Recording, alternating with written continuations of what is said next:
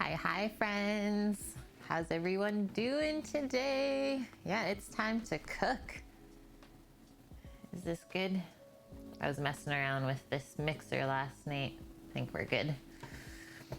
Well, that timer felt like it was taking forever today, guys. I've also been up for like almost 6 hours. No, 5 hours. Yeah, you're going to mixer? Oh my gosh, this just in. Okay guys, hope we've all had a good week. Man, it went by fast for us because we were off on Monday, so I had a super quick week, like 3-day work week. What is that? What is that?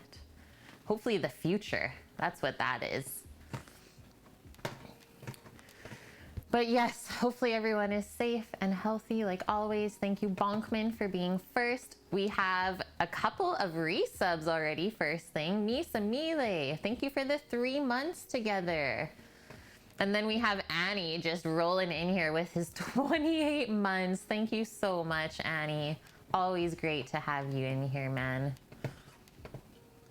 Yeah, Annie just got back from shopping, so that's what I did this morning. I did a quick little Costco run first thing, got in there at 8:30, absolutely no lineup, did my thing, and then I went to our little like special store for our Mexican things and got our hominy and our proper chilies for the pozole.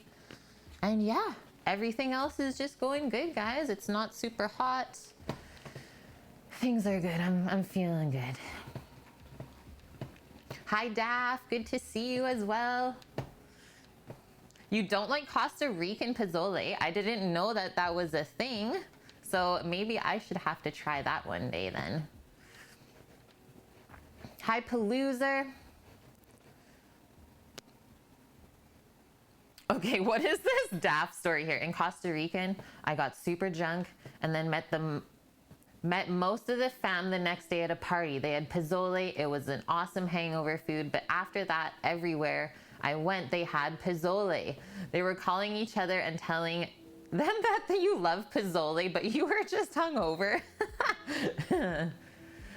So I've only made the green pozole before. And Sam's like, I need to try the red one. So I thought this would be a perfect thing to use up some of that smoked pork shoulder that we had left over from what, 2 weekends ago when we did the pork sandwiches. Oh my gosh, you only slept 2 hours. I wouldn't even be alive today if that was me. Yeah, I'm like, I need my 8 hours, otherwise I can't really function fully. Did I buy some meat at Costco?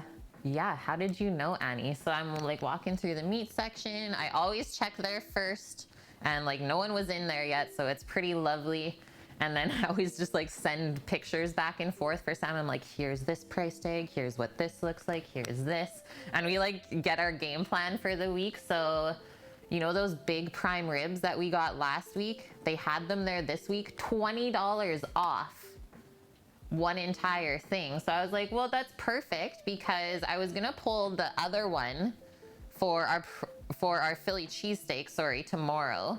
But I was like, what? So I like checked it all out and made sure the rib cap was super nice on it. So heck yeah, we got another one of those. And Sam's like, that's it, Kate. We're done for buying meat for a bit. I was like, okay. Yeah, when it's $20 off though, the entire thing, you have to get it.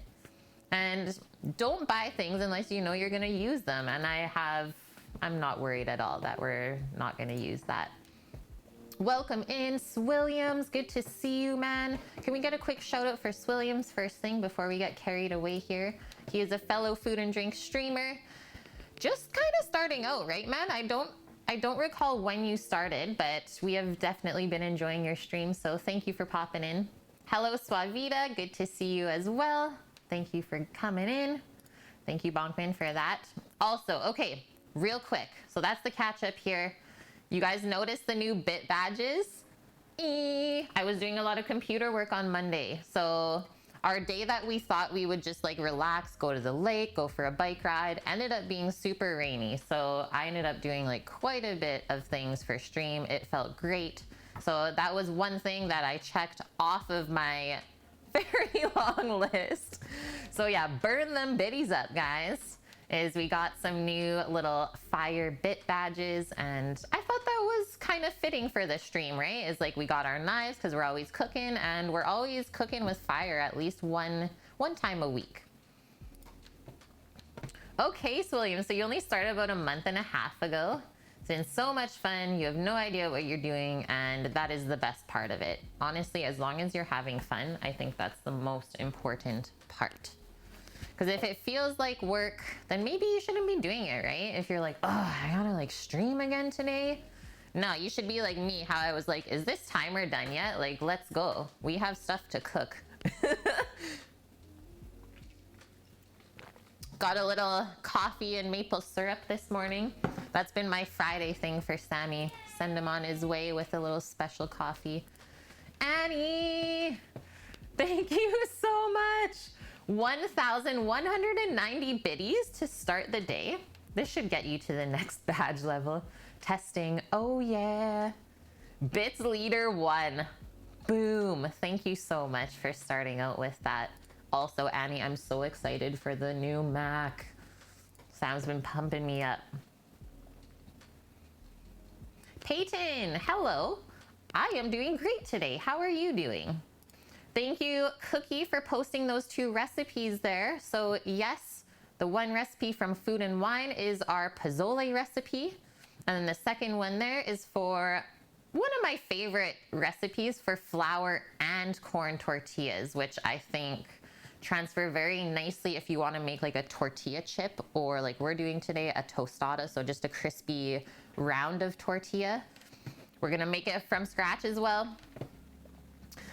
Mr. Taz, good to see you. Thanks for popping in, man. Get a shout out for Taz too.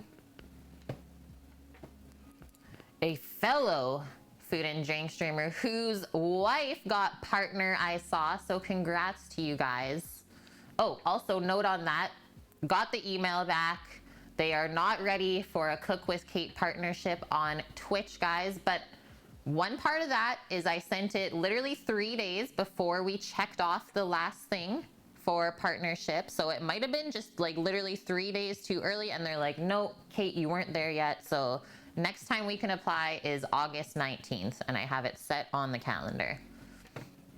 It's not even a shoot, Annie. It's like the way I said to Sam, I'm like, I'm going to be the most annoying affiliate Twitch has ever had. I was like, I'll just rewrite it again. Sam's like, no, you don't even have to rewrite it. I'm like, no, I will rewrite it because I'm also great at writing, and they should know that, right? Like for me, someone like getting told no, guys, that is the fuel to my fire. And that should be the same for you guys. Next submission date would be on your birthday. Oh, I guess so. Hi, Rook. How are you? Oh, that's awesome, Peyton. Well, welcome in. Yeah, we try and spread positivity and love here, and we learn a lot about cooking. So if you're into food and you like to eat, this is definitely in a place.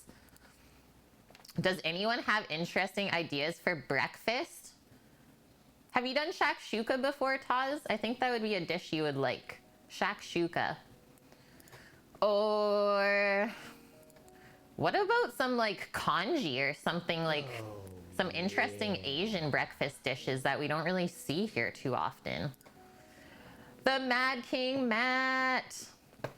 Thank you, man, for the 26 months. Yeah, I know Sam's on the address list right now for the jerky, so I know he just got yours yesterday, and the package is getting sent out tomorrow, man.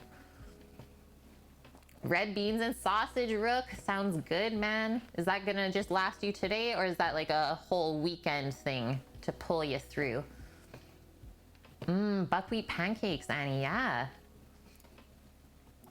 Hello, Judo. Great to see you.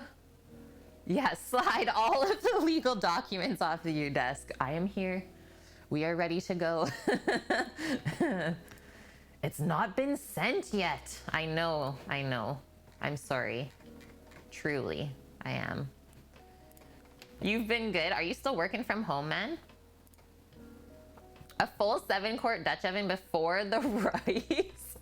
Okay, well that's what we're gonna be doing with like our pozole today, but holy smokes, Rook. He's cooking. This guy is cooking. Hi, White Dove. How you doing? How was the week? Yeah, just a weekend meal, just a casual weekend meal. Okay, let's go over our pozole recipe. It looked really, really good. It's from 2018 and it says it should serve around 10 people. So we're making a big batch and this is a great thing for like meal prep, going into the freezer, etc. Is for the most part, usually when I make a big batch of this, we just kind of eat it through the week and then usually put about 2 liters away in the freezer when we're like have a hankering next time. Yeah, Peyton, I don't really know any breakfast, but I can make pancakes. You know what? That is such a useful life skill. Even just being able to make pancakes, like whip it out without stressing. So good. So impressive. Judo is dedicated to beat unemployment, but just by blindly walking into self-employment. Yeah, that's how you are. Yeah. That's how you do it, though. Do your own thing. Okay, there's a nice little write-up at the start of this recipe that I want to read to you guys. A little story to what pozole is to the author of the recipe. So she says, I had pozole for the first time as a high schooler living abroad in Cuernavaca. So I'm gonna say somewhere in Mexico. Most weekends, my friends and I would go to bars with my host mother and she would get us drunk on cheap tequila. On one particular hungover morning, she loaded me into the back of her Jeep, took me to a restaurant in the mall, and ordered me my first bowl of pozole. The space was drab and cramped, and there wasn't even a menu, but that pozole brought me back to life. It was nourishing like a cup of broth on a sick day, bright with lime, rich from the chilies and pork. It was soup, plain and simple, and in that moment, it was everything I wanted. Sounds about right. I have never had a bad pozole experience. And once again, this is another one of those things that even if it's hot out, just a little bit of spice is gonna help cool you off, counteract it. What makes it red? The pork. What makes it red, Rook, are the chilies. So I picked up some ancho and guajillo chilies. And we'll be toasting those up and then blending them to make this beautiful like base, I guess, for the soup. Yeah, I would call it like a stoop, Bonkman. It's like a soup and a stew all in one, but you can determine how thick you want to make it, right? So some people like it more brothy, some people like it thicker. So before pozole was my hangover cure, it was a ceremonial dish for ancient Aztecs. Corn was considered a sacred crop. Pork was added later when the Spaniards arrived in the 16th century and brought over pigs. So these days, the stew is found all across Mexico, typically made by families on weekends or special occasions because there's a lot of labor involved. From cooking the pork, so one note on that, ours is already cooked. We did the labor 2 weekends ago and then saved this for something else.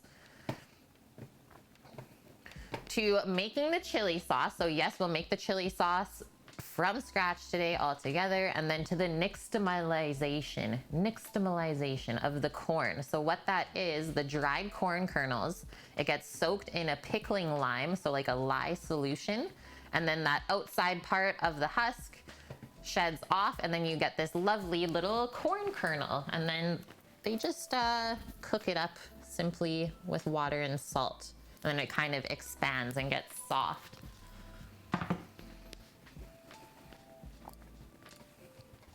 Nice, Daff. Yeah, just bought ancho, guajillo, and New Mex chilies. Ooh.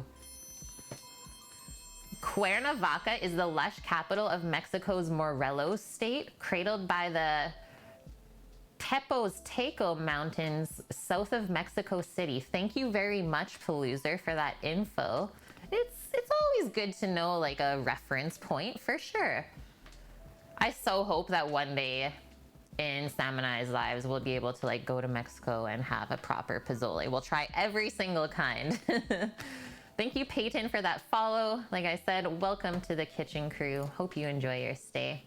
Hi, Enlightened by Bravery. Great to see you. Yeah, Mexican foods. I thought it was time again.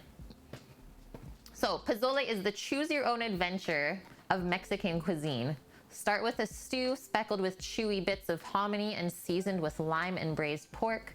Depending on the region, the soup could be green from jalapenos and tomatillos if you're in Guerrero, or red from guajillo or anchos in areas such as Mexico City and Jalisco. Then choose from a selection of toppings: finely chopped onions, sliced avocado, lime, radishes, lettuce, queso fresco. Go big or keep it simple. That is the true beauty of pozole. No two bowls will ever look or taste exactly the same. That was like the greatest write-up that we could have started our day with today. I think that is the greatest explanation of what pozole is. Because the name sounds scary, but really it's quite a simple dish. Dehydrate the hominy and then make hominy popcorn. Would that work though, Rook, if it doesn't have the outer husk on it? I don't think so. Because how would it trap the steam in and then make the popcorn pop? New Mex chilies are Colorado chilies, but they rename them because Colorado chilies are what? Trademark? Hi, iShot. How are you? Yeah, authentic Mexican food is absolutely insane, Swilliams, and it is very rare to find in Canada. Like, just feel so lucky and like grateful and blessed to have had the experience of being asked to like help open a traditional Mexican taqueria. So happy that I have that, because yeah, that is definitely opened my mind to what Mexican food is. It's not old El Paso tacos, guys. Please. Dehydrated and fried hominy is called corn nuts. Oh, that's how you get the corn nuts. See, I'm into that, Bonkman. Do we have to like start making our own homemade corn nuts? No, I love it, Rook. Please, think out loud. I love it. It gets all of us thinking. Okay, so what we need for our pozole today. I will show you guys the pork that we're starting with. So this is an easier pozole than what the recipe even is. Ah! They're right in the fridge. I was in there though. Oh man, good thing we got the pork out. Chef Rob Lake, welcome in, guys. Welcome, welcome, welcome, welcome to Kate's Kitchen. Chef Raid, nice.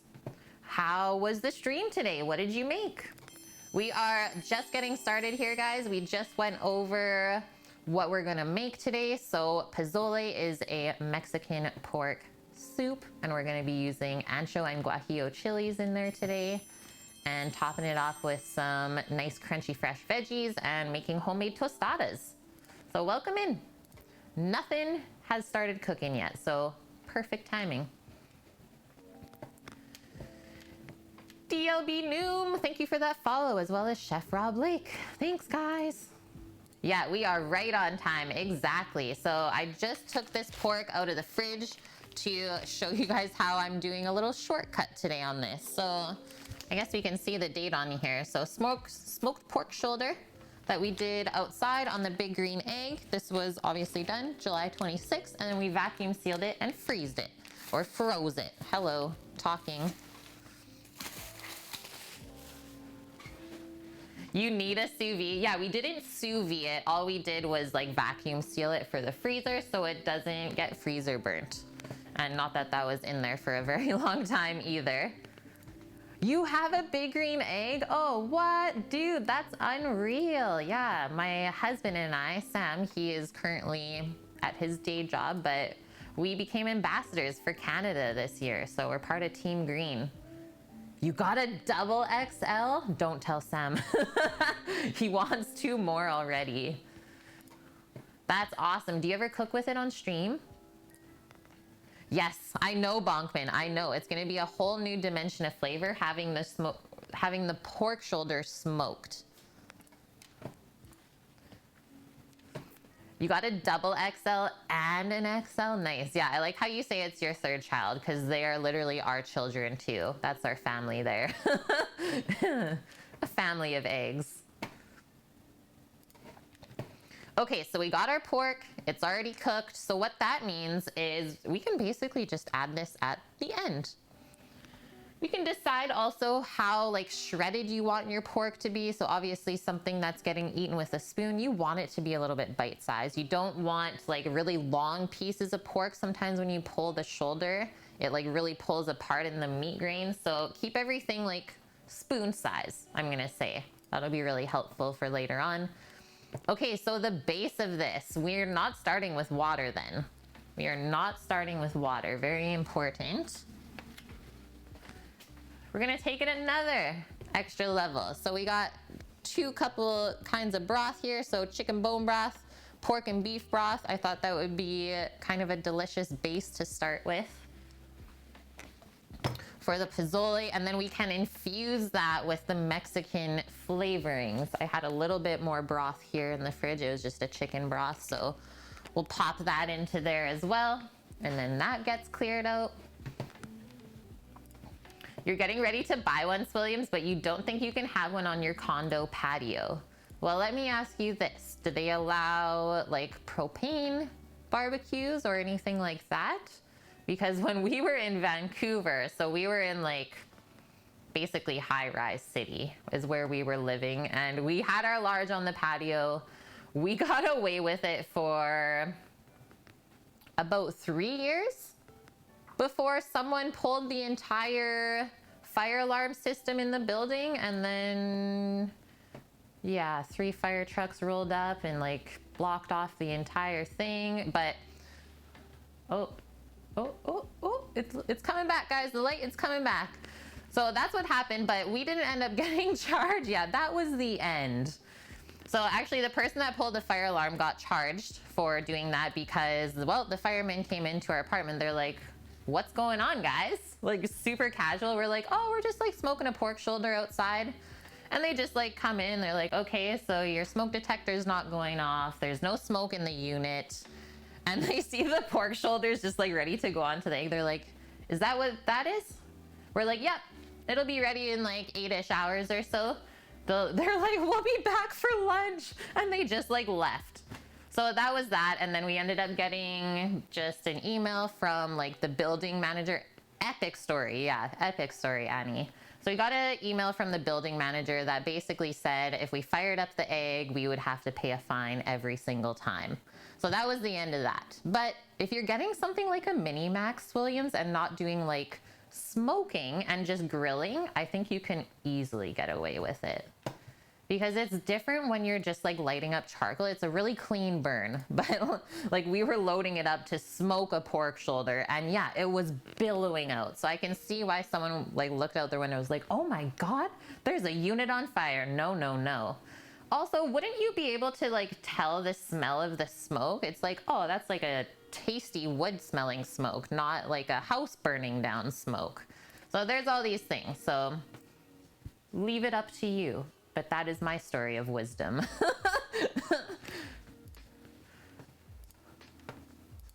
Hook up a fake hose to the natural gas and be like, it's just a normal grill. Do it, dude.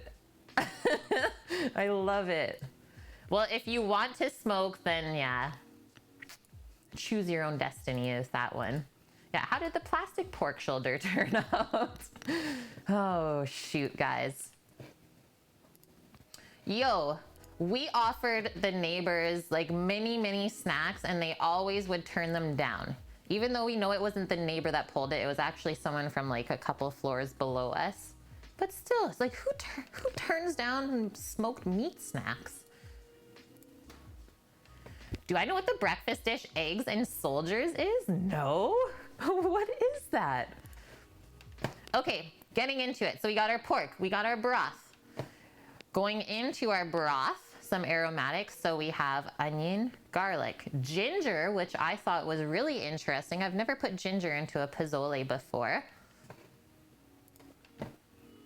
Yes, Taz. Yeah. Oh, you don't know what that is, Kate? Perfect. That's what I'm making. That is the shit I like, dude. Now I'm gonna just have to watch your stream, I guess. Oh, shucks.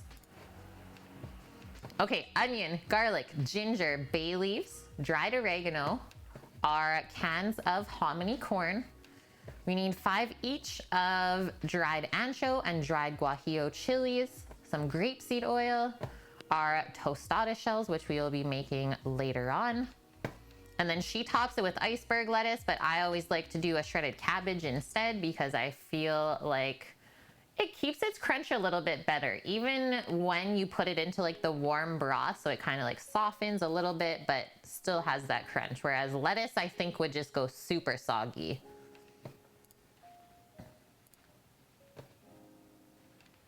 Soft boiled eggs and toast points. Yeah. Ooh, I bet you that is what it is, Paloozer.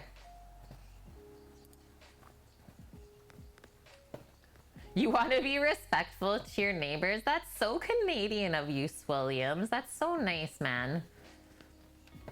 Thought about hooking up a carbon filter to the top, but maybe I'll just wait. I think you should wait. Because it would be super frustrating to like have the egg and not be able to use it to its full capacity.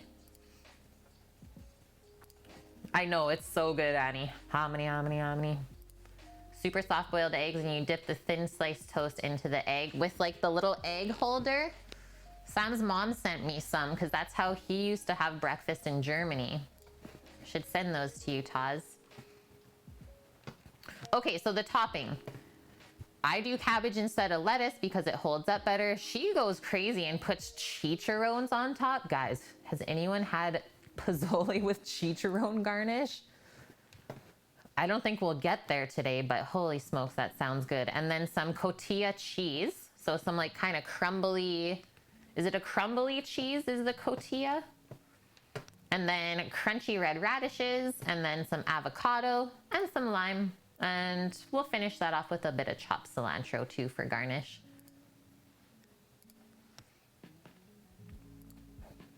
Chicharron as the garnish. You'd have to eat it quick though. Like super quick to keep its crunch, because wouldn't it just go like kind of rubbery almost if it got wet? Hi Meta Monkeys, how are you? It's a Mexican feta. Okay, that's what I thought. I didn't want to mess it up though. Cotija. Well, I don't have any of that, but I do have a surplus of feta cheese in the fridge, so maybe we'll put that in there today.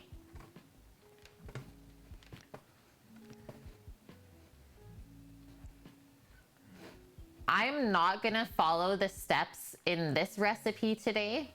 By all means, if you guys want to attempt it, yes, follow them to a T. But because I'm doing a couple of different things today, so like my broth's done, my pork's cooked, I'm gonna show you guys a different way.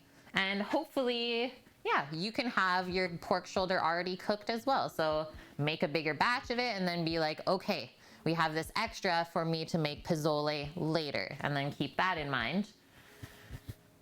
So we're gonna roast the veggies all together first, make our paste, and then we'll start putting everything together in a pot. It's gonna go pretty quick. So I actually think it would be more beneficial to make our tortilla dough first and then let it rest as we put the pozole together. And then we have a few other things on our list today. So one thing for tomorrow, we gotta make our homemade sourdough hoagie rolls or Italian sub rolls, whatever you wanna call it. That recipe is already posted in Discord for us. It's from King Arthur Flour and it looks lovely. As well as Sam and I pulled out 2 more pork bellies from the freezer because we've been getting asked about bacon again already. So should have enough time to cure a couple of pork bellies for bacon because I don't think we've gone over that entire process yet together. Greek Mex fusion, yeah. Shh,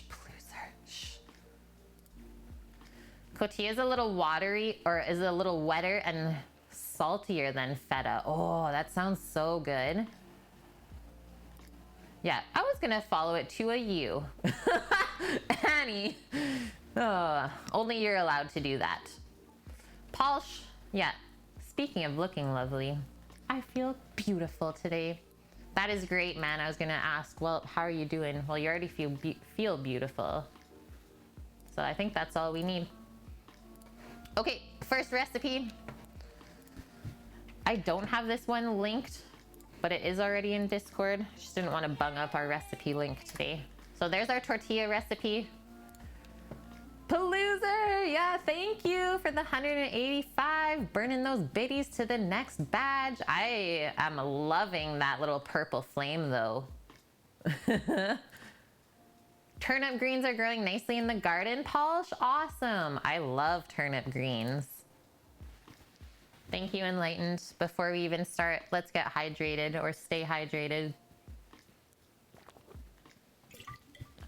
Yeah, now it's blue. No.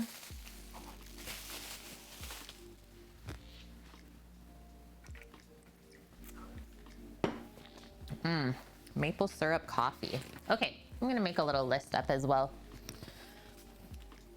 So first things first. Tortilla dough. And then I'll put rest, press, and cook in a pan. And then we're gonna go at a nice low heat in the oven. We're gonna start crisping up our tostadas. Now you would think that you want a higher heat to like get it toasting the tortilla, but really we have to dry it out first and then crisp it up. So I'll just put bake. And well, that's even healthier than frying it, right? So that's awesome. Paul says, just saw your stream when I was checking my email. I'll leave a lurk up on the PC. Gotta go to the hardware store for some pine. Nice, dude. Sounds great. Thank you very much for that lurk. Oh, Annie, a new fire 10K bits badge. Red now. Yep. Okay, that's our tortillas. After that, so we will put down our chilies. So we're gonna toast up our chilies in a pan. And then after that, I think we'll just leave them. And then in the oven, we're going to roast up the onion, the garlic. What else is in the recipe? The ginger. And get a little bit of color on there because that's gonna give us more flavor when we caramelize the sugars and the vegetables. So we'll put roast, onion, and garlic. And then if you were making a green pozole, you would probably have tomatillos and jalapenos. Roast those as well. And then from that, I think we're just gonna blitz this up with a little bit of the broth that we have instead of using water, right? So we always want to keep like concentrating the flavor. We don't want to dilute it with water. So we make our chili paste, we'll call it. And that's really like the base flavor of this soup. And then once we have that, we can start putting it together. So super, super simple. I think this would benefit by putting the chili paste together with our broths for like a little bit of time, letting it simmer together. And then near the end, we can throw in our hominy and the pork, let those marry up. And then while that's kind of finishing simmering, we can prep all of our fresh garnishes. It's gonna be a great day, guys. Yeah, welcome to the red fire. I almost went like really OCD with the flames and was trying to do it by like the heat levels, but I wasn't happy with how it was looking. So we went with those colors instead.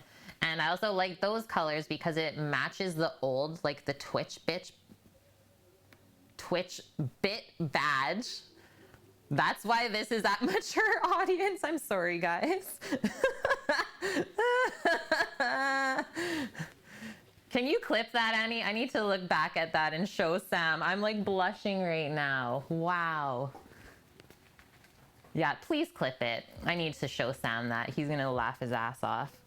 Okay, so yes, they match the Twitch bit badge. Nobody else try that on stream. Impossible to say.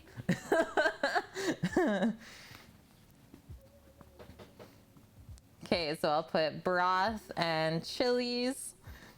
And then together we'll add the hominy. Can I ask you something, Annie? So have you ever had like kind of funny experiences talking to your students like that and like kind of the wrong word comes out, please tell me I'm not alone. I think it's less embarrassing though, because I know like I can't see you guys looking at me. Whereas like if I was an actual teacher in front of a class right now, oh my gosh. Yeah, I'm slapping back. Here we go, Swilliams. Look what you did to me.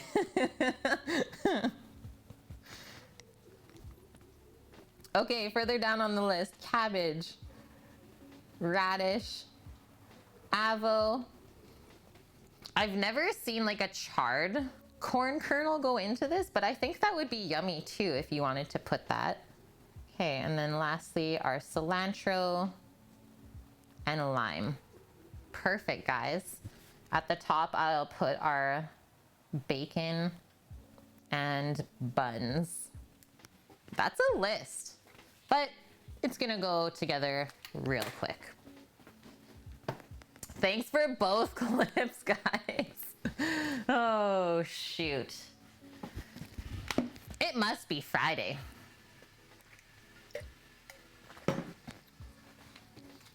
Okay, tortilla dough. I'm gonna get a bowl out, get our masa out and our flour.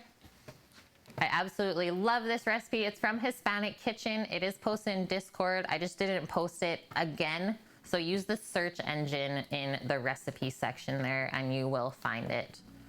So flour and corn tortillas all in one. Does 16 tortillas. And I think they're around 4 inches in diameter. I'm gonna try and go for more of like a 6-inch diameter. Prep time, 35 minutes. So like half an hour of that is literally the resting time. So it takes us 5 minutes to mix up the dough. And then around like 15 to 20 minutes to cook it in the pan. And then probably another 15 to 20 to crisp up the tostadas. Yeah, that's gonna be my new nickname. Oh man, no, I love it.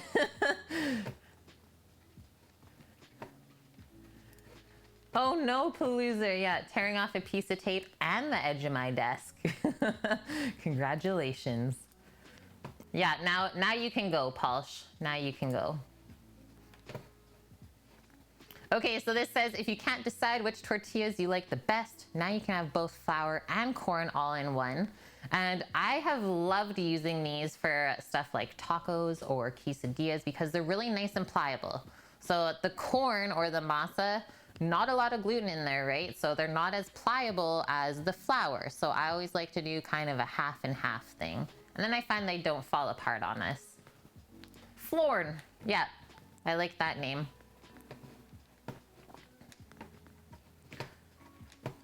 So we need flour, masa harina, salt, baking powder, shortening, and warm water. Also, the shortening in this helps to keep it soft too. And then the little bit of baking powder just kind of lightens it up. I love it, guys. Yeah. For all of you that were here for that, thank you. Say hi to all those crazy guys. Mamacita says hi. She's outside gallivanting.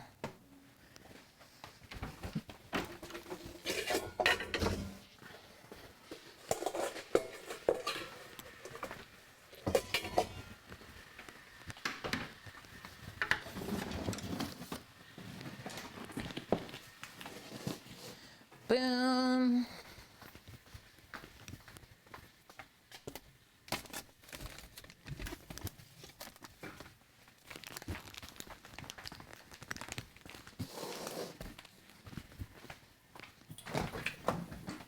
So, like shortening, or I'm gonna do pork fat. I think this is pork fat. Yes, delicious.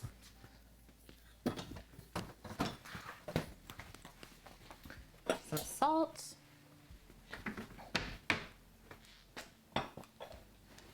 An admirable title.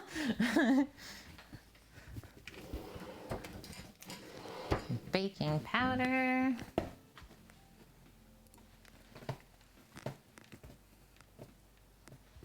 Your aunt used to be known as the kitchen bitch at the little diner she worked at. Hey, I would say, yeah, that's an admirable title. Did I ever liquefy my honey? No, I haven't yet, Annie. That's another one that's on the list that's like near the bottom, but I know I should do it because the next time I use that honey, I'm gonna be like, well, I wish I would have done that, right? She had an impressive collection of long-handled cleavers. Yeah, I would have never called her that. A long-handled cleaver? That sounds terrifying. Yeah, thanks, Annie. Thanks for reminding me to liquefy my honey. I really have to get on that. Okay, what we need. 1 cup each of all-purpose flour and masa harina. This is what we're looking for, guys. I literally have like 2 stores where I can find this here. You can't just use like corn flour. It has to be masa, and this is the brand that we have. Yeah, that should be a channel point goal. Get Kate to liquefy her honey. These are the goals I can get behind.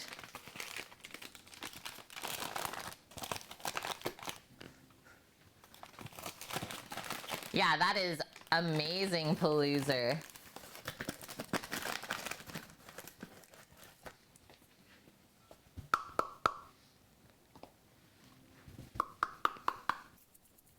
Also, have you guys noticed the different camera?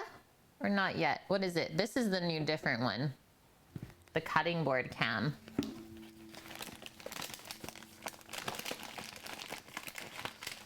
Has a bit of a different like angle on it. I really like it. So we'll definitely get like a nice wider angle for anything bigger that we're doing.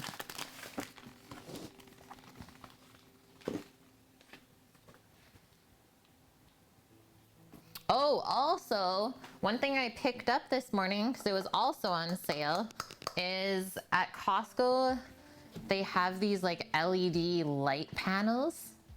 So yeah, about like this and like that.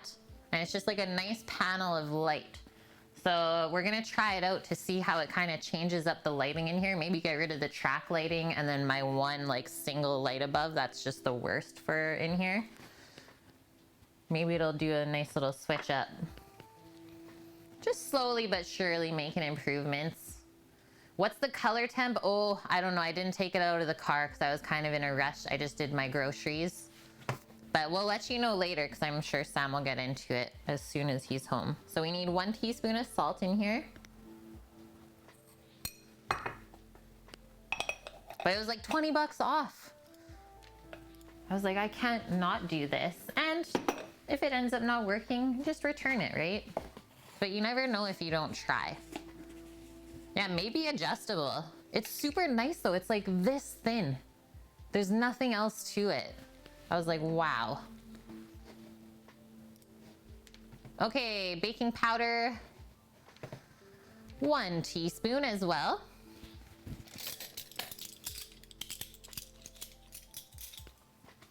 A big Godox light pointed at the ceiling, if it's white, creates pretty nice lighting. They're fairly cheap too. I'm trying to not have a lot of like lighting everywhere because I would like to actually have some people like being hosted while I'm cooking too.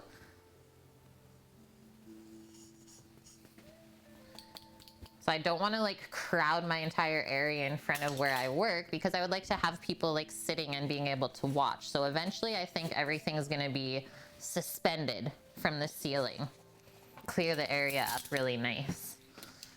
And these are just things that we've been thinking about like literally since we moved here, right? Okay, next up, 1/3 cup of the shortening.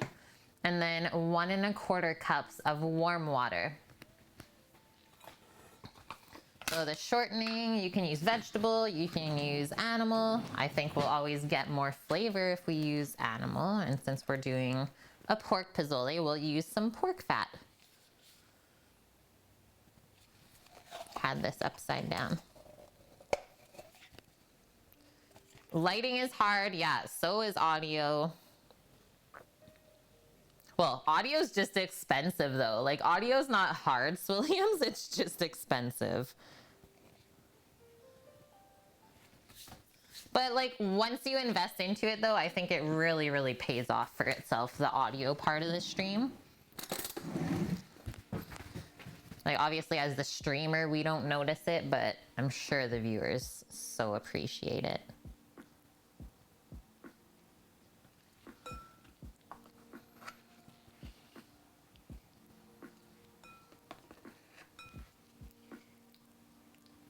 Some soft shortening there. We basically nuked that entire thing.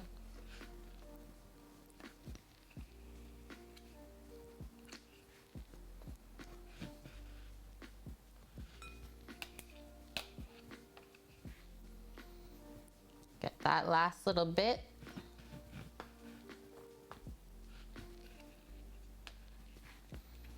And we go for the press.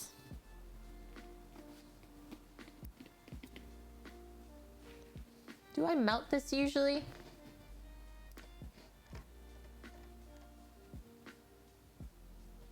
Yes, I knew it. That's why I literally stopped right there. I was like, wait, this isn't gonna mix the right way. I think I've only done this recipe twice before. I'm glad I caught myself though. And I would say for the most part, I find that when I do a recipe like 3 times or more, I usually don't have to reference it anymore. Or I try not to, like I really try and memorize it if it's one that I always use. So let's do like 20 seconds on there.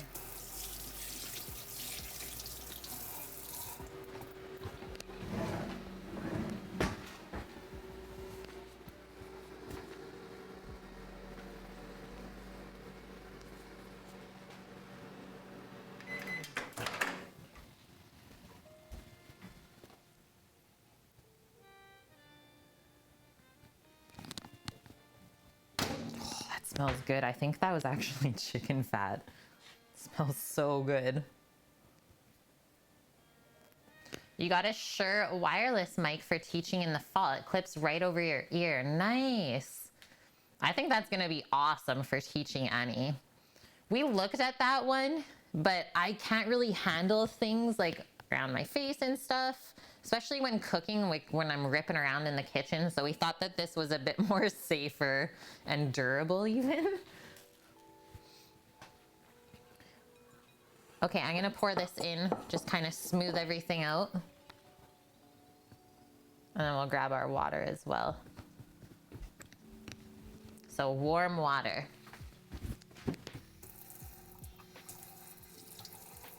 1 1/4 cups.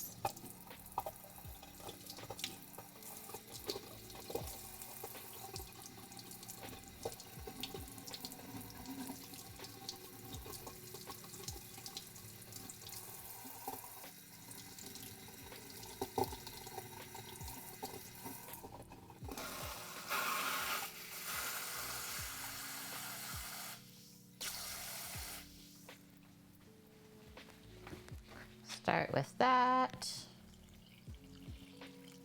And now to start mixing this, I like to use a spatula at first, and then it doesn't mess up your hands too much, and then we can switch when we need to knead it. When you need to knead it. Happy Friday, Goku. How's it going?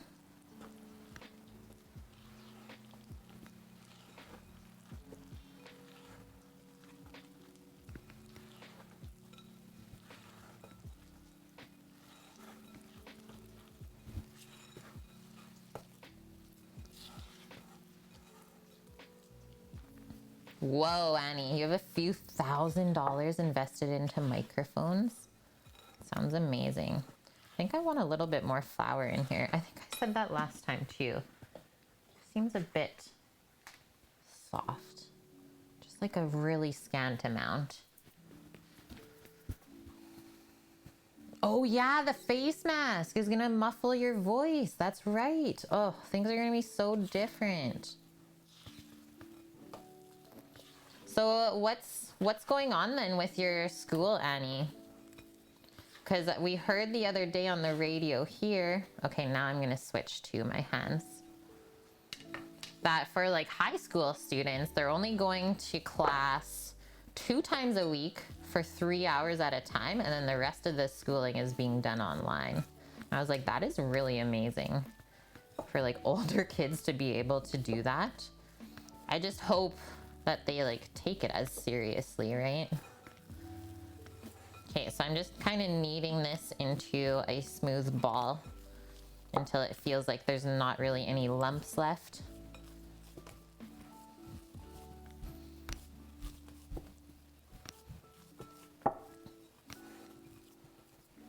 I'm gonna go a bit more still. Just feels a touch soft.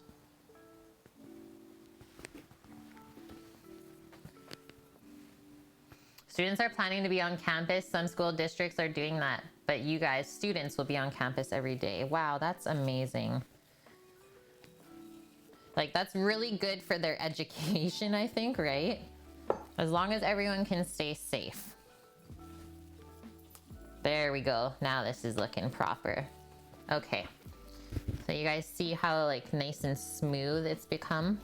So now all we're gonna do, just kind of form it into a ball.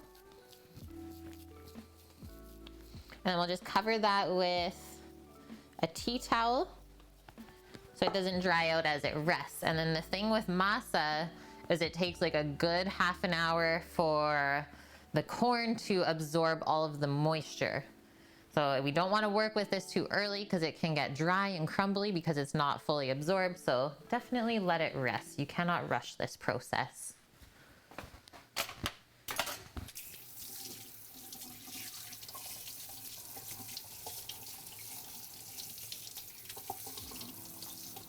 What's everyone cooking today? I haven't asked this yet. I feel like it needs to be asked. For this weekend, you guys got any big plans?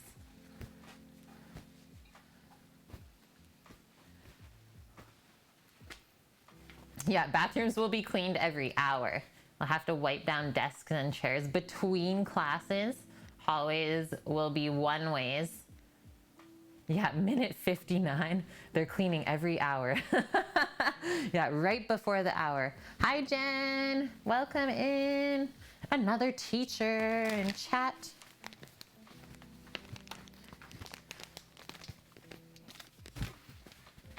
You have a good week, Jen? I saw that nice little, was it a write-up that SFU did for you? That you posted? I was like, that's nice. For her thesis. She taught her last class yesterday. High five. Okay, pop this on, set it aside. We can set a 30-minute timer just to keep track of things and kind of test ourselves. Maybe push our limits a bit.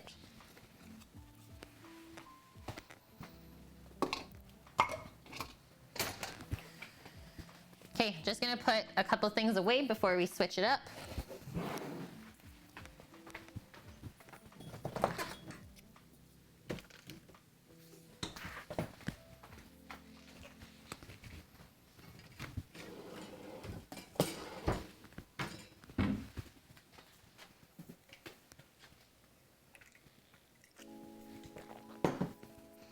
Judo had fresh bread, so I have to stop myself from eating the entire loaf. Yeah, not gonna cook anymore. I've only done that once, and it was in Paris with like a sweet brioche loaf. So it had like the sugar crystals in it, like the Belgian kind. It was just insanely good and I couldn't stop. Only happened once though, because then I regretted it after. I was like, oh no. So Williams, you're making braised beef short rib and lemon poppy seed loaf. Yum. And you just realized today that my students were getting Zoom invitations for meetings all summer long. It was on auto repeat. And then you just found out. Oh no. Okay, next up, while our tortilla dough is resting, we are gonna start roasting our chilies on the stove top, just in a pan. And then we will turn our broiler on and do like a quick roast of our onions and garlic under there. tossing a slice after, do it. Do it. One of your advisors declined the invitation. Yeah, did a face palm. Oh, hi, Lieberton. Just made and packaged up some pulled chicken with onions and sugar-free barbecue sauce. House smells amazing right now. I bet. You did a little meal prep then? Hi, Uncle Corey, and hi, Mama. Yeah, good FD. We are both doing well. Thank you very much. And Avune, let's just roll in all at the same time today, guys. We got some big resubs as well. So 2 28-month resubs now. Thank you very much, Vune.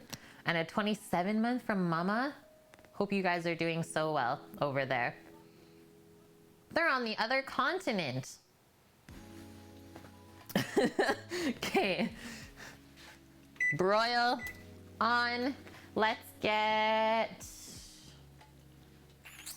What do I want to roast these chilies in? I think a red pan. Roast these red chilies in a red pan. And then we got to get out our big Dutch oven for the pozole. We can turn this guy on right away. So there's not too much prep for the chilies. Okay. Not this one. But the big, big, big.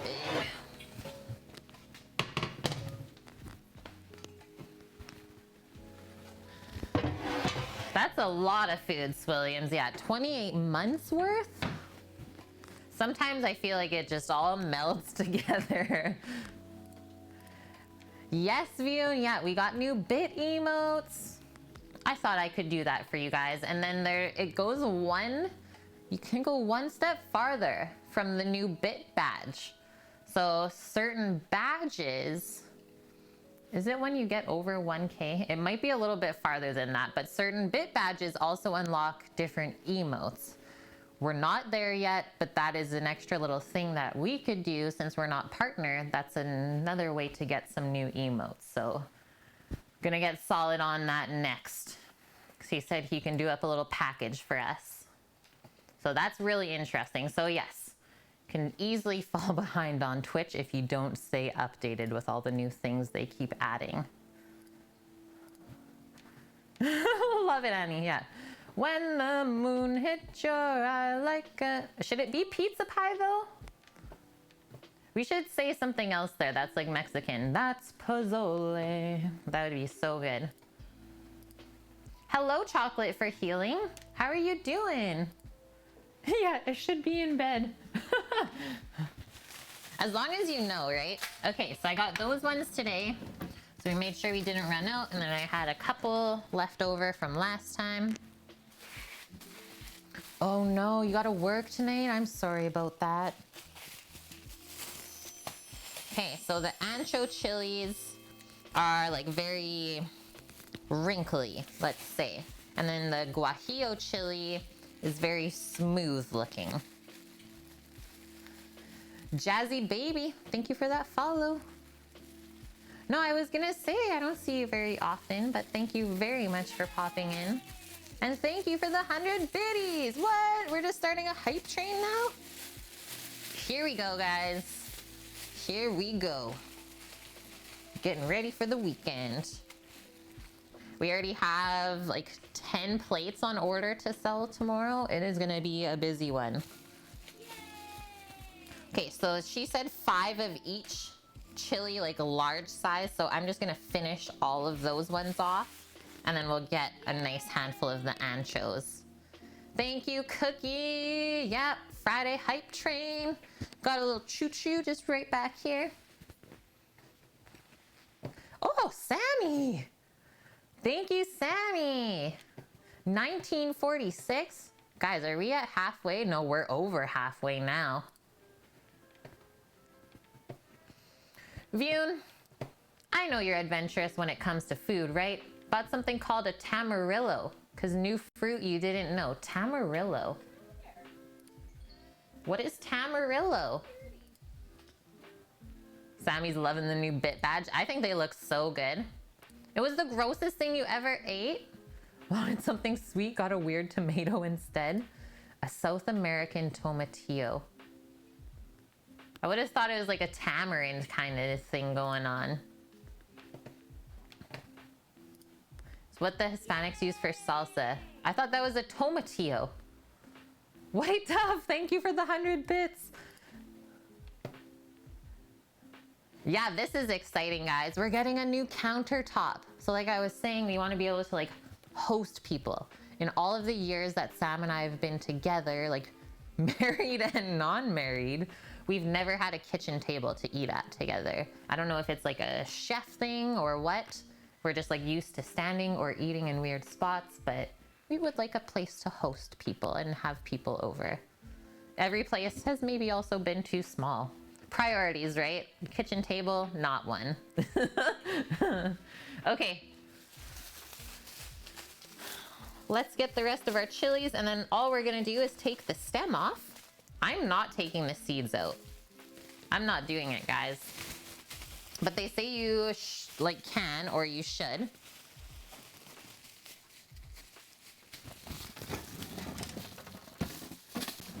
We'll see how seedy it is. We'll see. So first things first. Greek, thank you for that follow. I think the anchos aren't nearly as seedy. Oh, spoke too soon. Okay, so if you open up a chili that's like super crazy seedy, just tap some of them out, because the seeds just like really thicken everything up in the end, and they don't have that much flavor. I'm just gonna put them into this bag to kind of keep everything together. It's a lot of chilies, Mama. The thing with these ones though, there's more flavor than spice. So these are more mild.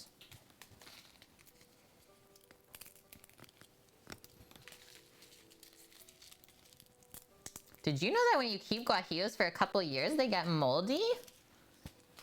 I didn't know that, but I can kind of see that, Annie, because they're so like soft. They almost remind me of like a dried like fruit texture, like a dried apricot or something like that. They're like very pliable. Maybe they just hold a little bit more moisture than the other ones.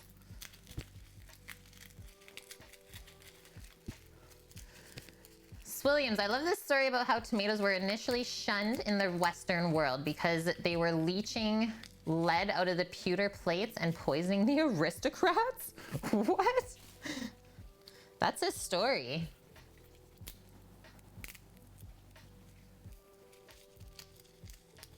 Self-employment stuff is so terribly hard to think about everything. You really have to organize yourself. I would say a calendar is a great thing. And well, Zion's getting into self-employment, so I don't know if he can lend you a bit of a helping hand there with anything judo. Zion's gonna be like, no, I'm too busy on my own self-employment, Kate. Okay, so we're gonna go over to the stovetop now and we're gonna toast these up. And yes, making a list, or like I said, just staying organized with a calendar. That is key. Break that one in half. And so we're dry toasting this. They are gonna get a little bit fragrant.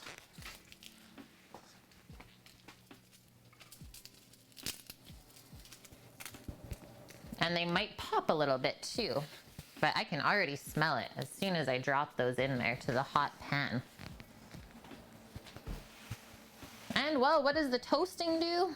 It concentrates the flavor. The same way that we toast like seeds, nuts, spices, anything like that. Just doing a little bit more caramelization in the sugars. Thanks guys for the level 2 hype train starting. Thank you very much for the new emote too. Oh, I like that little guy. The side eye.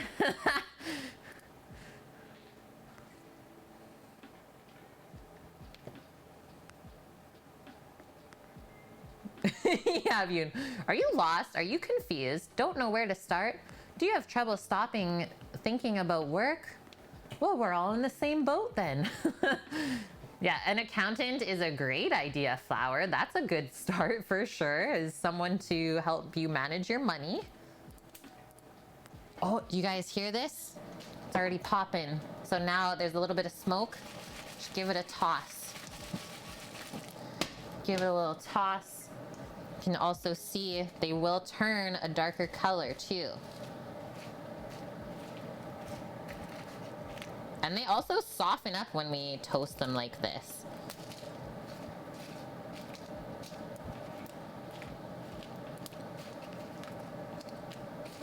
So good. Woo. Just this guy a little bit more, I think. And the rest of these are perfect. Well, that's as hard as that is. Oh, and man, it smells good. Roasty, toasty. It doesn't smell spicy. All we're gonna do is take that off now and let them cool in the pan. So let's come back over and we will prep our onion and garlic to roast under the broiler quickly. So let's get a not so nice sheet pan if you have it. A lesser quality. And I am going to use up some onions today. Let's do 2 onions because I don't really know what's gonna happen when we cut into this guy. I'm a little bit scared. Jen, do we always take the seeds out of the peppers? I kind of like didn't really take all of the seeds out at all. I just tapped out a few that seemed like they had a lot of seeds in. But for the most part, almost all of the seeds are in there. And I find like these peppers don't have a ton to begin with. So it's really up to you. You had to oil your fan again? What kind of fan? Hey, like I said, this onion, a little bit terrifying getting into this. So I'm gonna cut it like here. Oh, we're okay.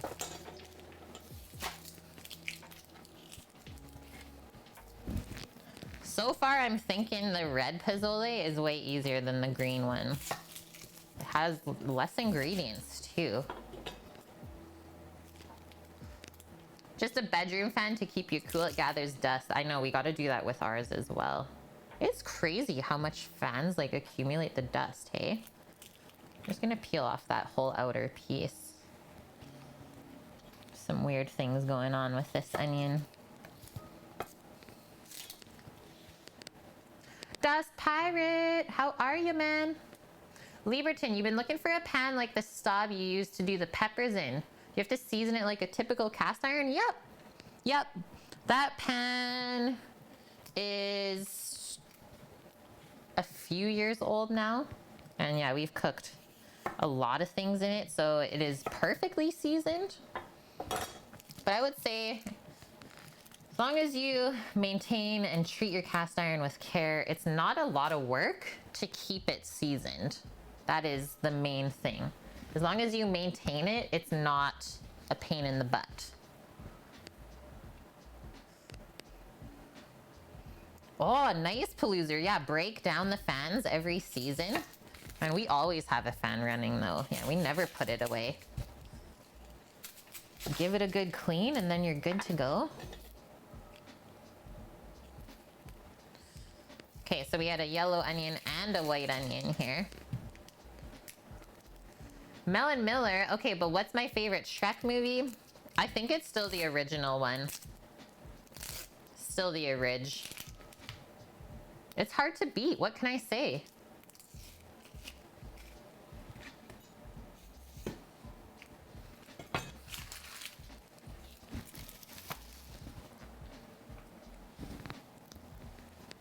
This onion's trying to make me cry, and I'm gonna pop my hair back for a little bit.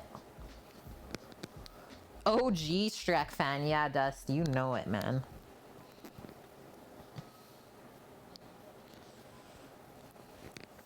Is it the onions that are making me cry? Is it the peppers that are burning my eye?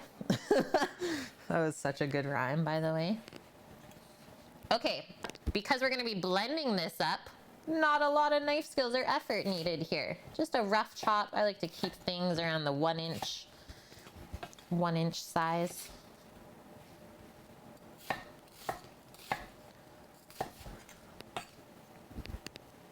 When you buy a house next summer, central air will be a high priority.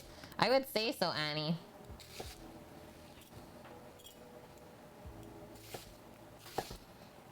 That's what Sam said too, like when he was growing up in Ontario, so that's like pretty close to where you are. That was always the main thing that they had to have in the house. It had to have central air. Priority.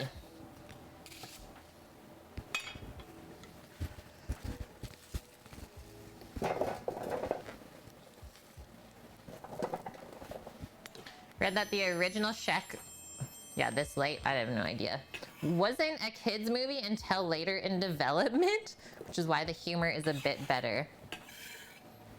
I could see that it wasn't a kid's movie. El Fuego, thank you for the follow. Welcome in. It's hotter in PA than upstate New York. Whew. It is hot, hot, hot. Okay, grabbing some garlic cloves, and we are not gonna roast the ginger. I think the ginger flavor will come out better if we just blend it in fresh with everything else. So I think we're going for like a 1-inch piece here. Oh, 1 2-inch piece. And then we'll peel that up. So actually, we'll do that afterwards. We'll just set that aside for now. And we can peel the ginger up while this is roasting up. Let's do, well, 2 of those are peeled. 3, 4, 5, and these 2 little guys, we'll say 6. 6 garlic cloves.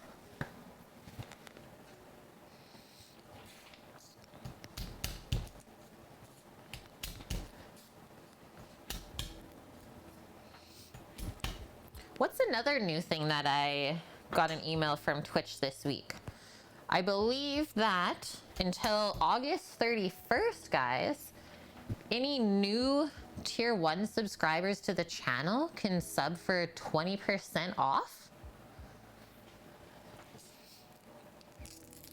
I was like, oh, that's a nice little incentive. Do I freeze my ginger? I do not, Williams. I always buy it fresh and then just try and use it up. But if you find that your ginger is going bad pretty quick, you can definitely freeze it. I also find it's way easier to grate from frozen. Yeah, start a new sub.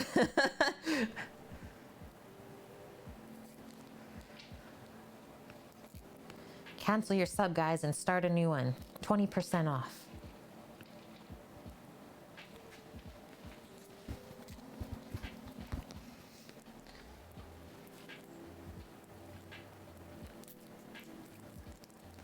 I think Shrek is just a modern version of like a book that you've read, Flower. That's pretty hilarious. Okay, I don't want to cut the garlic too small because it could potentially burn under the broiler. So let's just kind of cut it the same size as the onions. I want to get this in the oven so it stops making me cry. Yeah, there are no news stories. It doesn't exist. Okay, that is that. And then I think it will benefit from just a little bit of oil on there. So I'm gonna do some grapeseed. A little bit of vegetable oil.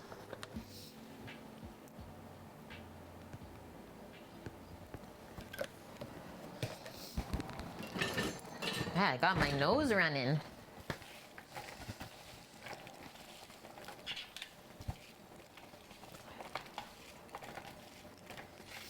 What are we feeling, guys?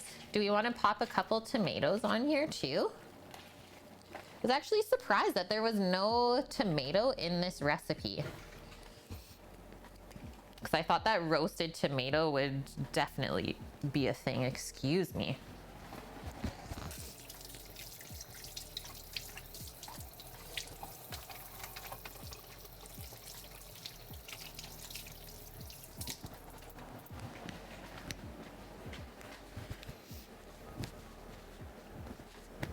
Yeah, onion.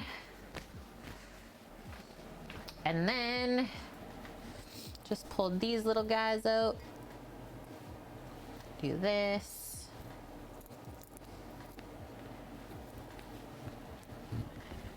We'll do 2 of these.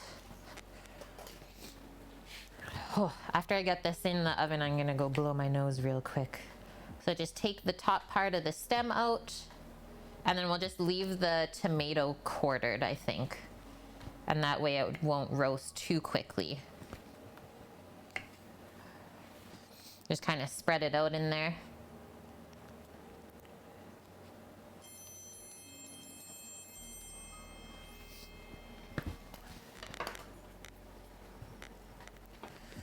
Gorgie Park, thank you for that follow. Welcome in. Oh my gosh, the slap of the tomato hitting the counter.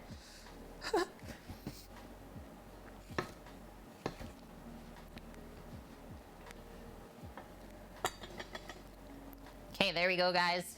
Under the broiler. It will all go into the blender, exactly. We'll let the blender do the work for us. I will be right back.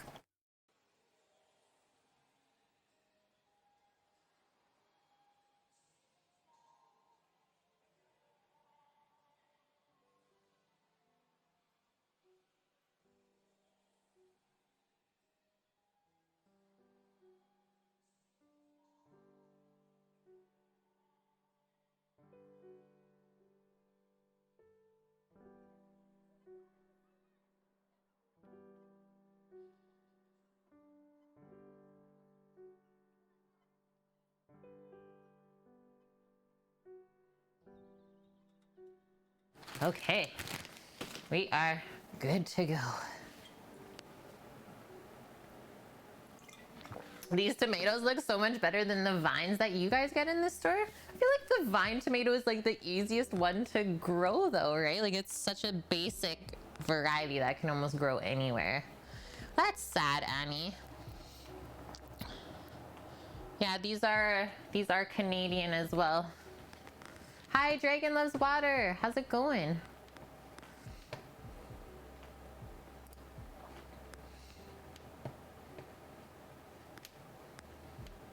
Hey, Rob's now.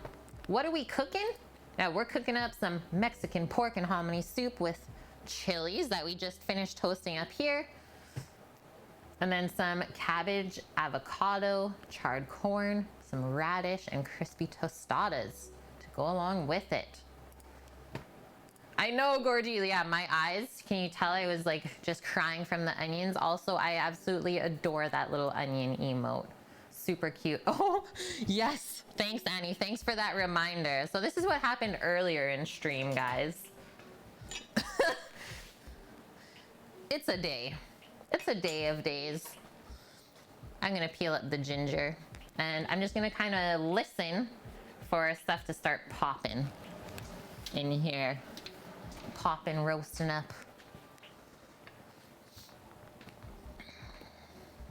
Okay, so I'm gonna use the back of my paring knife to peel the skin off of the ginger.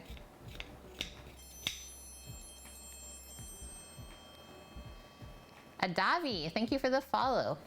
Many tomatoes have been modified to be redder and more uniform, but this often makes them less flavorful. Yes. Yeah, I have quite a few ugly tomatoes growing in my backyard right now. We might even be able to pick one tomorrow.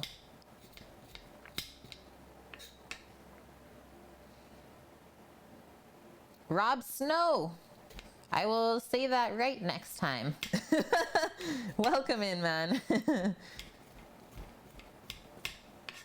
And I do appreciate if I say your guys' usernames wrong. Thank you for correcting me. I know one of my like long-term subscribers, I said his name wrong for like the entire first year that he subbed to me. Until one day he corrected me and I was just like, wow, I am a terrible person. Gotta love Ivan. Oh, Dark Elvin. Vune, that was I think one of the most embarrassing moments on stream so far was that. I can't believe how like quickly my face just turned red. Oh man. Okay, for our ginger, really easy. Just slice it nice and thin to help the blender blitz it up until it's smooth. And this is such an interesting ingredient for pozole. I really didn't expect this one. Yeah. Oh, such a dead giveaway, Jen. But it also shows that we are like human, right? It's so interesting. Like as soon as you know that you messed something up, it's like, boom, you're blushing. And that is one thing that you cannot hide. Can't control that one. You haven't seen it, Dust, because it just happened today. Okay, chilies are toasted. We're roasting the onions and garlic right now, and then after that we're gonna make up our little paste, our little chili paste. Other ingredients that we need in the paste, so bay leaves. That's gonna be interesting to try and like blitz that up. So I think we're actually not gonna blend the bay leaf, but rather we'll just put a few in to the broth while everything is simmering together, and then we can remove it. We have a couple of farmers markets and produce stands. You're gonna go Saturday after work to the local farmers market. So yeah, you're getting it. Gotta love those farmers market, and yeah, we gotta support them right now, right? Okay, 3 bay leaves. Leaves of bay. Our dried oregano.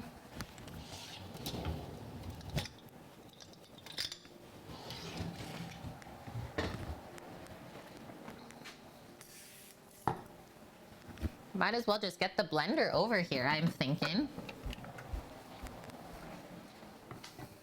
So we'll put our oregano in. We can pop our ginger in.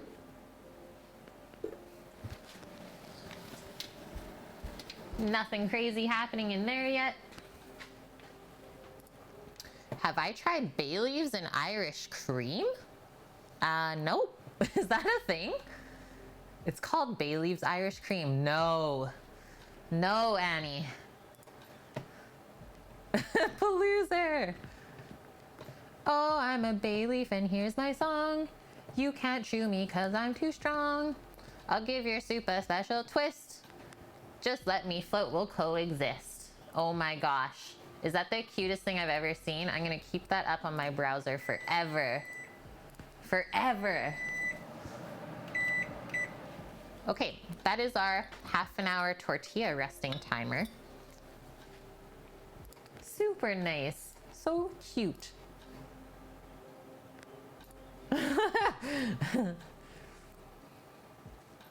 1 tablespoon of dried oregano. 1 tablespoon. I know, I'm loving that little onion emote, Gorgie Park. That's where our channel started. Our first emote ever was also an onion. Used to chew fresh bay leaves all the time. You don't think it's too strong, Dragon? That is also a bush that I really want to start growing, is like fresh bay leaf. Way different than this dried stuff right here. Way different. Okay, this chili pan is still rocking hot, but this is what we got here. So you can tell that you toasted it when it starts to turn like a little bit brown, right? Or charred looking almost. So all I'm gonna do now is just start to kind of break these up. And then actually what I'm gonna do, I'm gonna pour our little bit of broth for blending this up. Just pour a bit of broth over the chilies now because they're still a bit warm. And then that might help to really soften them up. Get a nice smooth paste. So yeah, not that much heat from these, but a ton of flavor. You were a very strange child. Weren't we all, though? Like, if we think back to it, was anyone really, like, a normal child?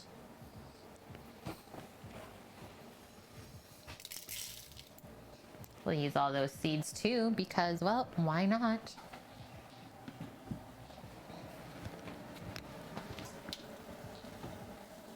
Just gonna do a little rotation on this tray here. Slowly starting to see a little bit of color, especially on the garlic. I got a little tickle in my throat.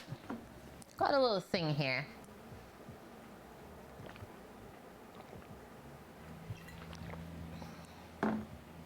Okay, way better. Way better. Your doctor prescribed you capsicum oil to get you to stop chewing your fingernails and you locked it off and asked for more. Oh man. And yes, Williams, you do need to get a blender.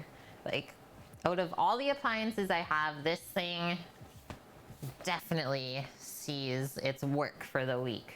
Like, we use it 5 times a week to make smoothies for ourselves. And then, yeah, gets used probably every day on the weekend as well. I don't have a food processor, so like this is my everything. You studied calculus when you were in 8th grade? Is this surprising though? Like, I feel like I know you as a person, Annie, that is not surprising when you tell me that about yourself. Vune, you peed into your mom's flower pots in the living room when you were 6 because you were too scared to cross the dark apartment at night. She's like, why do these flowers smell like urine? That is a very cute story, Vune. Please tell me you don't still do that, right? They died? It was too acidic. That's when she knew. Yeah, why are all my plants dying? RIP plants. Yeah, only on the lemon trees. Come on, guys. Yeah, food processors. You don't need them all the time, but when you have it, you're glad you did.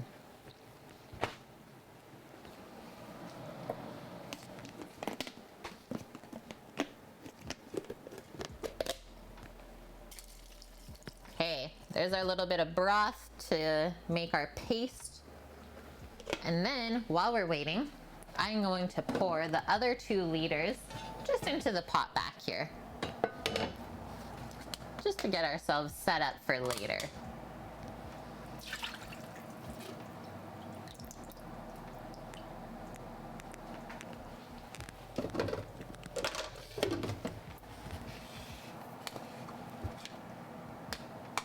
There is some fat on these broths too. It's gonna be good. And now we have a really nice base for this soup instead of starting with water, right? If you can help it, never start with water. It's always gonna taste better.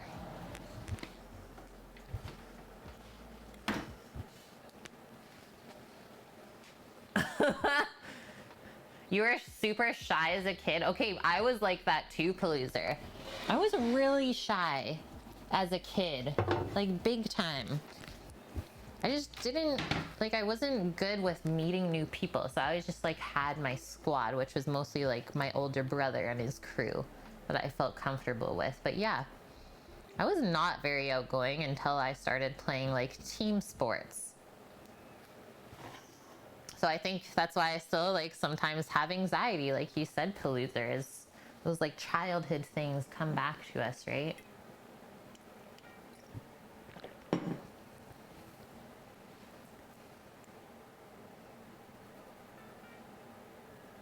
Wow, we sound very similar then from when we were young.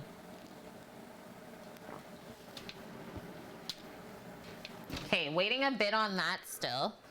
So while we're waiting, I think we should organize our little tortilla pressing station because that's what we'll start working on next. And we're gonna reuse our red frying pan from the chilies to cook our tortillas in. So should be able to just wipe that out like so. Put it back on our burner here.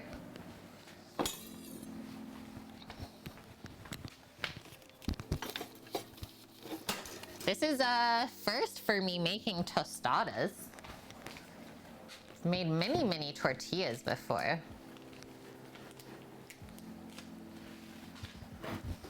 And while we're waiting as well, let's open up our cans of hominy. That'll be good to go.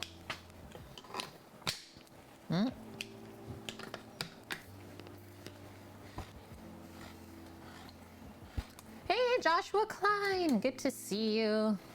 Yeah, hope you are doing well. Thanks for popping in, man. We're gonna drain the liquid out of there.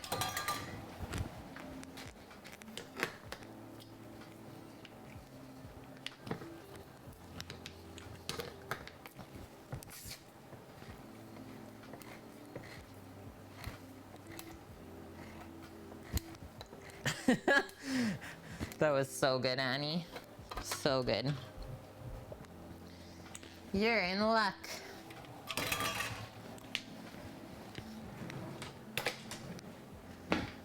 Yeah, tummy is rumbling.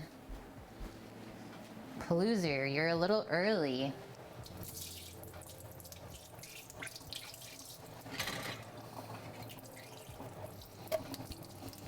But all jokes aside, I think we should be eating within the next hour. Within the next hour. Let's aim for that at least.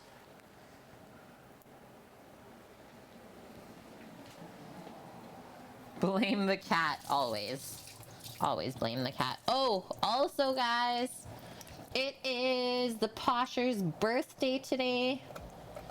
Chef Doggo, if she makes an appearance. She's turning 13 today. 13.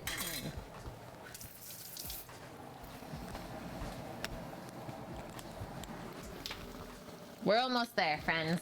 So, while we're waiting these last minute or so, I'm just gonna take my quick bathroom break. So hold tight. And then we'll finish this off. Yeah, happy B-Day, doggo!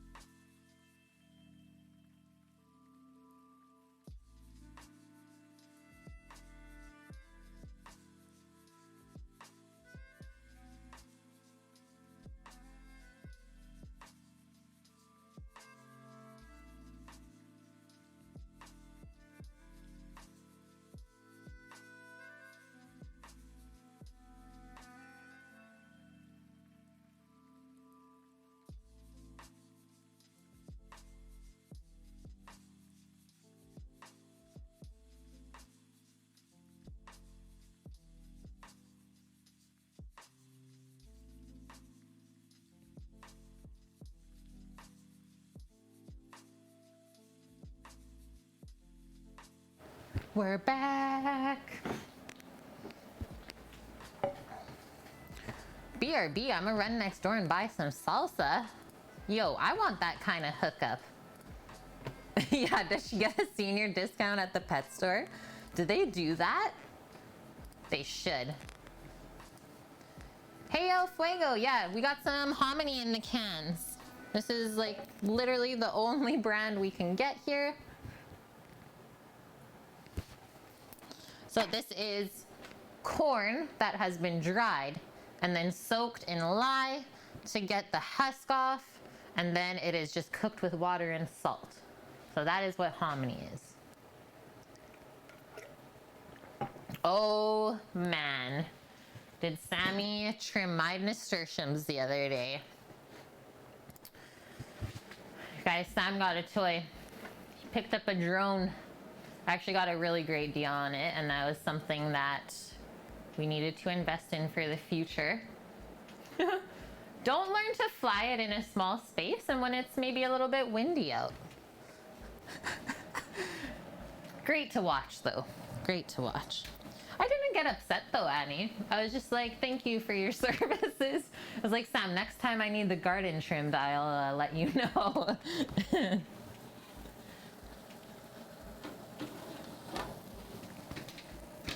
I think I'm good with that. I think I'm good with that. Actually, no. I'm not good with that. It's good, but it's not great. And that is not what we're about. We need greatness. So we'll wait a few more minutes. Yeah, it's nude corn. Literally naked. I'm always good about it. I'm always good about things. Those crazy things.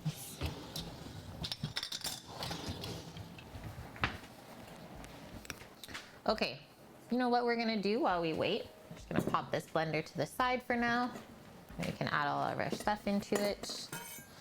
We can start balling up the tortillas.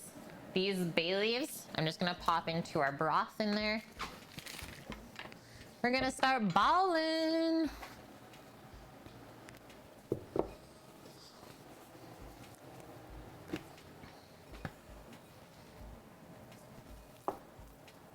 That feels good. Okay, so it said it makes about 16. You've never heard or seen anything like that in your supermarkets? Like I said, so up here in Canada, that is like the one brand that we can find. And Mexican food or like Mexican cuisine and ingredients, definitely not as popular as like Asian ingredients up here. So definitely have to go searching for it, and I'm so happy that I know the exact store where to find it, and it's not too far away, about half an hour drive. Yeah, the ethnic aisle or Mexican aisle, exactly. And yeah, this was kind of the first thing that I've ever used that canned hominy in is Posole. Oh, you live in Germany. Amazing. Yeah, my husband was born there. And we actually have quite a few Germans in chat. So welcome in. I think you'll feel right at home. I'm still peeking. Look at the stretch on this. This looks lovely today. That's also why we let it rest for that amount of time. Yeah, hello.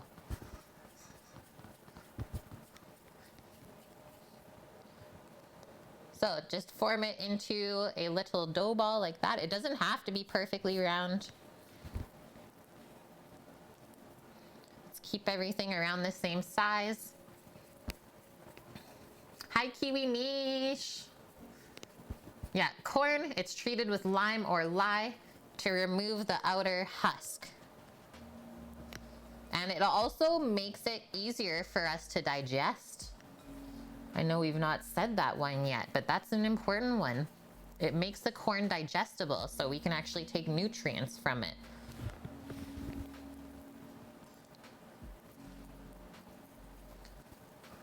So if you can't find it, you can use corn instead? No, you can't. Well, at least not for like making tortillas. So like the masa part, you can't use just corn flour, Kiwi Mish. You have to use the masa harina, the corn that's been treated with lye.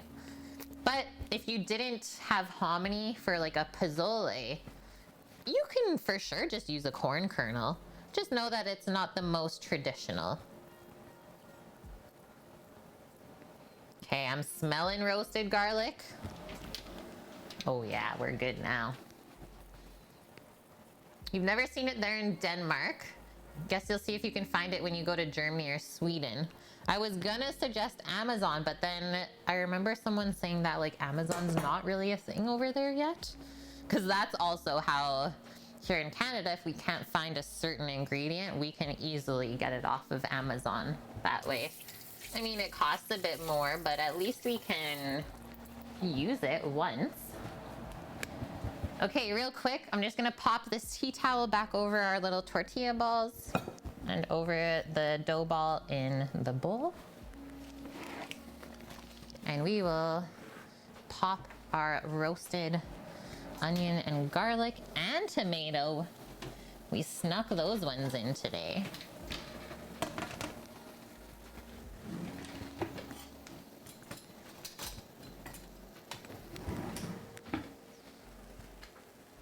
Annie, your last gluten-free bread was the best yet?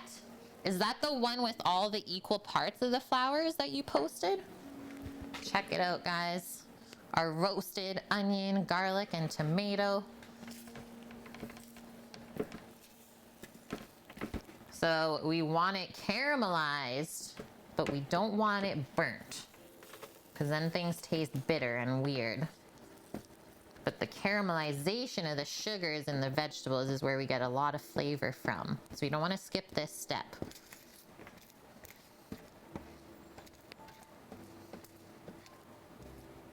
Especially for onion, I would say. Just makes it so much sweeter.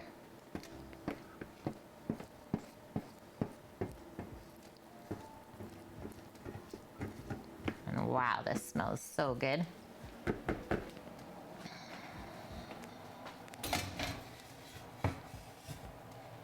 Pop that there. Oven can go off. Okay, just careful because this is hot. I am gonna start blending it. So keep your hand on the lid of the blender, and if you can, just kind of pop this guy off if you're worried about it. But we're gonna go over, make this into a nice smooth paste. I think the almond meal made a positive difference in the flavor. Ooh, and I bet the texture too. Hi, Tedious Tao. How's it going? Trev, yeah, why are you always late? Come on, man. Okay, I'm starting on a nice low setting. Gonna let the blender do its thing. Hi, Essa. Good to see you. Hope you're doing good. Jeez, man. How was the week, Trev? Now we're going.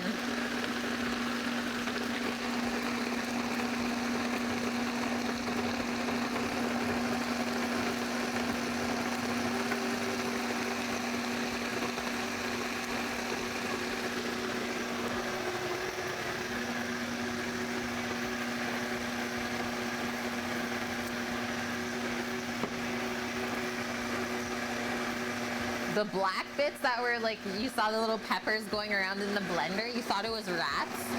Rats.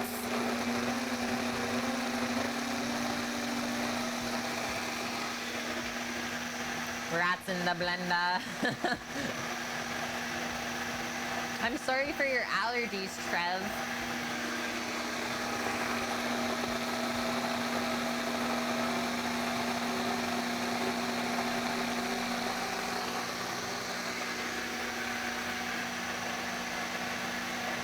Oh, it's hot where you're at?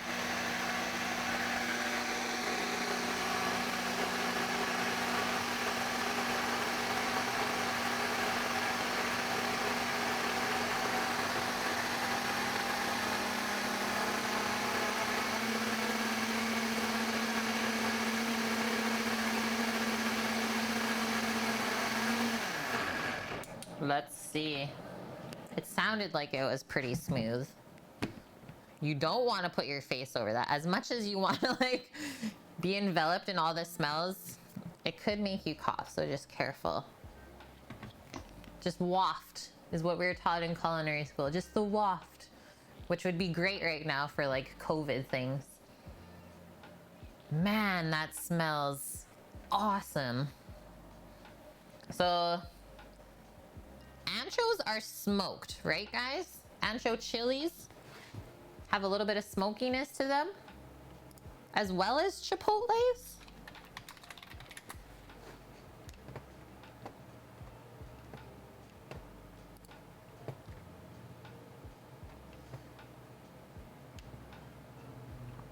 Sorry, it's a poblano. It's a dried poblano. And smoked. Yes. So the smoking is also what gives it the little bit of like red as well, right? But also, if you let a poblano grow on the tree fully, and don't pick it when it's green, it will go red. So that's another thing to keep in mind. I'm just gonna give this a little taste right now. It's still like steaming. just see what we concocted, but I'm loving the texture and the color of it.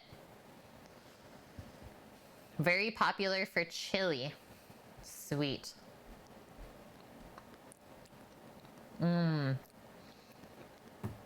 It's way more sweet. Like, there's absolutely zero spice in this, guys.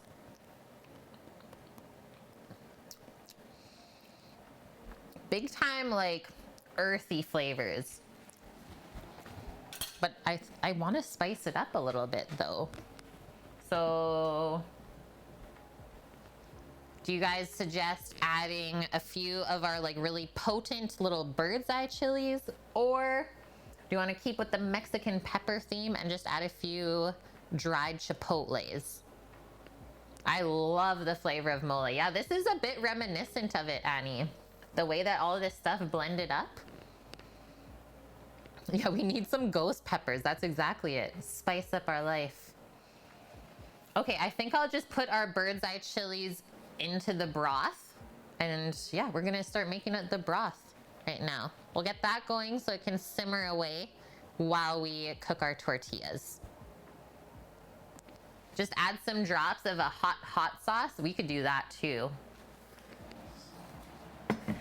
And you can tell my broths were in the freezer because they're still a little bit frozen.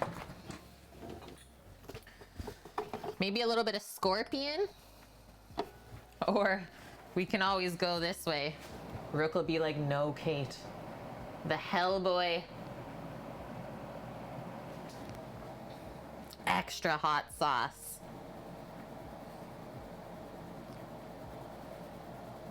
Ingredients: Reaper, Scorp,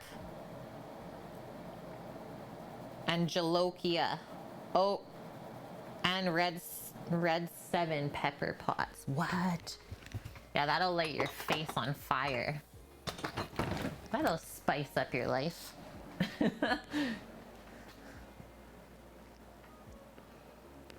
Use something other than bird's eye because pozole itself doesn't need heat. Okay, we'll add the heat after then. We'll add the heat after. So let's pour this in. I have a feeling we will have to add a bit more broth or water, etc. But definitely better to start with a base that's not water and then go from there.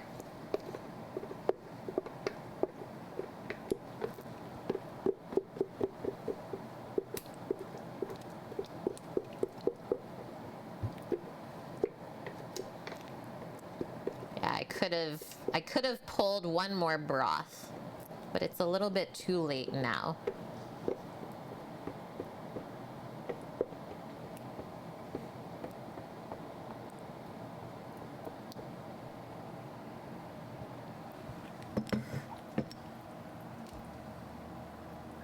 Yum.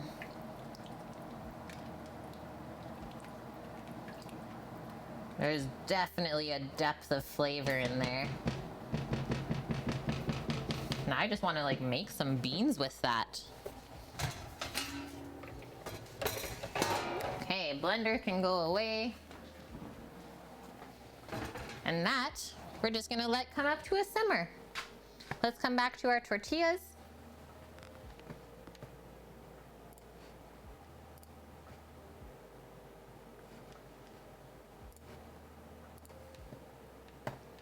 Thank you for the follow, Astujar. BRB shower time. Ooh. Ice cream? What are you guys talking about? Sounds so good. Fish and chips with curry sauce? That sounds a little mad, but I would be into it. Yeah, you're killing me.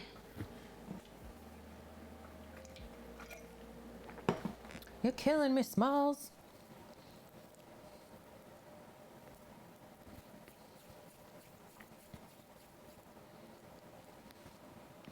This one needs a bit more on it.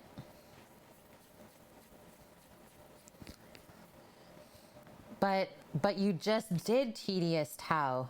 At least I'm not mentioning kebabs or pizza. I love both of those things. Yeah, so hungry. I had my smoothie this morning, so I am doing great. I got my fruits and veggies in, friends. Yeah, oh, sorry about that.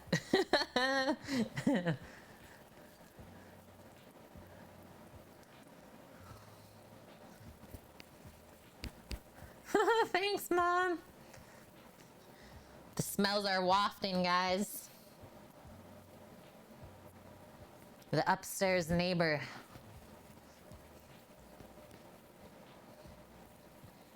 We can probably price this out to $10 a bowl. Pretty inexpensive one.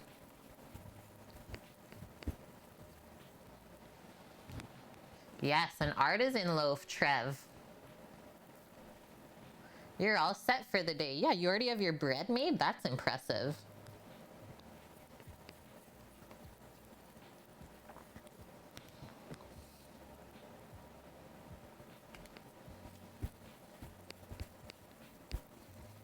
Cookie crumble ice cream?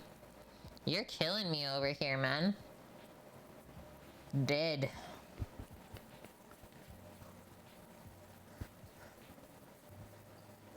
Yeah, rhubarb crumble.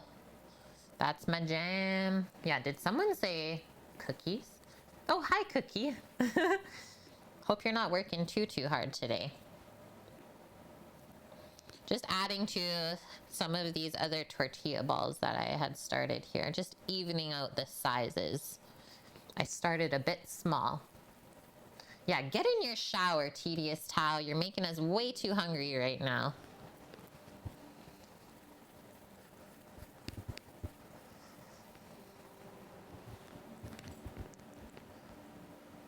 Busier than usual, Cookie, but almost done. Well, that is great to hear.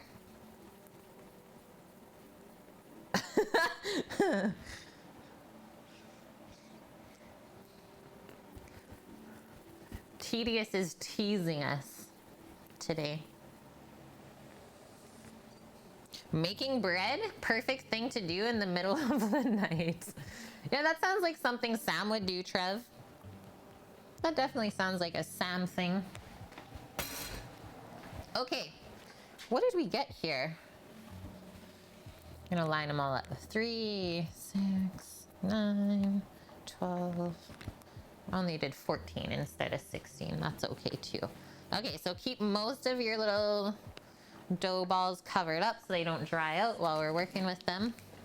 Now we come in with our handy dandy tortilla press. Oh, a condensed milk float. Vanilla sat in a mixture of condensed milk and melted ice cream. I absolutely love sweetened condensed milk, so I am into that right now. Yeah, that's one of my kryptonites for sure. Sweetened condensed milk in my coffee. You can find that every Saturday and Sunday on Cook with Kate. Yeah, also a Sam thing, to try and carry a flaming bowl of oil in the middle of the night. The fact that he didn't burn this place down amazes me. Just to casually say that. Yeah, now we need a malt shake, hey? Oof. Okay, our cast iron pan's turned on to a medium-high heat. Show you guys this setup here. So what, we saw this last week as well. So I just lined my tortilla press with a Ziploc bag that has been cut on each side so we can open it up. And that way it doesn't stick when we press it down. So pop that in there. Thanks, Cookie. I was wondering if you were gonna get that one. And that, and then we flip this back over and we press it. You don't even have to use that much force. Okay, so these are pretty big.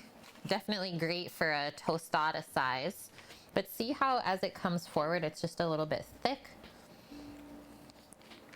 And these are very nice feeling, by the way. So I'm just gonna flip it and try and center it a bit better next time we put the dough ball in there. So just set it back a bit more. It's really important to keep like the fold of the Ziploc in the crease of the press. because we want a nice even tortilla. We don't want it to be thick on one side and flat on the other because it's not going to cook evenly. There we go. Whew. That's a big one. That's going to be great for dipping. Pan's probably not ready just yet. So I'm just going to put that like that. Hi, Titan. How's it going? And these shouldn't stick together, so I'm just going to lay that there for now. And as always, this recipe is just so lovely to work with. Half and half wheat flour and corn tortillas.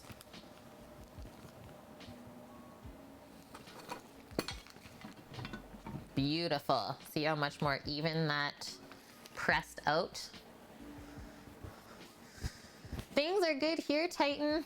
Now, Sammy's at work still, but he should be around at some point today. Hoping that he makes it home in time.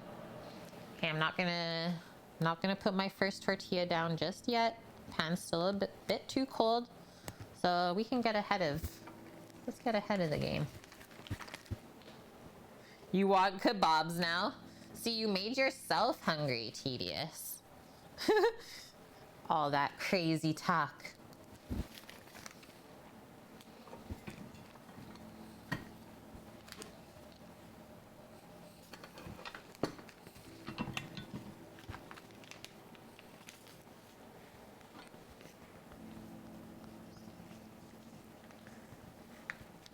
Yeah, maybe Samuel will be late and we'll have time to eat his food too. Okay, let's test this out. Should be a sizzle when we drop it. Nice little sizzle. And then let's grab a plate for ourselves.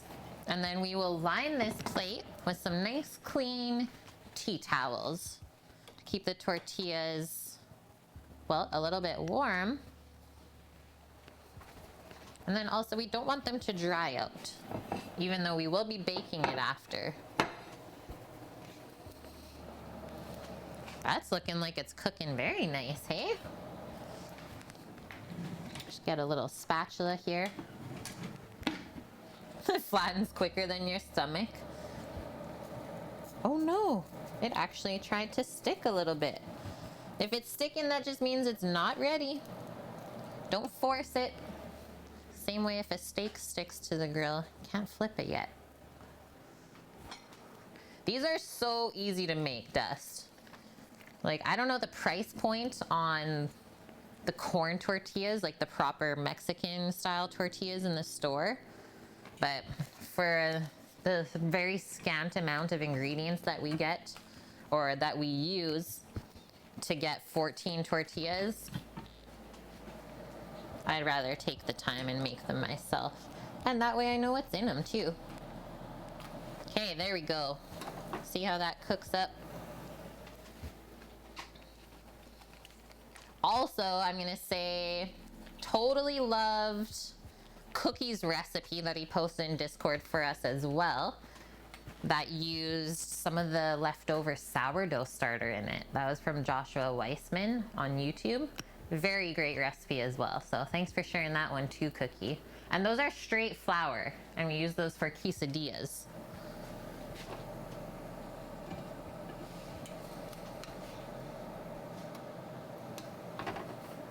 Turn up the pan just a bit. Let's stir this. See how things are looking.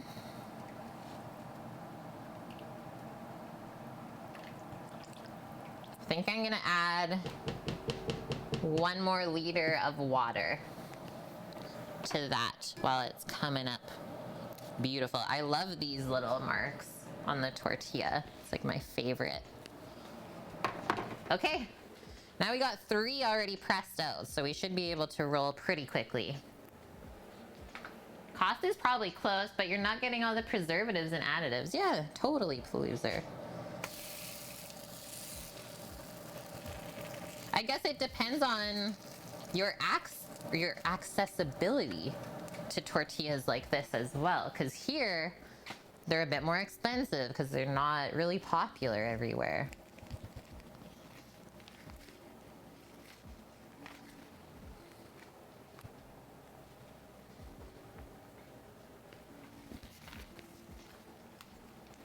Okay, so I'm just gonna keep pressing and cooking, and then these guys will get baked in the oven.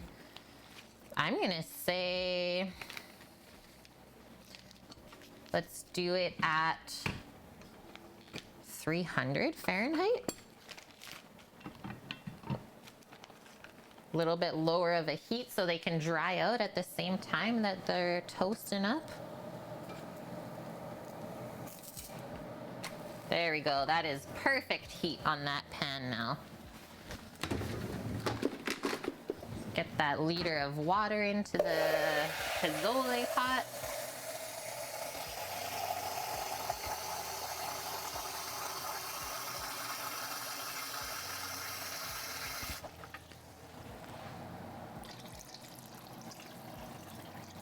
Actually, maybe not even a liter. Let's do like 3/4 worth.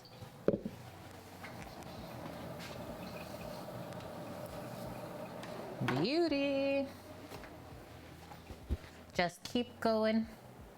In Texas, you can get these tortillas pretty cheap. I believe it.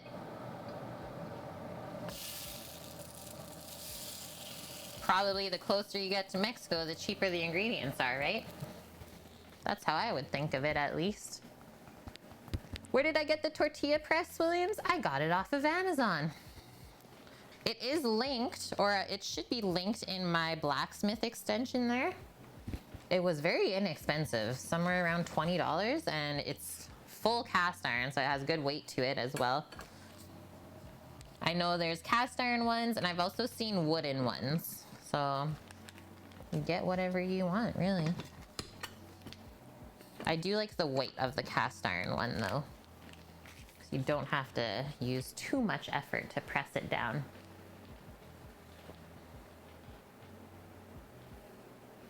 Yeah, Trev, I know. That's something I also want. A pegboard wall for all like the cast iron pans and stuff. Oh, that guy was so thin you can see through it. Yeah, it's dirt cheap. I know, we were surprised too. We're like, what? Like 20 bucks for this? That's it? Great investment. I've also used this thing to make pitas. Like little nice Greek fluffy pitas. So great, Williams. Boop. CB Nut Tree, how are you? Hi, hi. And Dino Cello, thanks for the follow. Okay, I'm going a little bit lower heat now. Seems like our pan is caught up. I would never do that to Sammy. Smash his fingers. He's a great guy. I know we always bug him, but he means well. Okay, this thing is just like puffing up in the middle. What's going on here? What are you doing?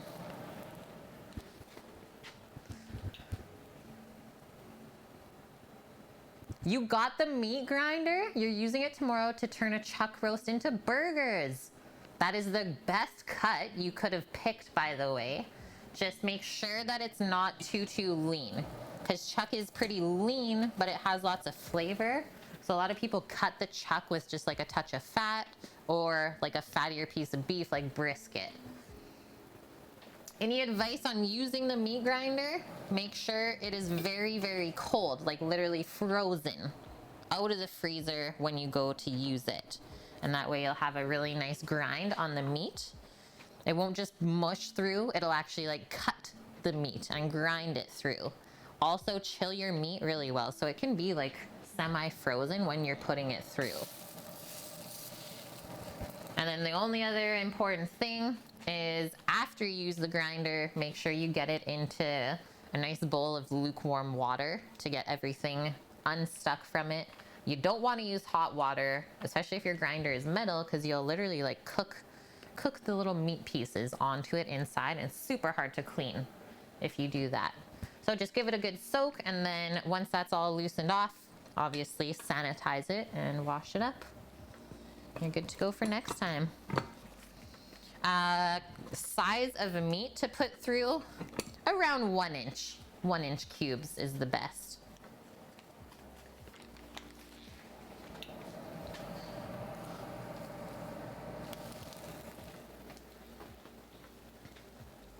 Yeah, keep it all cold, cold, cold. Hi, Izzy Rogue. Good to see you. How was your week? Chuck is better than brisket burgers? I would combine both of them. Chuck has the flavor, brisket has the fat.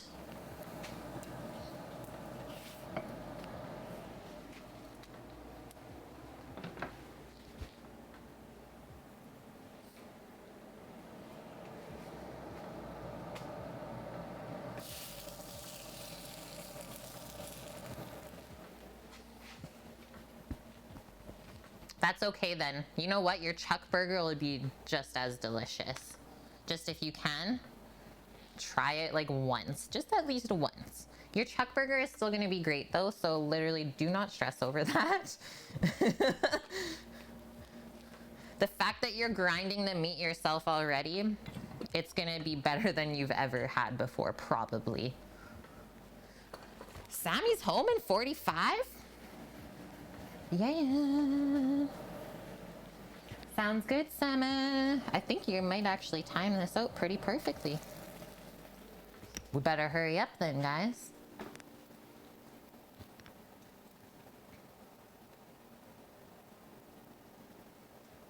You love Chuck Palooza, but lately been using ribeye for your needs because it's cheaper. The fact that ribeye is cheaper than Chuck right now, it's like, what? Doesn't make sense. Yeah, brisket, $5 a pound right now for you guys. Hey, we were paying like $6 a pound in the like really bad times of the pandemic when the food supply was super interrupted, but now it's back down, thankfully.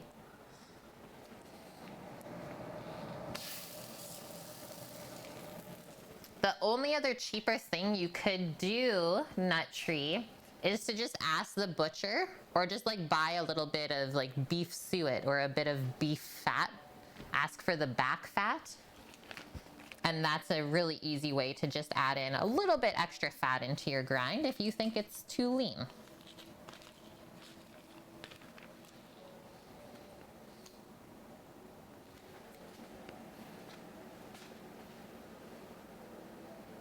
Yeah, I was gonna say, that is insane. That ribeye is cheaper than Chuck where they're at. I mean, it's all in the producers around you, I guess. Okay, I'm pressing my 5th last tortilla here, but we're doing great, guys. Should be able to make 14 tortillas within about half an hour or so.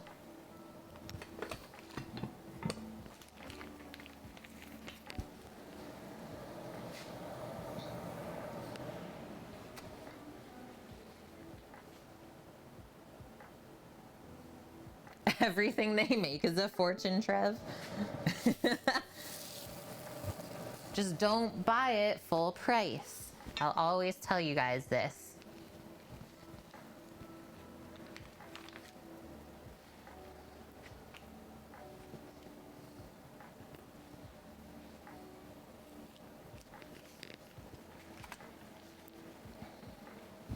I love how you start with the butcher I get my dog food from. Epic, Nut Tree. Epic. Ribeye for $21.99 a pound. Brisket for $9.99. That is expensive prices. I feel bad for you. Oh, we got some simmering action here, so I know I can turn down this pot to a nice low heat now.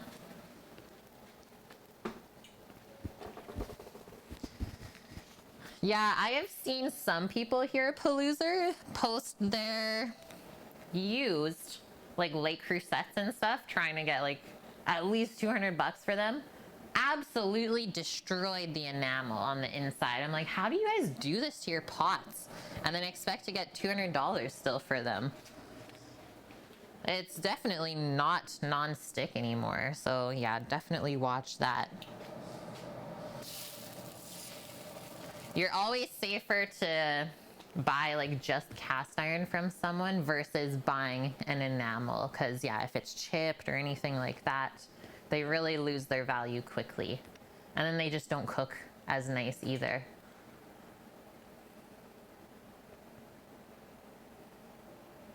Oh, no worries, El Fuego. Yeah, we have people that watch the show from all different countries, so I think we're pretty good at trying to determine what people are saying if they don't have English as their first language.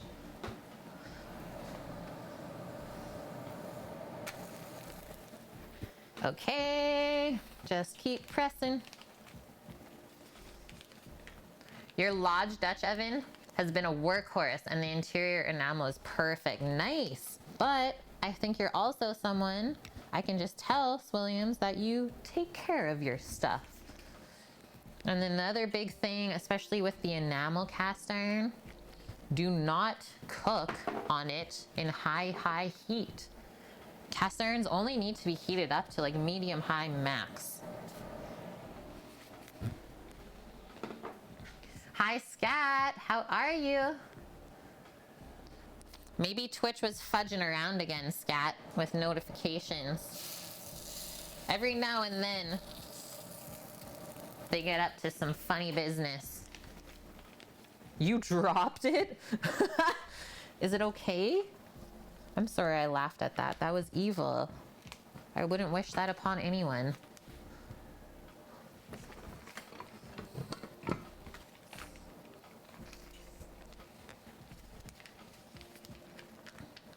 Scat, I'm so excited, guys. Scat asked us if we could make a special Brazilian fish stew next week with some coconut milk and stuff, and I was like, yes.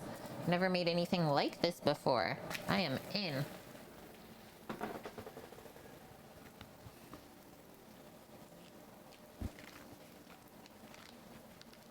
Set that back farther. Feijoada? No. What was it called? It started with an M. An M? Moleca? I know what feijoada is. I've never made it though. Yet. That's definitely one on the list, I think. Oh man. Yeah, that clip, guys. This is how stream started today. It was off to a good start. Moqueca, that's the one. Moqueca. Yeah, that is new to me. With this being said, anyone from like other countries that would like to see me maybe make something weird or something I've never made, please suggest it. Please. I love to try new things and expand our palate. Always got to try it once and then go from there. Definitely have not cooked a ton of Brazilian food though on stream.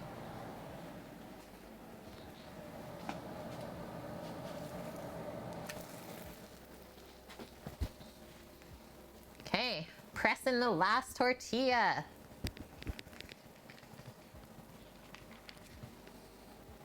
Mussel ice cream. No, it has to be like a traditional dish. Mussel ice cream. Are you loco? Tao. That clip, that was like, if you want to see an embarrassed Kate, that's the clip to watch. Want to see Kate blush? It doesn't happen often. Oof, that's the one. It's just meant to be, I think.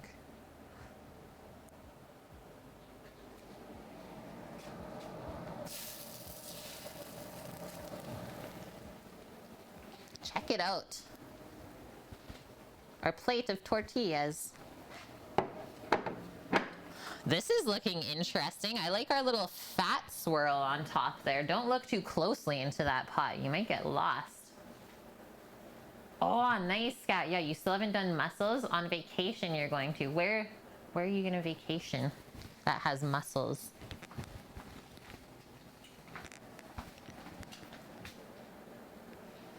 Ooh, scam call interruption? The worst, Dragon. The worst.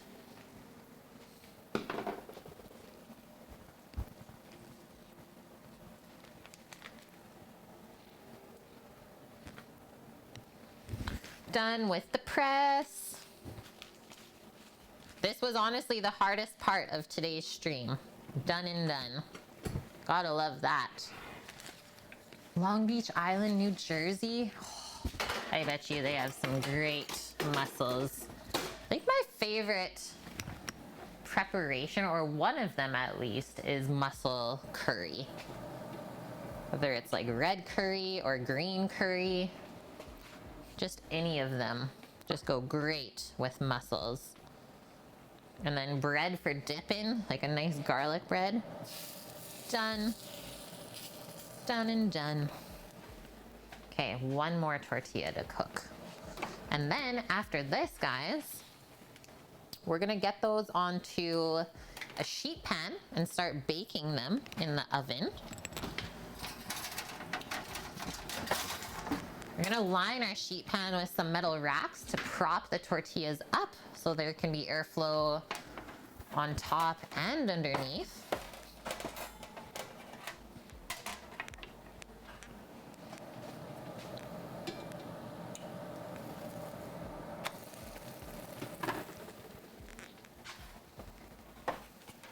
Off the boat seafood. Hey, you can't beat it, right? Honeycombs, thank you for that follow. Welcome in. Williams, you've had 12 scam calls this week. I've actually not had any.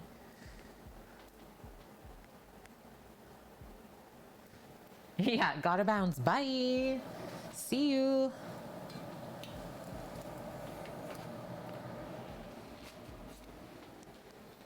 Last one.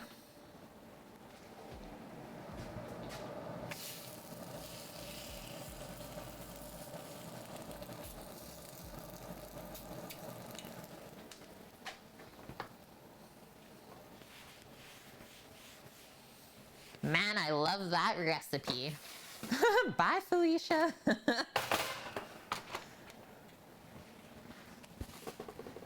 Hey, finish up this coffee.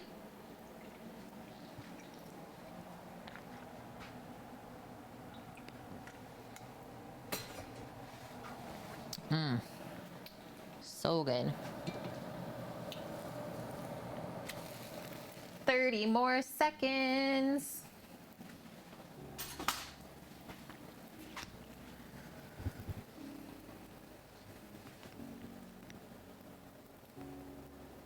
Oh no, just a nuisance call from Brothers Insurance Company. That's not good, Paloozer.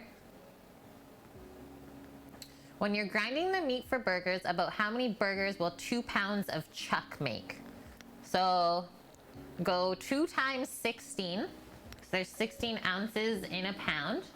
And then I usually make like either 5 or 6 ounce patties. Usually 6 ounce because you lose a little bit of weight in the cooking. And then divide it that way.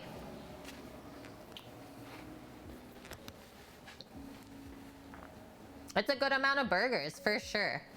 And if you have leftover grind, don't form the patties.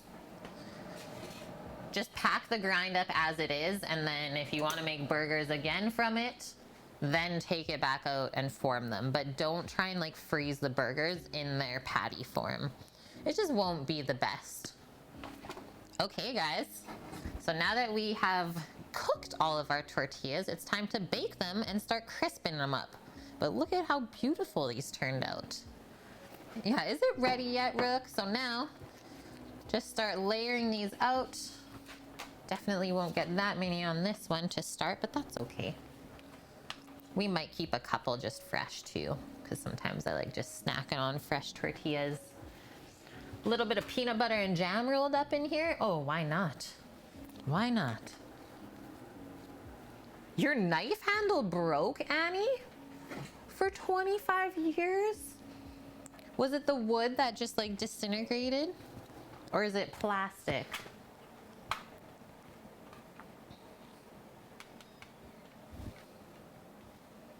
I think we can sneak on. Actually, that's enough. We'll do 10 tostadas, and then I have 4 nice soft tortillas for something else.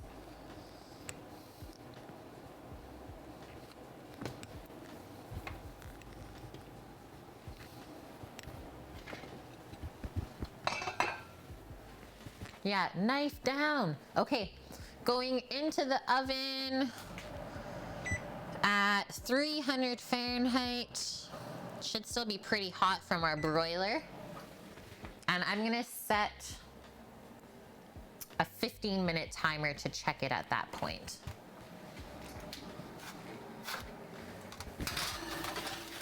So we're drying them out as we're crisping them up.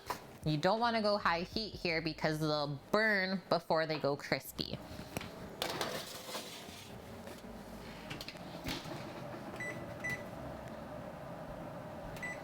There is that. Another thing off the list. Okay, while we're waiting, why don't we start prepping our cabbage, our radish, our avocado, and then our cilantro and the lime for garnish.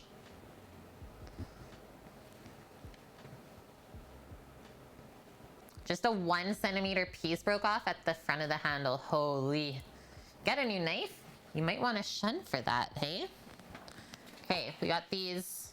The radishes are nice. The greens are brutal looking, but beautiful organic radishes from a farm here.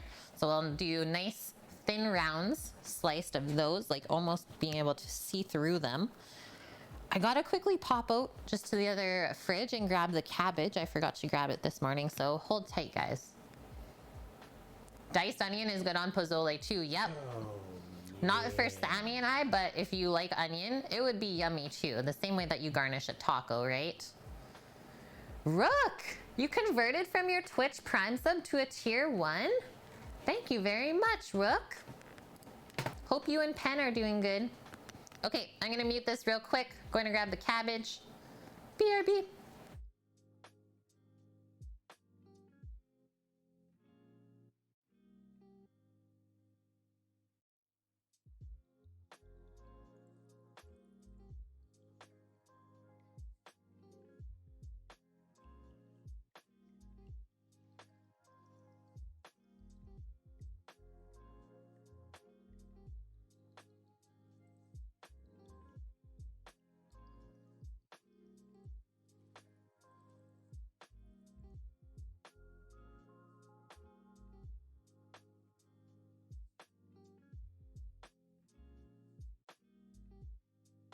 Man, it's smelling good in here.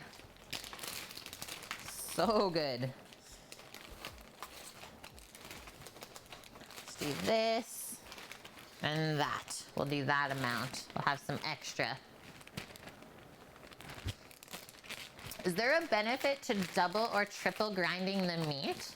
I mean, it's all in what you prefer, and you have to go by the die that you're using. So a burger grind, I don't go the coarsest die.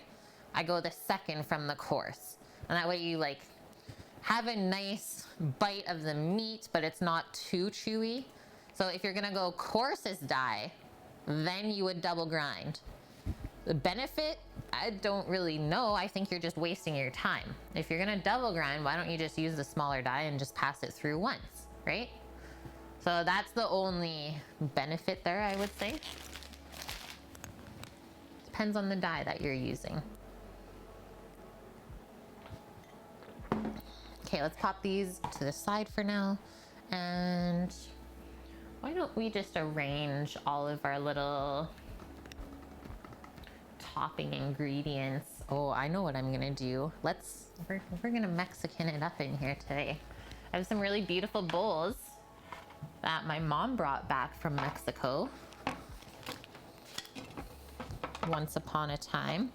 This one's a bit large, so I'll stack everything in this really nice little purple bowl. These are hand painted.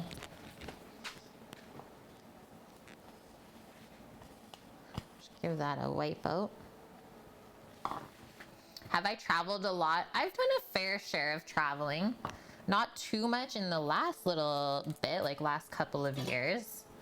But when I was younger, so I think it was the year after I graduated culinary school, so 2012 maybe, I did 3 months backpacking in Southeast Asia with like a travel group called Life Before Work. And that was absolutely amazing. That was like kind of my first real travel experience, being away by myself as well. And then came back, worked hard for another few years. And I had met Sam at this point already, but then I also took off again for 3 months in the summertime. And I stopped in at Coachella first in California, and then did 3 months backpacking in Europe on my own. And that was really, really great as well. So basically just like traveling and eating is my jam. Okay, we are gonna thinly slice this as thin as we can, if I'm being honest here. We wanna go nice and delicate, kind of showcase our knife skills for the garnish. Hello, Shadow Badger, great to see you. So yeah, when I did Europe, I started in Paris because so one of my friends from culinary school ended up getting a job at a restaurant in Paris. So I went and stayed with her for a little bit, and then it was like vacation season at that point. So she ended up taking off for like a month. She got off from the restaurant, and I think she went to Spain or Morocco, and I just stayed in her place for a couple weeks. So I started in France, then did UK, Netherlands, Belgium, and then from there went to Italy, and then to Spain and home. And that's when I ran out of money, so I had to come home. I wanted to do Morocco so bad since I was already there. But like I said, I ran out of money. Had to suck it up.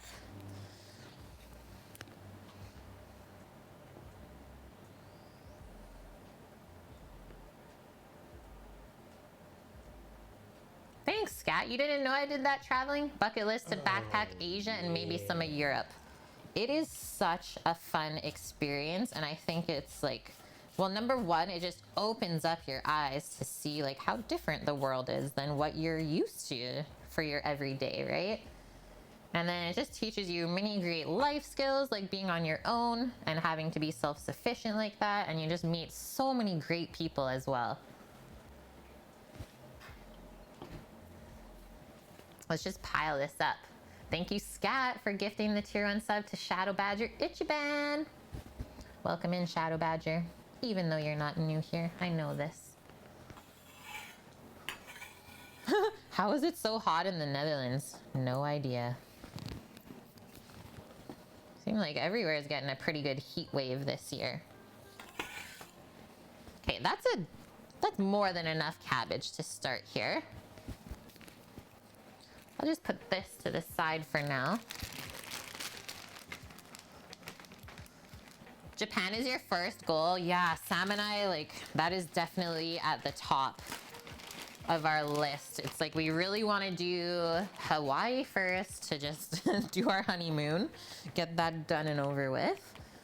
And then I think like Japan might be next, or Germany, because that's where he grew up.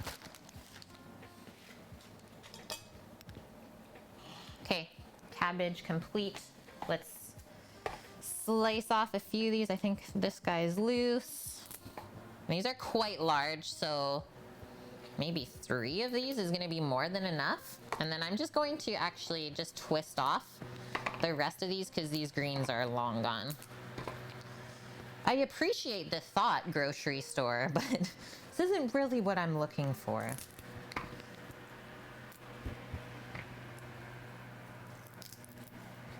Oh my gosh, Shadow. Okay, well, stay cool. Stay cool, stay safe, guys.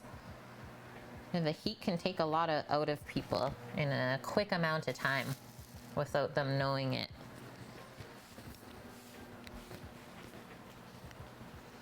How old was he when he moved to Canada? I believe Sam was 4.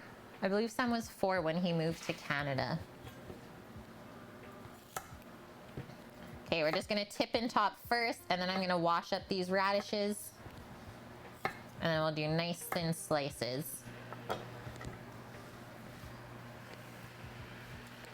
Hi Nike, how are you?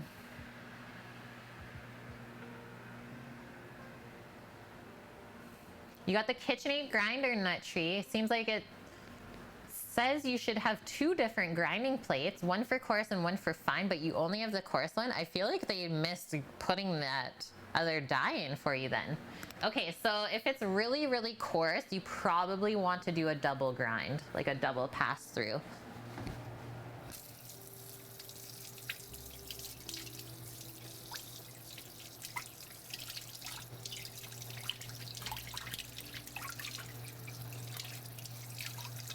Sam was telling me this hilarious little story last night. I don't know why we got onto this.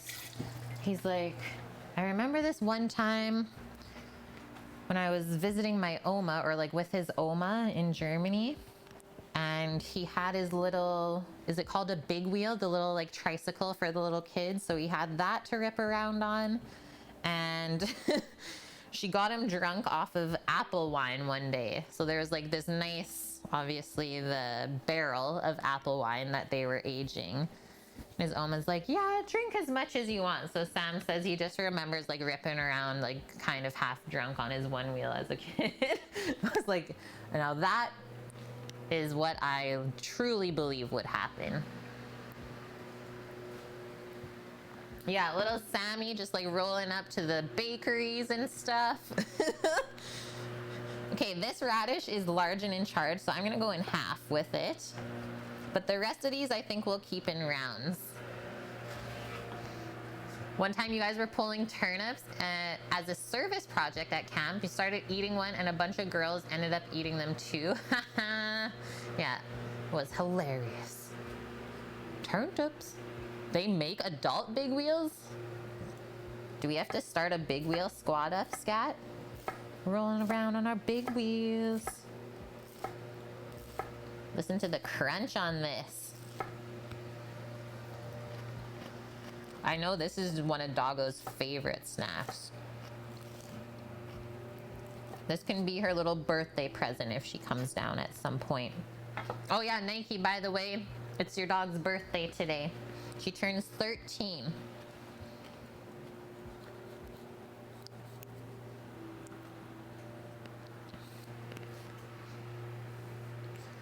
Hi, Jillaman. Good to see you. Oh, that is woody. Give me a sec here.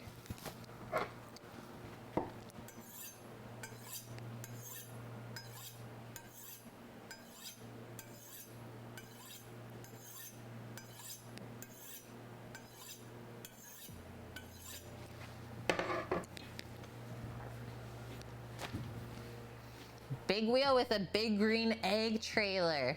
Yeah, micro barbecue goals. Holy. Okay, I don't know if it's this radish or what. It's not my knife because I could easily cut the cabbage. She's got some skin.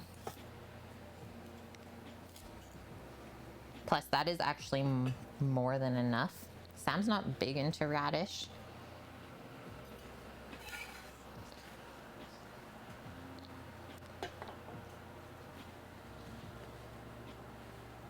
We'll finish off this half.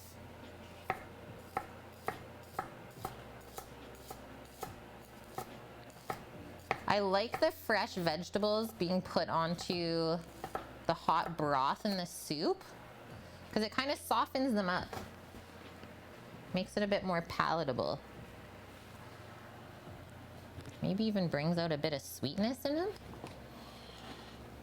Okay, there's that. This is our doggo radish snack. Okay, what else we need? The avocado. It's green, but it feels soft. So we'll try and get a little bit out of this. Well, here's the story on what happened with our avos that I tried to have ripe. We bought avocados 2 weeks ago, guys, and they are absolutely massive. So we were like, oh wow, like this is such a good deal. they didn't ripen at all. So quite sure that they were picked way too early, because what kind of avocado like doesn't go bad within 2 weeks of being out on the counter, right? So I returned them, got this one. That was like the best I could find. It feels soft, so hoping that we get something out of it. More radish. I was gonna say, you must be burping it. Spicy radish burps. Okay, that is that. So avo will be last, cilantro and lime. But first, we have 30-second timer on our tortillas that are crisping up, so I'm gonna check that now. I can do that, Nike. Yeah, give her some hugs and kisses from me, and a radish too. I will do that, man. Oh, I never pack it in newspaper. Why did I always forget about that one? Or like a paper bag.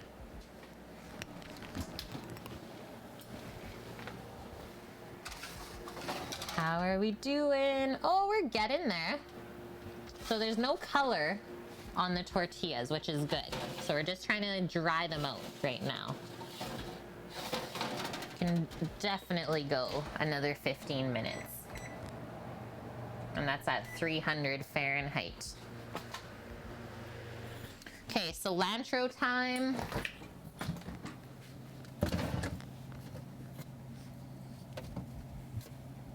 I'm gonna grab out 2 limes.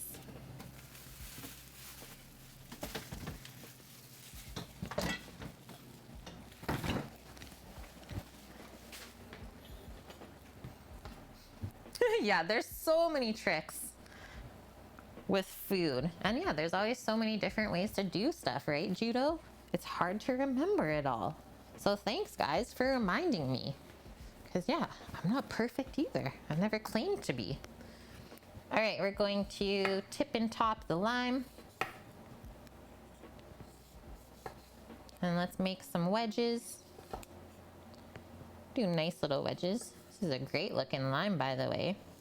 So we'll do 4 wedges for garnish, and then the rest of this will probably be put into the broth. So I'll just leave it over here when we go to season it up later.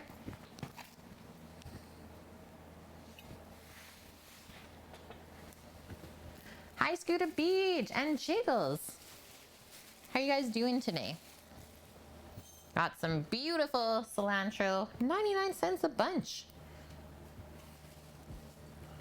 Grown right here. I was like, that's a steal.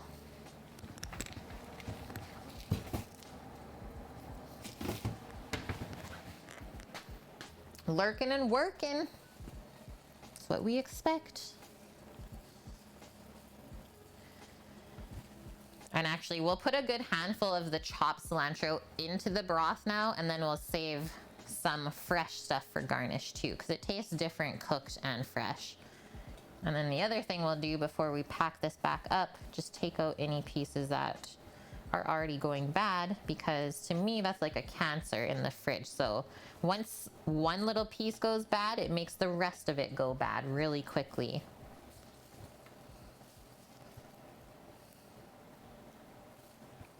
Especially in stuff like cilantro. Get the slime out of there.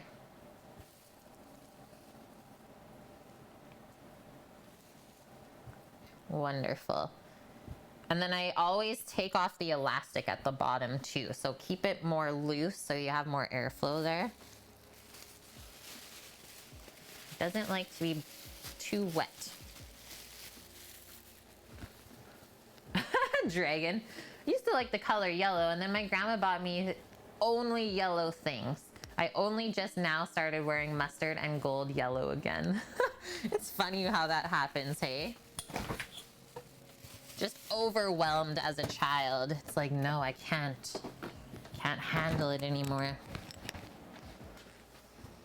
Okay, we'll pick out of here too.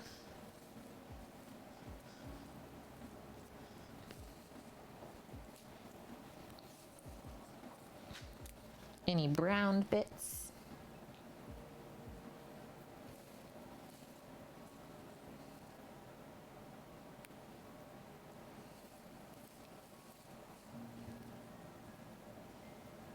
I think we're good. And then I like to use the cilantro stem. I find it has some good flavor and it's not too like stringy or woody. So we're gonna chop this all up together. Just gonna cut off like maybe the bottom inch.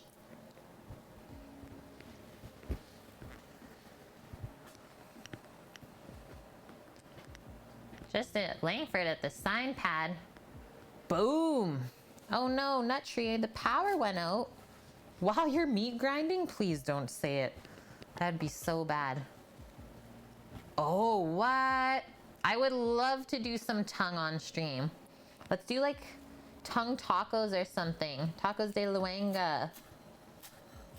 Or let's do like a beef tongue pastrami I've seen that like really intrigues me.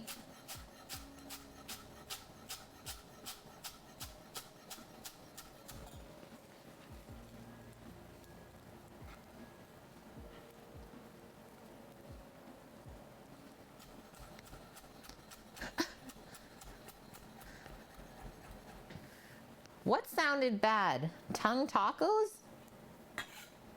Am I just saying bad things all day today, guys? Or was it not me?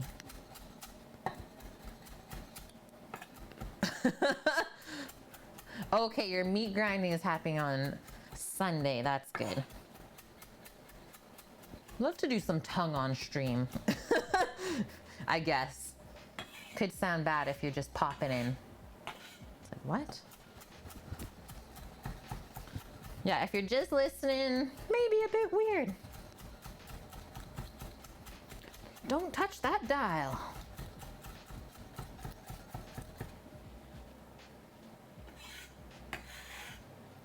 One more go over of this cilantro. Beef tongue prosciutto. Whoa, tombstone. Now you're just taking it to a whole nother level. And that takes a lot of time. Prosciutto's like a years thing. Can't touch it for years. That is commitment as well. Okay. Save a little bit for garnish and then I'll pop the rest of this right into the Dutch oven now. Yeah, that looks good. Yep. It's about half a cup here. So that's how that's looking, just slowly simmering away there.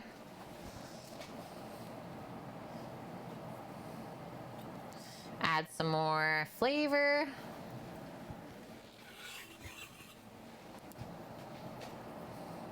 Then I think we'll get the pork and the hominy in. Let that simmer for another few minutes. And I should start to taste things. See how it's coming together.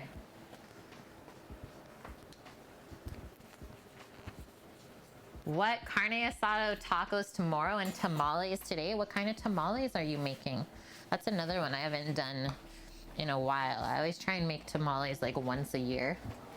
It's a yearly thing for us. Maybe even twice if we get lucky.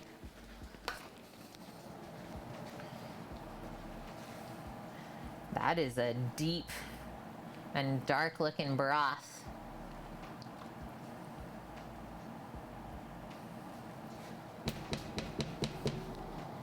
Oh, yes. Okay, let's open up our smoked pork shoulder that was done on a previous stream, and you could go back and watch the VOD to see how we made it. I also had a little sneaky amount in this container here too. Japanese beef tongue? They only use a tiny bit of the back of the tongue. Expensive. Whoa. Whoa, Scat. And yes, Jiggles, tongue is delicious when done right.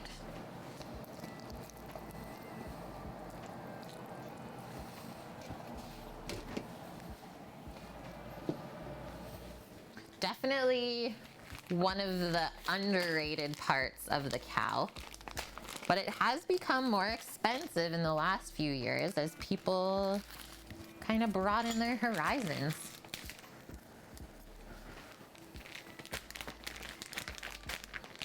Okay, you're not actually making the tamales. Everything else you're making. Your wife bought the shredded beef tamales at Costco. Nice. I didn't even know that they had that there.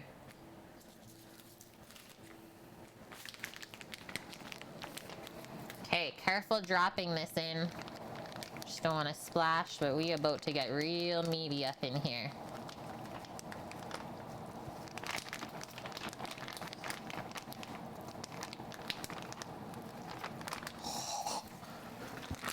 Dirty.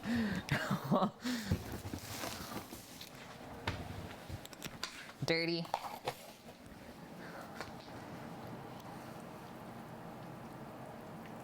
Oh man.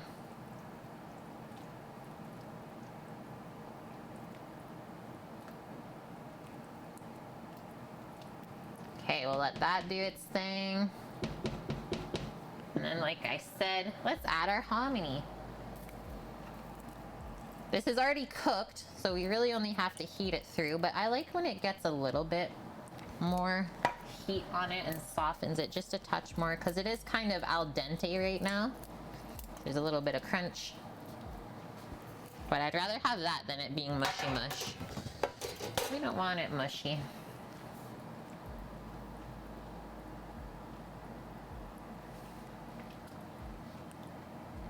Oh, yes.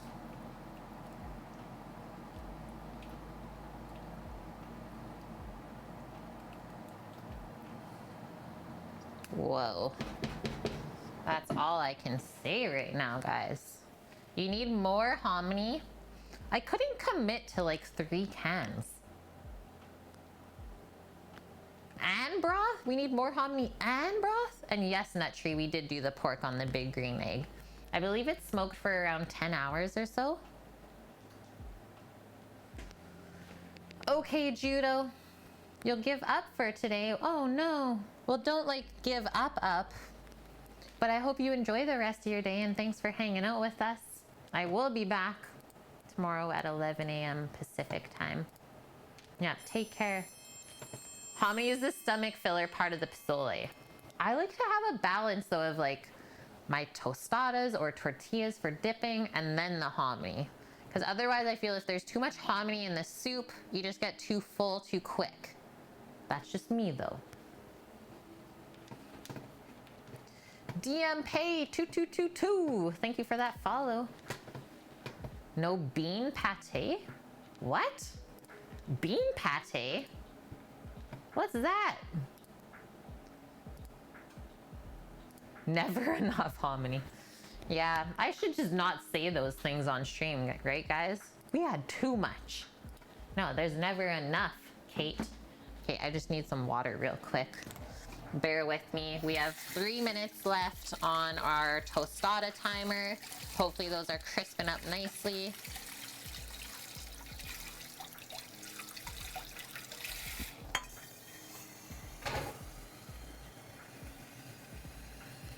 And actually, I think while we wait, let's cure the bacon. Let's cure some bacon strips.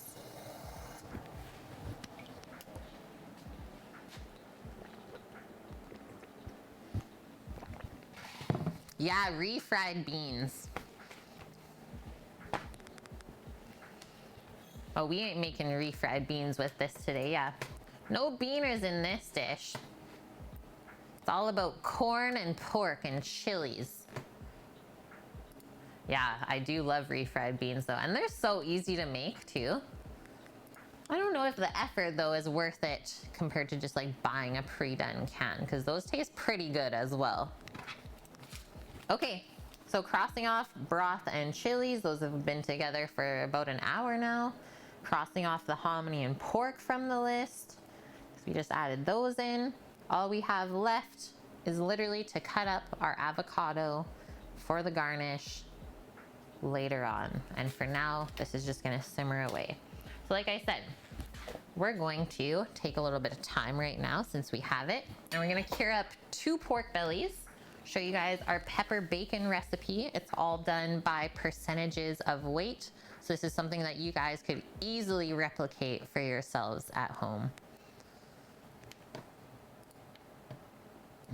Control of salt level and also ingredients that are being used is the reason why you make it yourself, for sure. You did a smoked Boston butt, but not that long ago as well, Nut Tree. Wish you had a big green egg. The wife can't get past the price tag. If she ate the food off of the egg, she probably could get past it. Probably. Okay, I'm gonna go grab those pork bellies, guys. Not before we check these though, since the timer's about to go off in a minute. And it looks like they're crisping. Oh, those, the top rack, definitely. We got some tostadas in our life. See how it's even browning up at 300 Fahrenheit?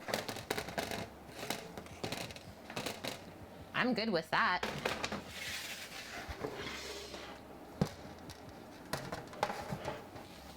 The bottom tray, it looks like it just needs a little bit more time.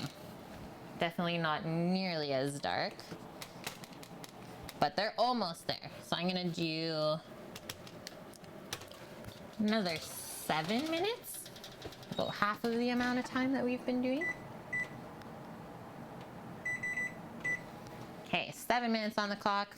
Going to grab that pork belly.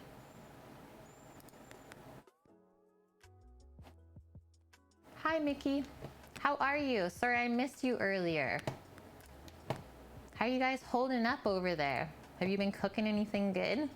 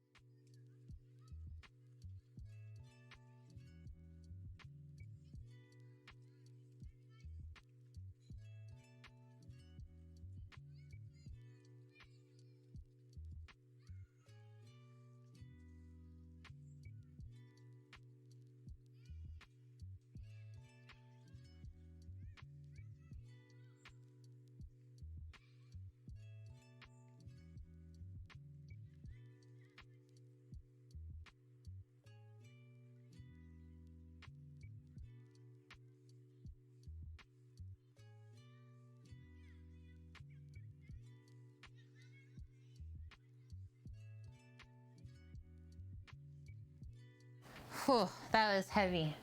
And we got a doggo that snuck in here with us. Holy smokes. You cooked tonight some lemon salmon with a rice or with a nice salad. Yum. That sounds so nice and like fresh and healthy. That was meat Vune. Yeah, that was 2 pork bellies. Doggo, come here. Need your birthday radish. Need your birthday radish. Okay, come over here. Please sit. Oh, you can like just see her. I don't know if I can fix that any other way. It's okay, we'll just throw it. Oh, dropped it.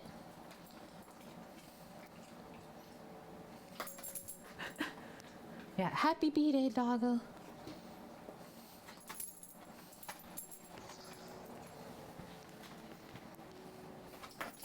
Oh. Woohoo. 13 years old. Okay, I'm gonna get a big container. The hotel pan. Don't ask me why these are called hotel pans. Why are these called hotel pans? Was that good, Schmoopy? That was good? Good job. You cleaned it all up. Yeah, these are called hotel pans, Rook. This is called a full pan, 4-inch deep. And then we go like 1/3, 1/6, half pans, and everything's like modeled around that one pan.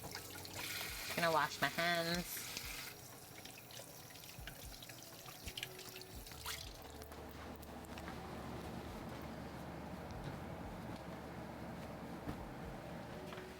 Yeah, because they're used in hotels. Well, yes.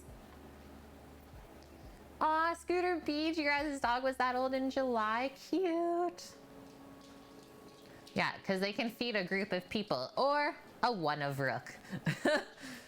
The pan's name, thanks Paloozer, I love when you come in with these, is thought to have come from a time when hotel owners would serve their guests dinners at designated times, and everyone would eat at once, requiring the use of large pans for serving. Basically buffets then, right?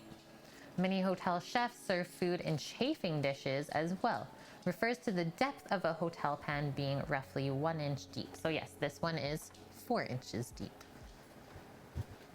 Yeah, haven't you heard of hotel towels and hotel pillows? No. No. Look at this view though. We almost got the whole thing in here. Pretty sweet. You just have a Google problem? No. I adore Google so much. So much learning just at your fingertips. So first thing we're gonna do, obviously take the bellies out of the packaging, dry them off a bit, and then we're gonna weigh each one. So get yourself a little notepad here to write down the weights, and then we gotta do a little bit of math. You guys know me, I'm not good at math at all. I've never said that I was good, but I can do basic math, especially when it comes to like food service things. So if I can do this, you can too. Is this an Arby's commercial?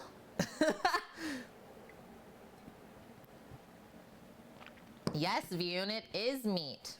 This is what Sam picked up last week. We actually have 1 minute left on our tortillas again, so before I get my hands dirty, let's just check these. I think they're good. You can just kind of tell by the coloring of them, even. They're nice, toasted up. If you hit them, they're crispy, and they're not brittle either. So we can pop those to the side as well and let those cool off. I think I'll just do it on the stove top here. And now you can actually turn off the oven. Start cooling it off. Okay, give me 1 sec. I gotta let Doggo out now. She's like, thank you for the radish. I must go. You must attend other birthday festivities. Okay, see you.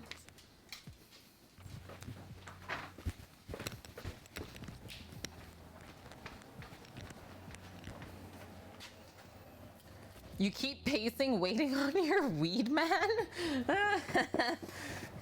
I'm also gonna get some paper towel for myself to help dry these off. Pancake cookies. Sam is actually on his way home already, Vune. He should be popping in the next little bit or so. I'm gonna do this in here and then prepare my garbage because these are juicy looking.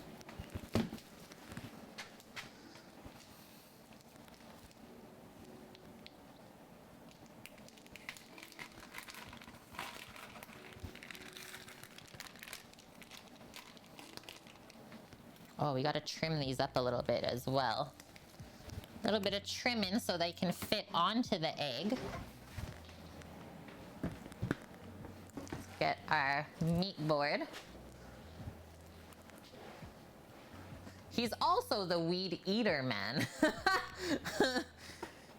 He's the weed delivery man and the weed eater.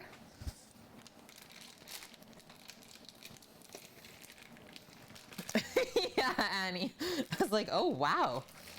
A man of many uses.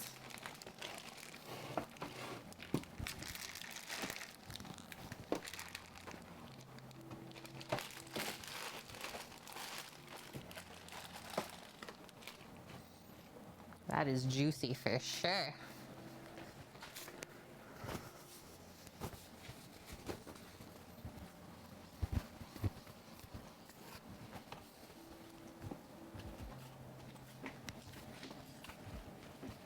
That's a beautiful belly.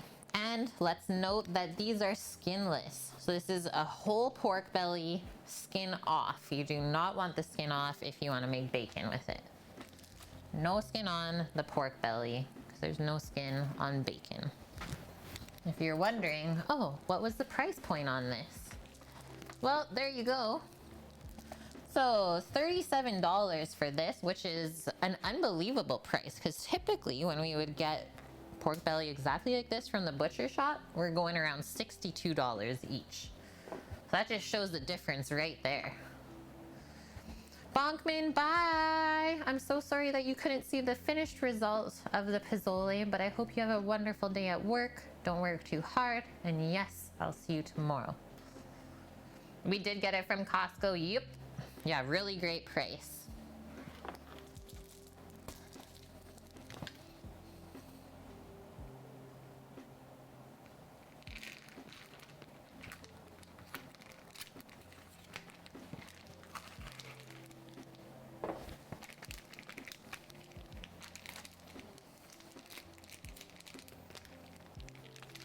That's what a VOD is for. Yes, I know. I saw all those views on my VODs.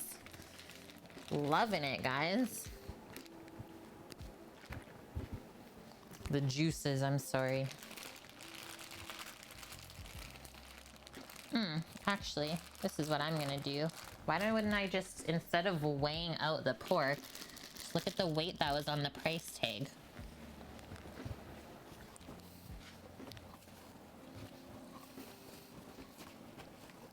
Because it's in kilos, which we want. Not that we couldn't convert it from pounds anyways. Okay, so one of them, 4.9 kilos. And then the other one, 5.4. So 4.9 and 5.4.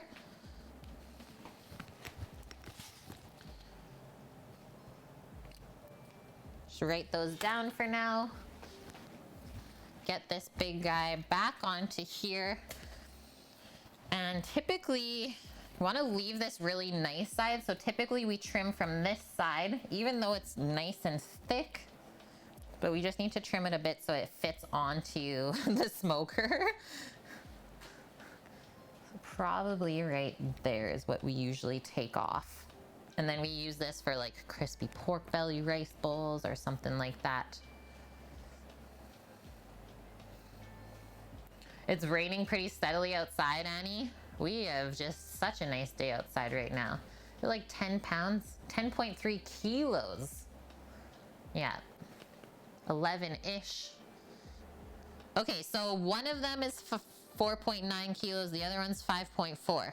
Times that by 2.2 each.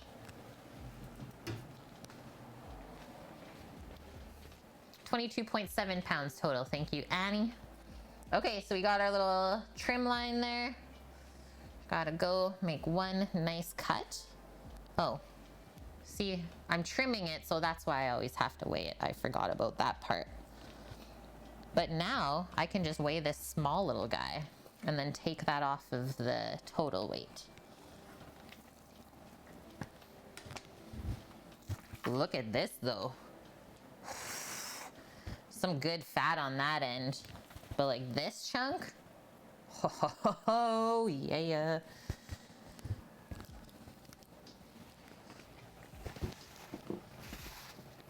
Scrumptious. Scrumptious bacons.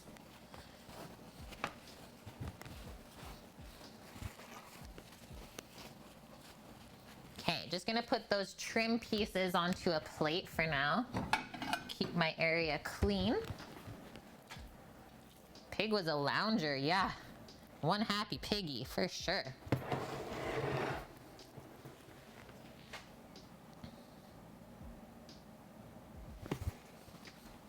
Okay, switch. Math is hard. I know, Rook. Tell me about it. Okay, so look at this guy now. Whew, we're sliding around. So this side, there's a little bit to trim off there to square it up. Oh no. Gotta take that part off. There's a bit of skin there.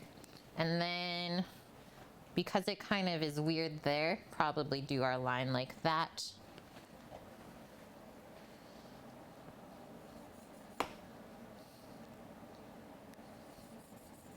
Just little pieces of skin. I can say it's a different thing, but I don't want to. I can say what I think it is, but I don't think you guys would want to hear that. I don't know why, but I dropped them on the ground. Yeah, it is. I'm quite sure that's what it is. So definitely trim those off, because there's like some weird glands and stuff under there that you don't really want to eat. Good job, guys. Thank you for being very observant. This is a meaty one, though. Yeah, other pig was a lounger. This one, that's gonna be a good bacon. Yes, Annie. Oh my gosh, you're so ready for school. It would be an utter disaster. I'm also gonna square off this side too.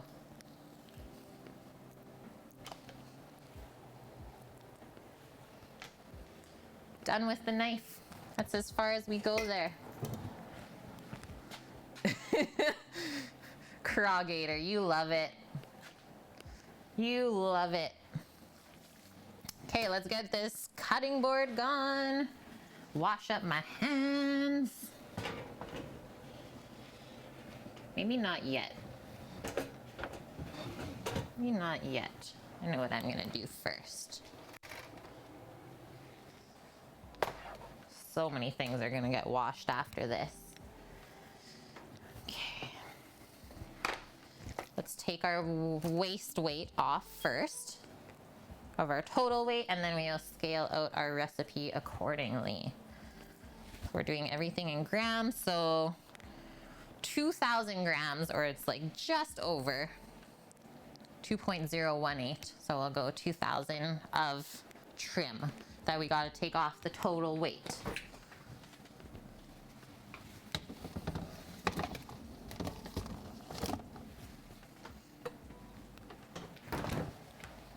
Now I can wash up my hands.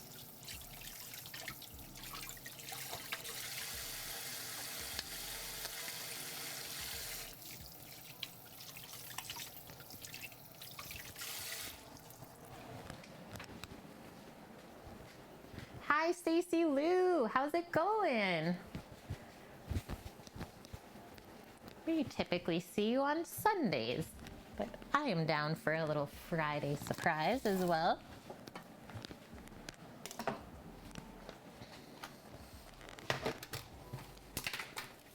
Okay.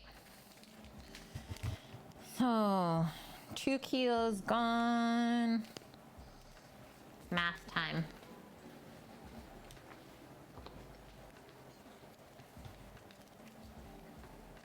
Schools in Germany opened up, Vune? Wow. I know ours opened up here for a bit, and then like school finished, right? So nothing since, but they are planning to reopen in the fall. Oh, you're homeschooled. That is amazing, Dragon Love. I don't know many people that are homeschooled, but the ones that I do know, they're like so brilliant. I love how they were brought up. Great people.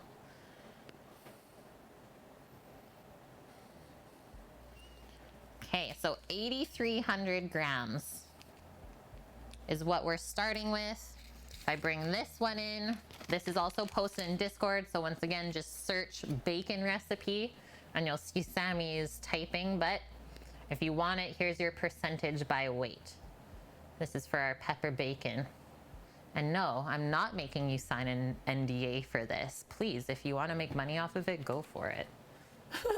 I always laugh when you're hired on at a restaurant. You have to sign an NDA so that you can't make money off of their recipes. It's like, why wouldn't you want to share like this lovely food with other people? Wow, Mama. Kids go back on Wednesday. That came fast.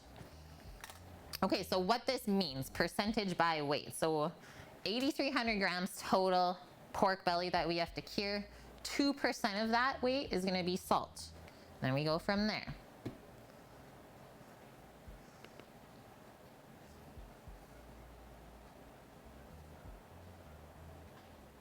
Yeah, Cookie, I believe it. Like, trying to go outside when it's really hot, it's just not enjoyable. Wait, Bear Buddy? What are you saying, Paloozer? Bear Buddy back out there. Gonna be funny to see Weed Man poop himself. When he pulls in and the black bear's just sitting there. Sounds like here. So literally go on your calculator, 8,300 times 2, and then hit the percentage. Boom, equals 166. So we know we need 166 grams of salt.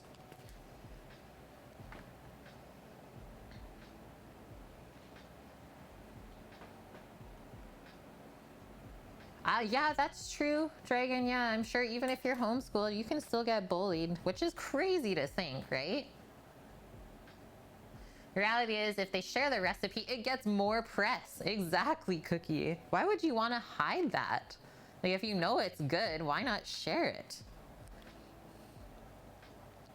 So we need 0.25% of our curing salt.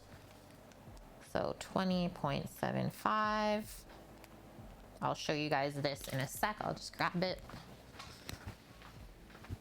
And you need this, 100% need this on anything that you're curing for about a week plus to be able to make the meat like safely. So this is what we're using.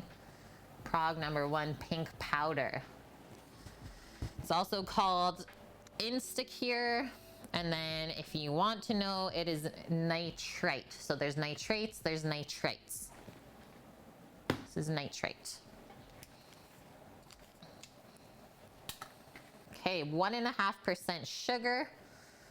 I've also seen a lot of bacon recipes like this 3-2-1 method.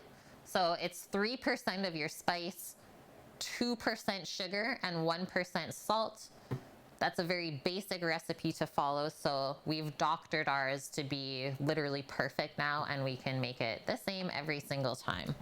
And that's really what you want if you want to sell food to people. And even if you're making it for yourself, you want a consistent product. You want to know that what you're making is going to be the same as last time, right? Oh, nice, Annie. You don't have to teach chemistry in the fall, so just physics then, and that's it?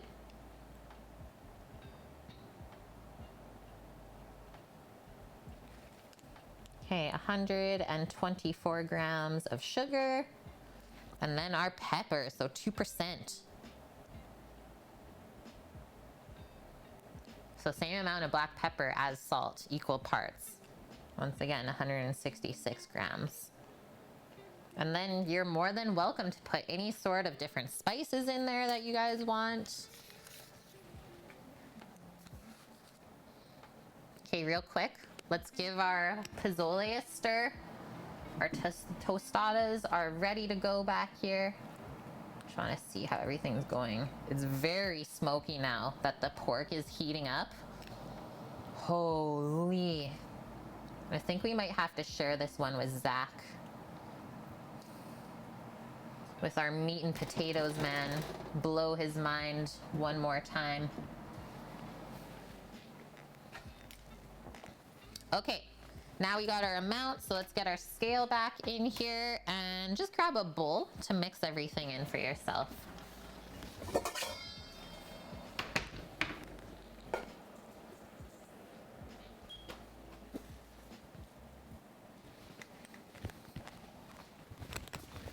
We get to get into a new box of salt. Don't worry, guys, there's only 2, 4, 6, 8, 10.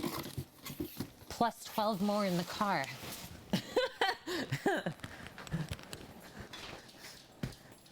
This is the goods.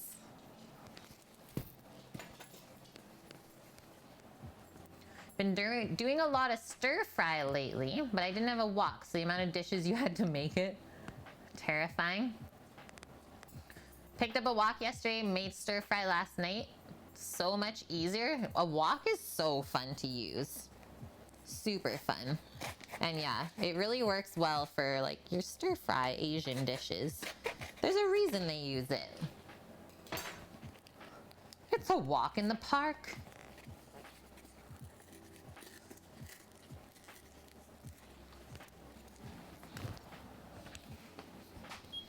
Okay, 166 grams of salt.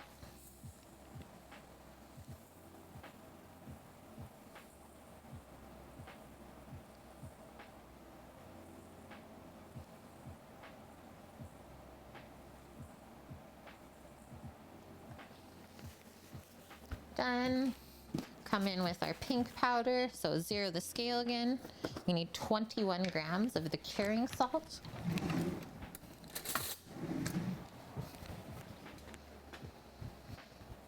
But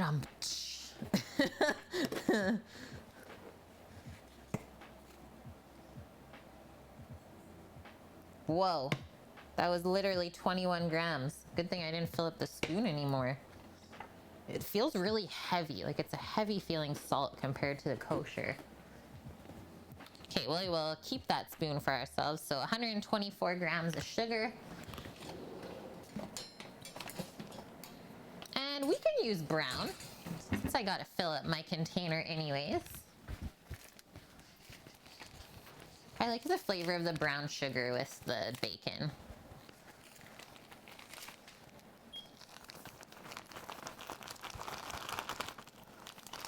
Are we making a Neapolitan salt lick? No, dongs for thee. We're making some bacon cure.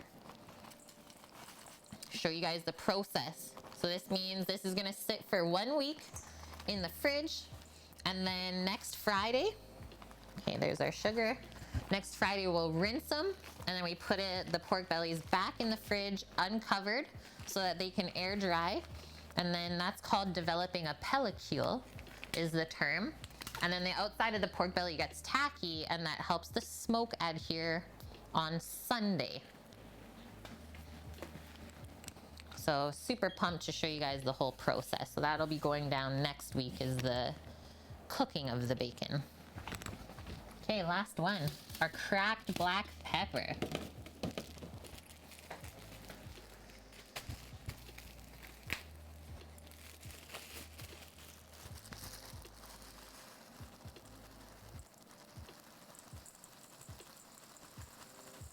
Bay leaf is also super good with bacon. Oh, there's gonna be a massive sneeze coming up here. I feel it. Oh, the tickle right now in my nose. It's not okay.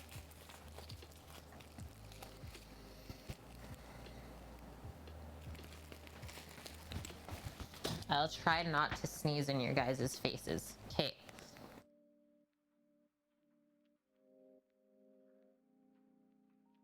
Oh, thank you. Thank you. Yeah, do not sneeze in the bowl. Whew, we got it. Thank you, Sammy. Bless you. Bless you. Thank you, guys. Now we gotta mix it still. Okay, hard part's done. Now we just gotta put all this stuff on the pork bellies and then eat pozole. Oh, Sammy's gotta show off his toy first. Guys, He's gotta show off the toy. I'll buy a drone. Or we'll just say the new garden trimmer. Yeah! Did you tell them the story already? Yeah, me and Annie were chatting. Oh, man. Oh, we also have a really funny clip for you to watch from earlier. Or were you in there? Already sent it to me in Messenger. Oh, no. Me and your dad both have clapped hysterically at it. Yeah, so good. Your face, priceless. Yeah. So good. Whew. Twitch. So good. Okay, well, the man's home. That means we can finish lunch, which there's not much to finish. Season up the pozole, plate it up, and we eat. Pozole. I sort of froze. I was in shock there. I was like, is that an Insta ban?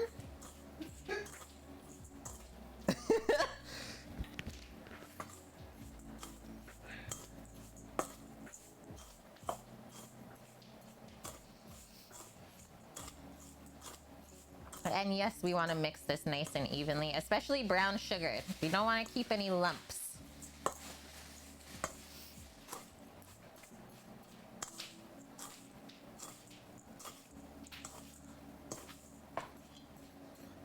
Hey, what?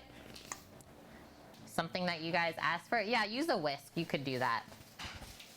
Bike ride IRL streams. We're gonna try this out. See if we can stream on the bike because you guys need a little bit, some new content since we haven't done any traveling. Who knows how it's gonna work, but I'm sure Sam picked one that's wonderful. That's so you can reach chat off your bike handle. Oh, word. I have another one comes to mount my phone. Okay. Okay. So let's just separate these pork bellies. We'll do the bottom one first. I'm just gonna pop it on the lid for this container, upside down. Avoid mountains and hills while you're biking? How come, Vion? Signal. Signal? We know all of our bad spots here. Those are nice bellies. Very nice bellies, yep. This one, Sam, like super thick. Oh. Insane. Beautiful. Yeah. Okay, so I'm gonna do the bottom first, guys, and then we'll flip it, do the top, and do the same with the other one. Ooh, Stacey Lou, thanks for redeeming drink. Yeah, I gotta stay hydrated. Twitch height or hitch height? Yeah. Yeah, we're taking some inspiration from Hitch, guys.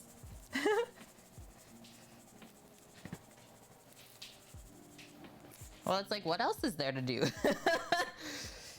Just ride your bike. Those Canadians really like riding their bikes around. Well, you're gonna do the countertop as well once you're done with the stream. Like on stream? No. Oh, okay. Well, I thought maybe that's what you were trying to say. No. No. I got a lot of things. The hills are alive with the sounds of Sam's drone. Oh, dragon. Yes, dongs, yeah. I've been riding a bike without training wheels since I was 3 years old, guys. Like, that is my jam. Ooh, a bit of pepper on the ground there. It's for good luck, though, right? Okay, so see how I'm not dipping my pork hand into the bowl? I'm just doing a little shake. Shake and roll.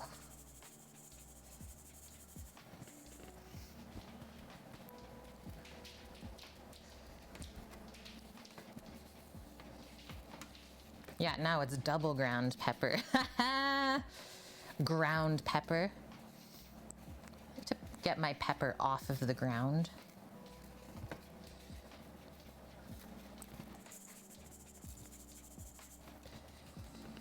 You want to cover all the surfaces as well. Ooh, that was a bit crazy there.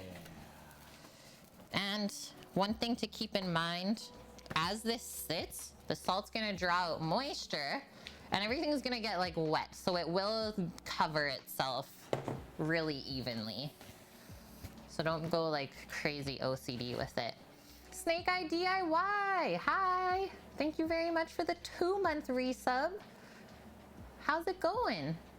Love those 2 months in a row. Welcome back. Also, hello, late night tough guy. What do I think of belly pork? I love it, as you can see. We are working with quite a bit here. Yeah, it's just the best, like Shadow said. I want to say that Jeg is basically vegetarian. I had a good chat with him today. I tried to see if I could make him something. They're pretty much 100% vegetarian. Oh, okay. And sometimes, Yeah. but mostly just veggies. Wow. Yeah. Like from their garden then probably. I have.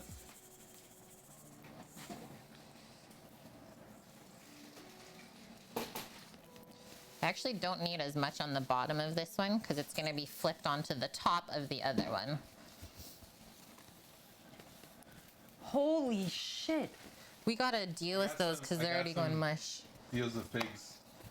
So the place we were working at, guys, don't know if any of you were in Discord this week, but I posted, when did we get lunch? Wednesday? Yeah.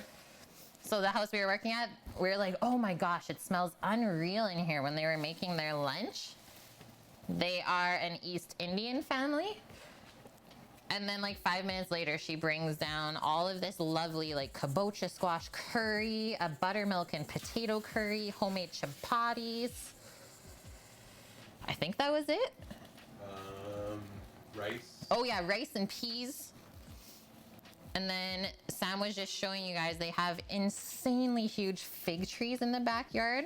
They just picked us those 2 bags of figs. Well, 2 people came yesterday to pick figs. 3 people came today to pick figs. And right now people are selling those figs for $1 each on Marketplace. Like, I'm not gonna sell them, but I'm definitely going to preserve them. 1 bag is for us. 1 bag is for them to go back dehydrated. Okay, so they asked us because they said they have so many figs that typically it goes to waste. They're like, do you guys have any way of like drying them like the store does? We're like, yes, we have a dehydrator, and yes, we can do that for you. Just absolutely lovely people. Figs for dehydrating. Yeah. Okay, that's it, guys. Bellies have been cured. Just getting into all sorts of pork today. I'm thinking like some fig tarts are coming up on the menu in the next few weeks here. Figgy pudding. Your pepper plants grow so you can dehydrate them. Yeah, dongs. Ours are going very nice this year. For the size of them, they have a lot of fruit. Okay, I will be right back. Hold tight. Just gonna bring this to the fridge.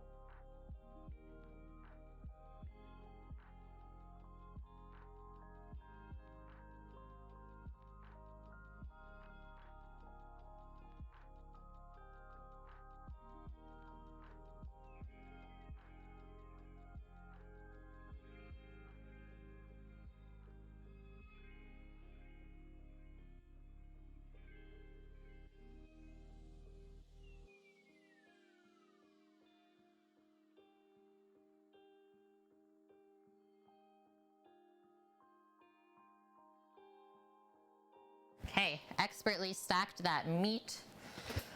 Do a quick cleanup, and then it's pozole time. We've made it. And then we only have one more task after we have a few bites of pozole, is to just mix up the dough for our Italian hoagie rolls for the Philly cheesesteak sandwiches tomorrow.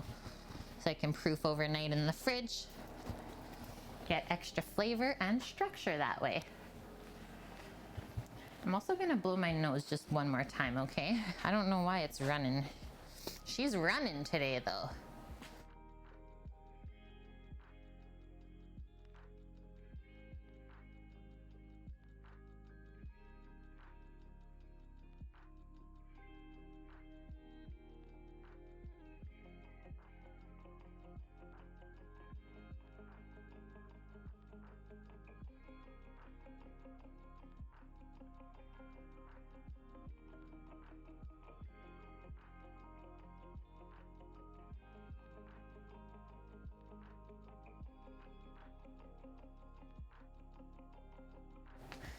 Okay, we're back. Okay, we can put the list away. The only thing we have left is our avocado. No, no, no. Such a distractioner. I'm home. Sammy's home, guys. Everything we try and do is gonna take way longer. Those are nice peppers. Hi, 50 Shades of Sasha Grey. How are you? Okay, a few more things to put away, refocus.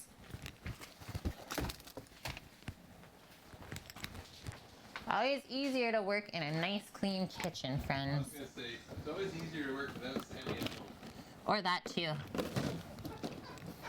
But sometimes you're really helpful. Nice, Nut Tree. Yeah, I was gonna say, if it says on the box that you need 2 dyes, then just message them and I'm sure they would send it your way. Okay, let's check this out.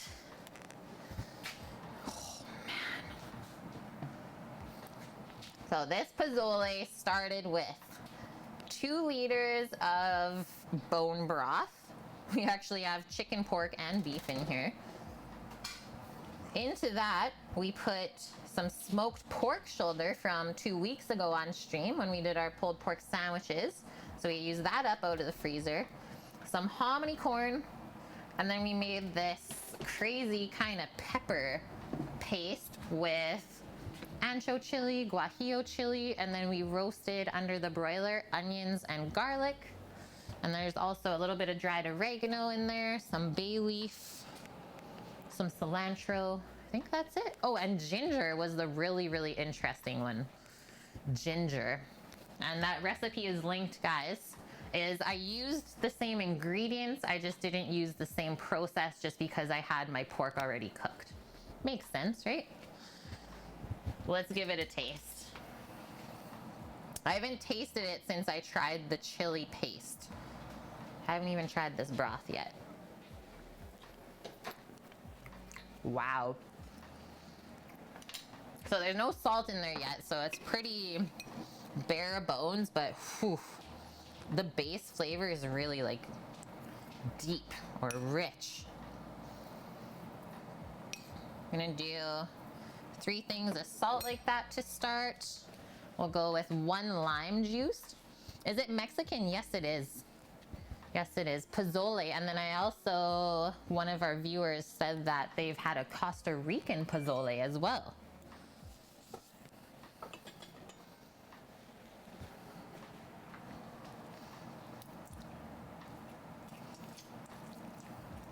So this lime will definitely add some brightness. I find that this red pozole, so rojo is red in Mexican, it's definitely more like rich and heavier than the green one that has a lot more like herbs and vegetables in it. So we really need the lime juice to cut through the fatty pork. Okay, let's start with those 2 halves of lime. We'll give this another stir and then a taste, see how we feel.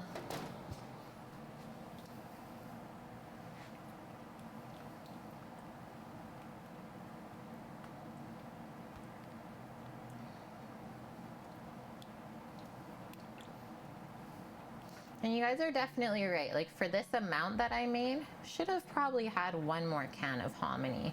I just didn't think I was gonna end up making this much. I guess that amount of pork was deceiving a bit. Okay, let's try this. Okay, it's getting there. Getting closer. Let's do 1, 2 more things of salt. This other half of lime.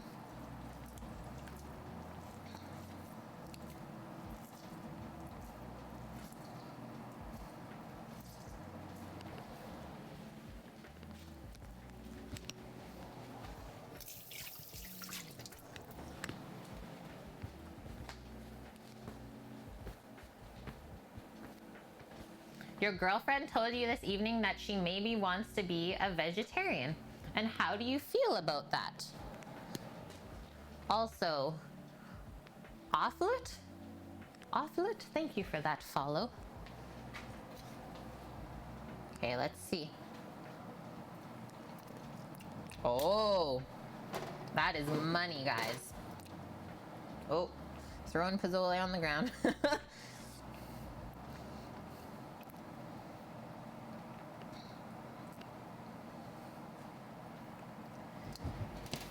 Yeah, once you hit the right salt level, You know. You just know. And everything just tastes so delicious. White bowl must be clean in the dishwasher. And that is definitely something that you'll just learn over time, is knowing how much salt to put into the dishes. And I'll say anytime there's meat involved, definitely needs more salt. All of the salt. She didn't like the tender and moist Italian marinated chicken thigh. She didn't like it? Why not? Okay, let's see what we're getting into there. Yeah, potatoes need all of the salt. Okay, so far so good. Even though this thing is green on the outside, she's a beaut compared to what I had this morning that I returned. Yeah, I did return them, Sam. There's no one in line, so I was like, yep. Okay, for pozole, I like to do cubes instead of slices. So just nice bite-sized cubes so you can get a little bit in each bite.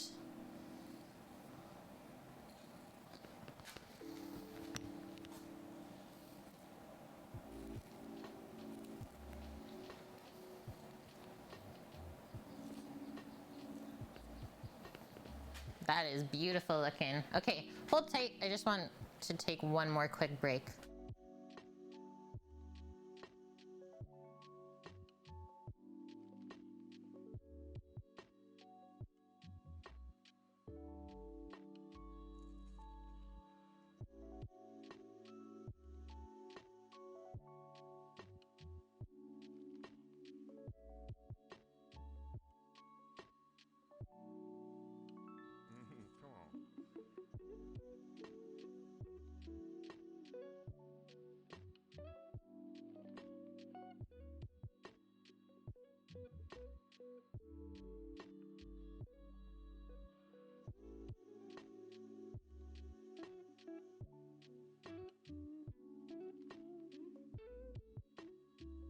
Okay, sorry friends. Coffee is getting me. You guys in that clip, I'm honestly happy that you got that clip today. It's those moments that we can't forget about, right?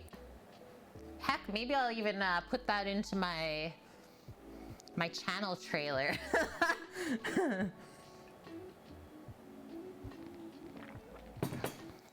Guess it's because she had all these horrible sausages before. Okay, yeah. Sausages can like ruin people on meat if they're disgusting and like not good quality. I feel ya. Yeah, you asked for it. This view is so different, hey? Let's get into there. I like it though. Little auto zoom. Little yeah. The KitchenAid lady said that they're out of that dye. You should try to exchange it at your Walmart. So they're out of the dye and they just don't put it in the package? Sorry, we're out of that. I haven't seen how it autofocuses yet or not. Sam's playing. Holy. That was an upgrade, guys. Thanks for that find, Sammy. That's pretty good.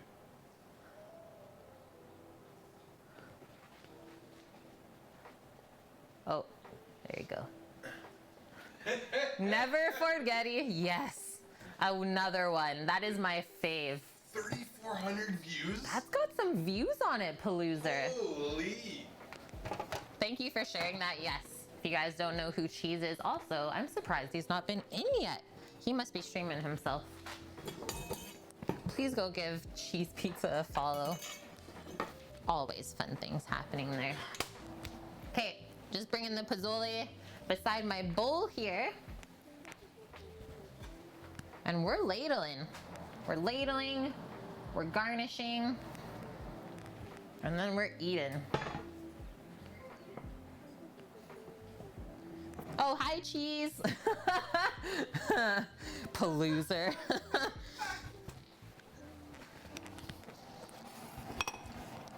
That was a nice looking pie too. Yeah, it looked so good. Don't even have to click to know which clip that one is. Hey, it was a memorable moment. Yeah. Oh, hey, cheese. Didn't see you there, bud. Hope the day is well, though, dude. Oh, man. Do we need to see this on this cam? Probably. There you go. You got to see the scoop that I was going for here. Don't mess up the rim. Success. Yeah, that is pretty hearty, I would say. Sam's not ready for it. I'll make myself a proper bowl then.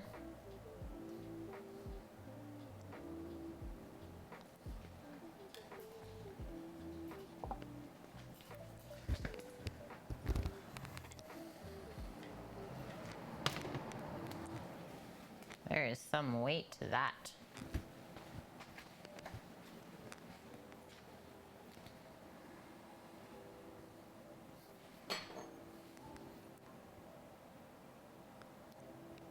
That's a good piece of pork in the middle there. Nice chunk.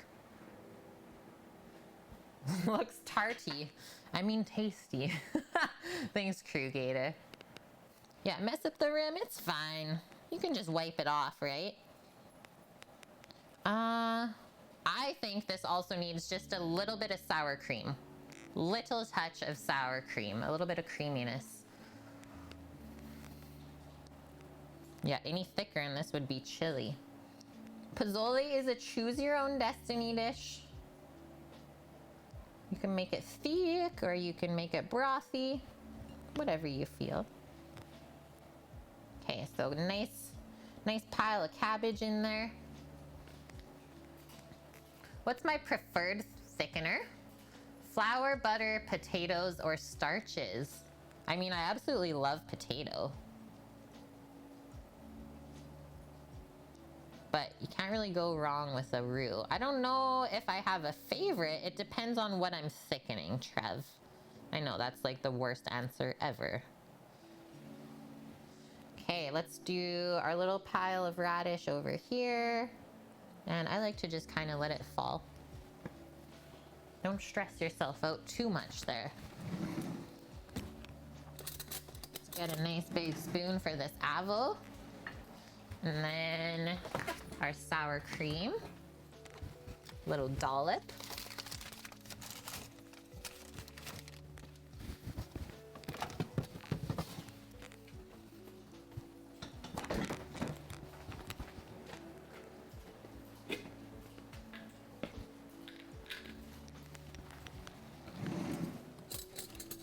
Did I miss another good pun? Did I miss another one? Better to rue the day than seize the day. Carpe diem.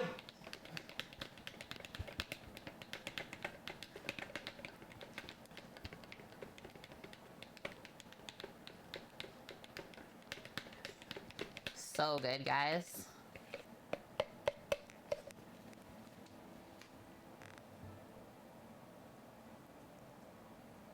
Just a dollop. Oh, what's happening? I was making you panic about where you put the sour cream. This guy. By the way, that 6500 looks way better than the 6300 for your face cam. I agree.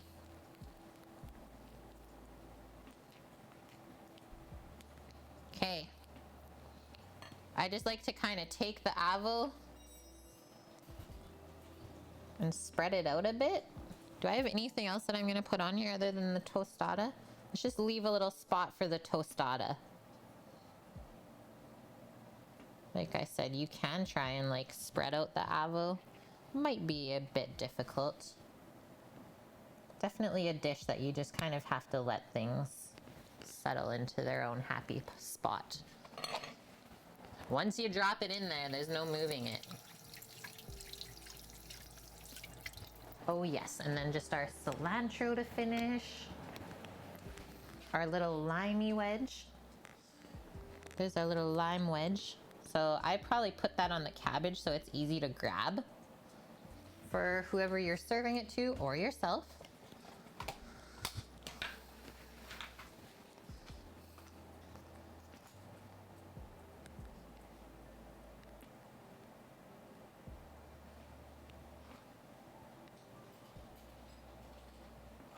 Yeah, the mass amount of cilantro that we put into the pozole, you don't even taste it anymore.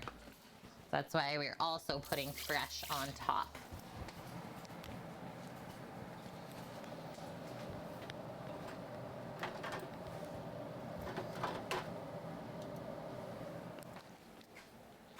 Tostada! I don't know if you could like pop it on there like that. I think it's gonna look awesome for a photo, but I'd probably break it in half and just like stick it into the side there.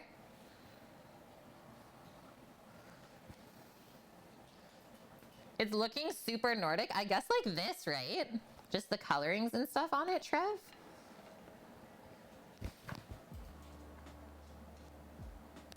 Go out a bit for you guys. So I'm getting my picture set up here. Hee. Precarious, yeah. Give this one to this server to bring out to a table. Good luck.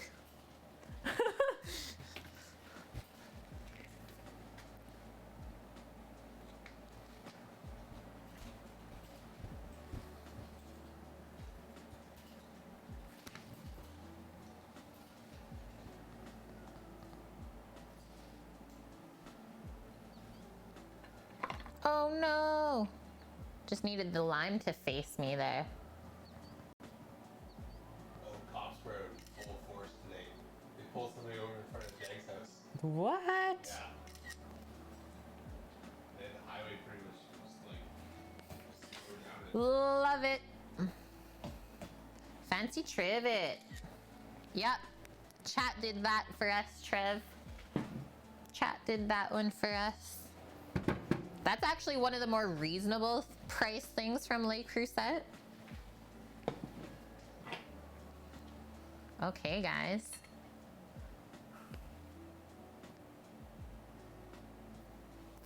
Get the close-up. Listen to this crunch. Oh, yes. A little homemade flour and corn tostada. Okay, I'm just gonna go straight for the dip.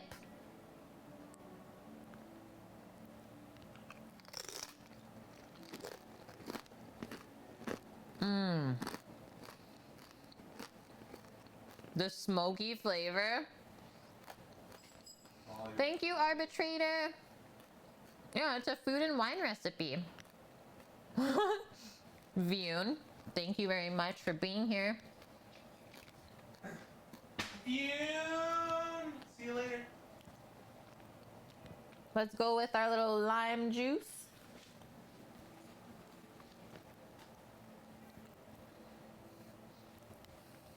Yeah, that's like my thing, Tombstone. It's just like the automatic reaction. I think everyone kind of has their happy food dance, don't they?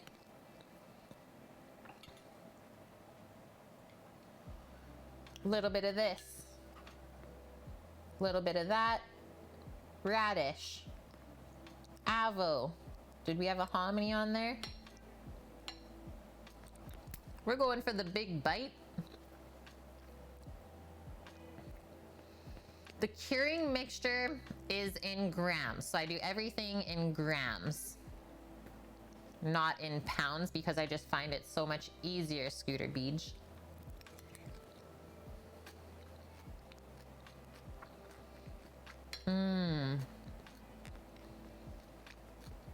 This is bringing me back to like the taqueria, guys.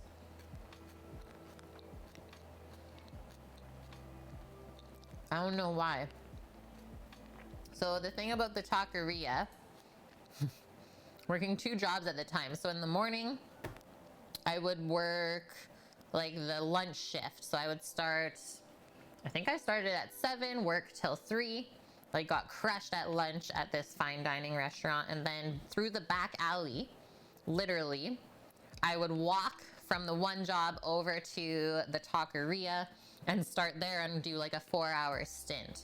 And so when I was done my job at 3, I would be able to go into the taqueria. We had the thing worked out with my chef there because he also worked at the other place with me too before that.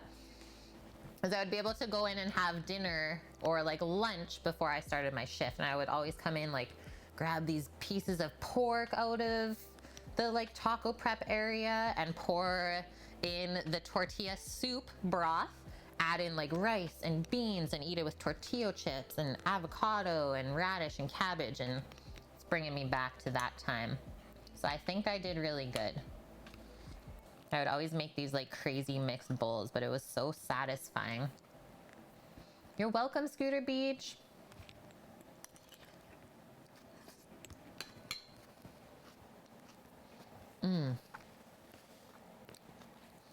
You really need the acidity of the lime in here and the crunch from the veggies. Otherwise, it would be a bit like kind of plain almost. You need the textures and the other flavors to bring everything together. The sour cream is really good too, Annie. And the crunch from this. Like, we can use this kind of as a scoop, right?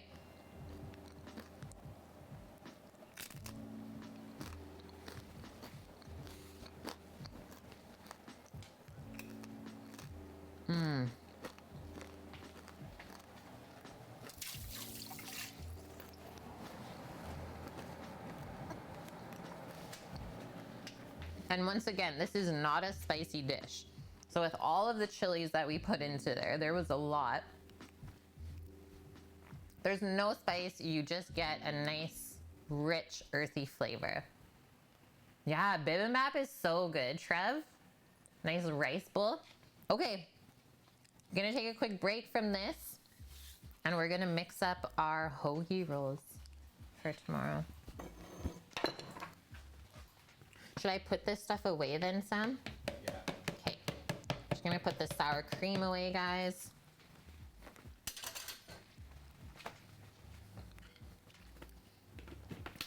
I will say though, I think I like the green pozole better than the red pozole. That's just my personal preference.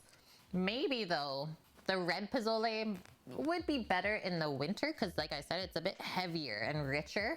And the green pozole is like very refreshing and light for the summertime. Yeah, cheesesteaks tomorrow, Cookie. We'll be slicing the prime rib together so you can see that. Homemade buns, which is why I got my starters here. Did a big feed yesterday, so I divided it and it's still spluted over. She's still happy. Whoa, yeah, shrimp ceviche with those tostadas. Yum, Tombstone. Manitoban? Hello. Also, I'm gonna turn this off. I drew a big time when I watched XBC getting food on his stream. Who the heck is that? Who the heck is that? Okay, looking at our recipe. So it is posted in Discord. Italian sub rolls from King Arthur Baking. Did you guys notice they changed their name from King Arthur Flour to King Arthur Baking? So 64 reviews, 4.5 stars. Prep time, 20 minutes. Bake time, also 20 minutes. It yields 6 rolls, so we're gonna double this up for sure so we can get at least 12.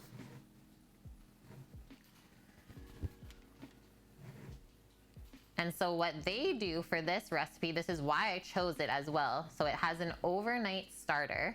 Our starter is done. So we've already done the hard part of the process. Have I made these before? No, I haven't, Cookie. This is another new one for us. So we got our starter with no yeast.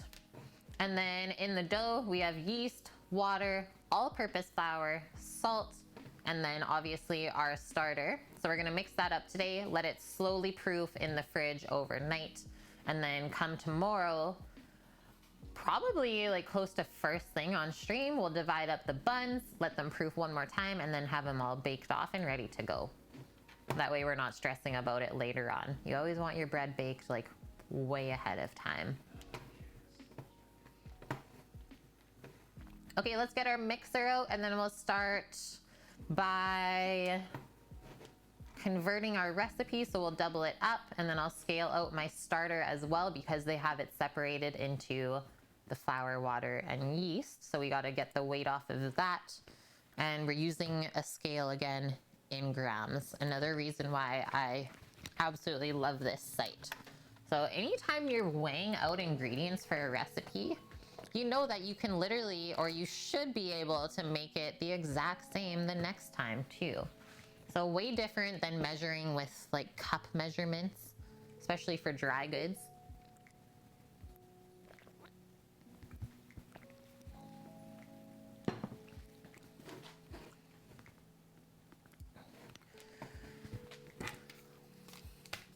But wait, there's more math. I'm just gonna start by doubling everything up. And it's way faster, Williams. That's true. That is very true. Yeah, you think it would be slower, like measuring everything out, but it's not.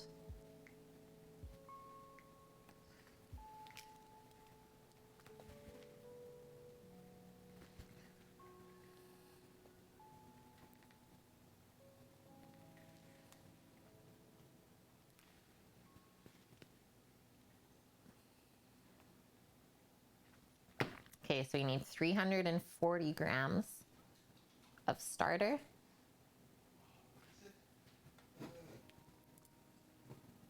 That is it. Oh, we don't get it? No, we don't get it. Boo. Maybe it's only on partners, Sam. Have you guys seen the cat jam emote on Twitch in anyone else's streams? Because it's Sam and I's absolute favorite. And we watched someone play Hearthstone, Asmodai, and they always use the cat jam emo. It's just like a cat going like,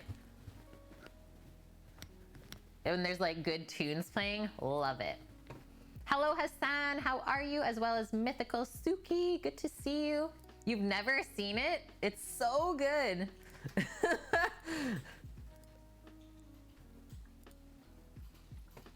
Okay, Dragon, no problem. Hopefully we'll see you tomorrow.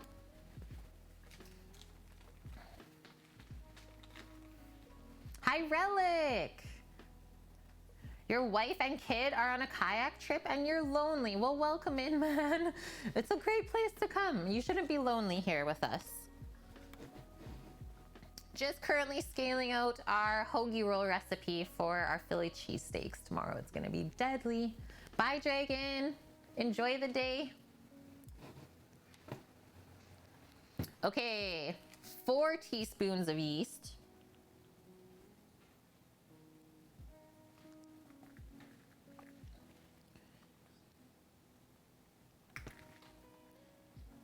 It's 304 grams of water, lukewarm.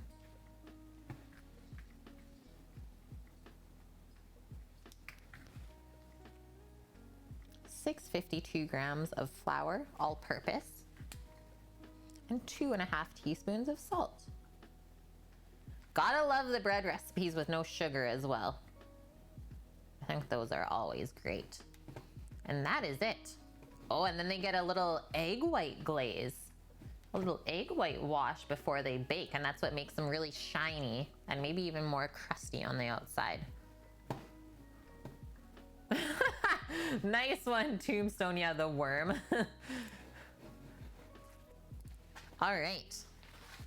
Put this here.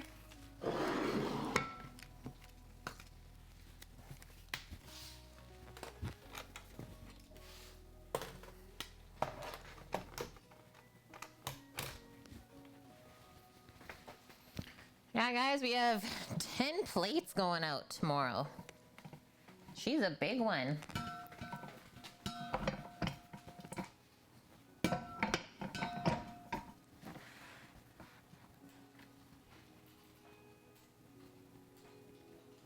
Going all the way out.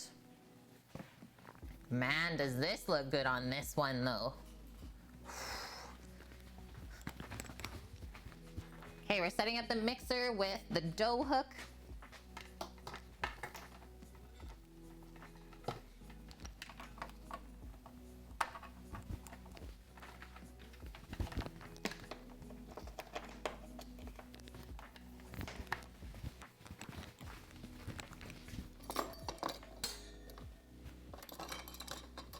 And I'm also pretty pumped about tomorrow's dessert though, guys. Salted caramel pudding. A budino.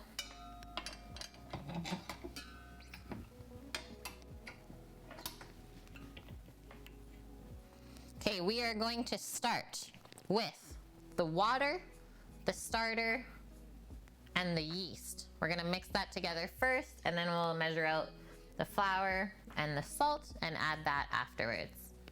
Wow, Nut Tree. Is it just like windy there, or you actually have some storm in?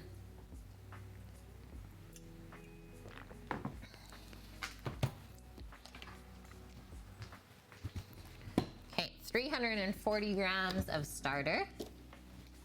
And this starter should be like fed or discard. So one way to test if your starter is ready is to pour some of it in cold water. And if the mixture floats, you're good to go. That is the simplest way.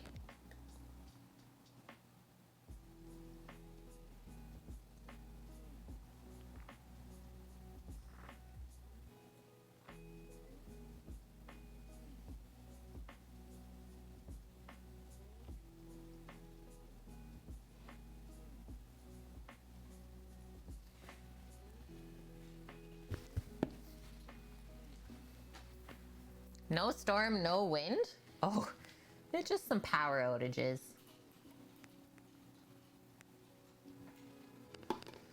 Sounds good, Swilliams. Yeah, I did that early this morning, so I totally understand what you're doing now. Enjoy your stream, my friend, and thank you for hanging out for as long as you did today. It's always great to have your company, and also a fellow Canadian. Maybe one of these days, once upon a time, we'll meet in real life and do a cook together, I think. It's possible. A large possibility.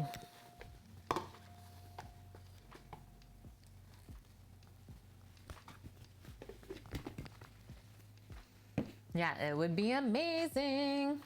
Okay, 304 grams of lukewarm water.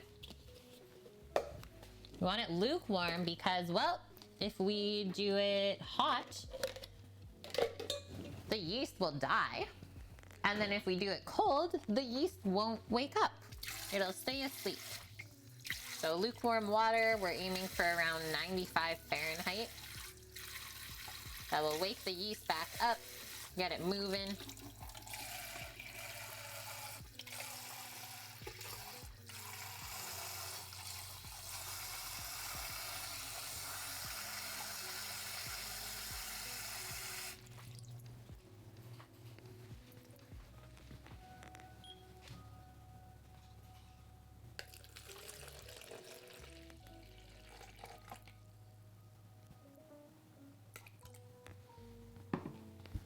Boom. Itchy Crumb, hello, how are you? Okay, 4 teaspoons of active dry yeast.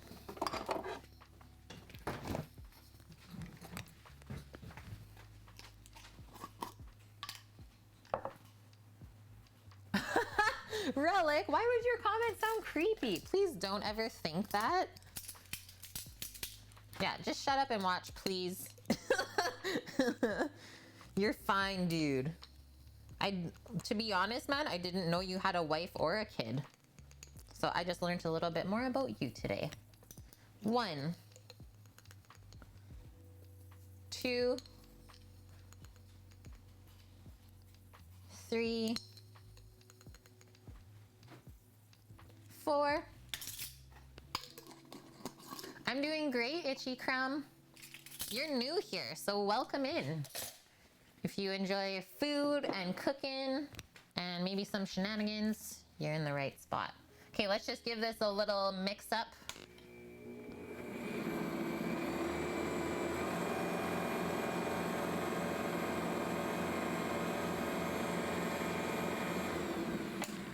And now, let's measure out our flour and salt. That can go, actually we'll keep it separate.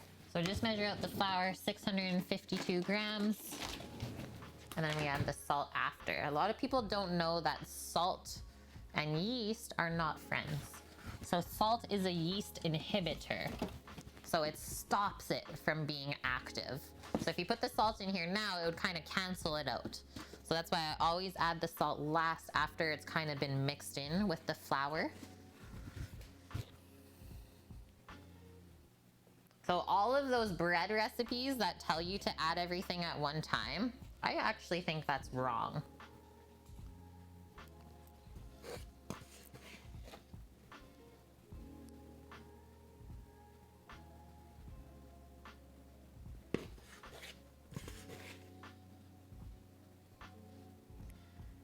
You learned something new today, Vune.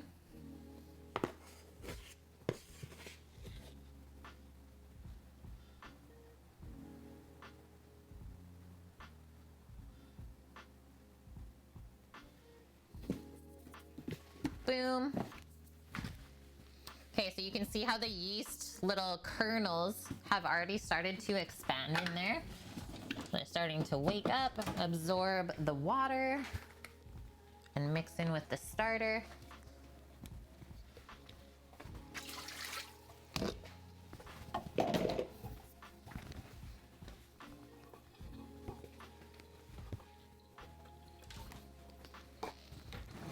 Okay, just getting ready to add this flour with you guys. Aw, thank you, Relic. I love those words, man. I mean, that's what I would like to think that you guys are thinking, but unless you, like, say it, right? I just don't know. Well, thanks, because I love reading those things. If you have a very active yeast or starter, it's fine to do everything at once, though. Oh, okay. That I never actually thought about, Cookie.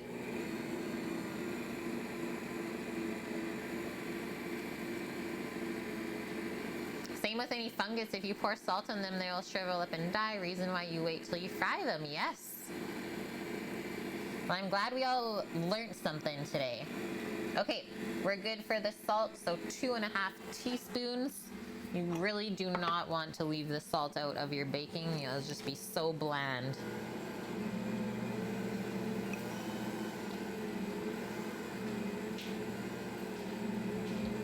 This looks like such a small recipe compared to the mass amounts of stuff we've been baking recently. It's like, that's all it is?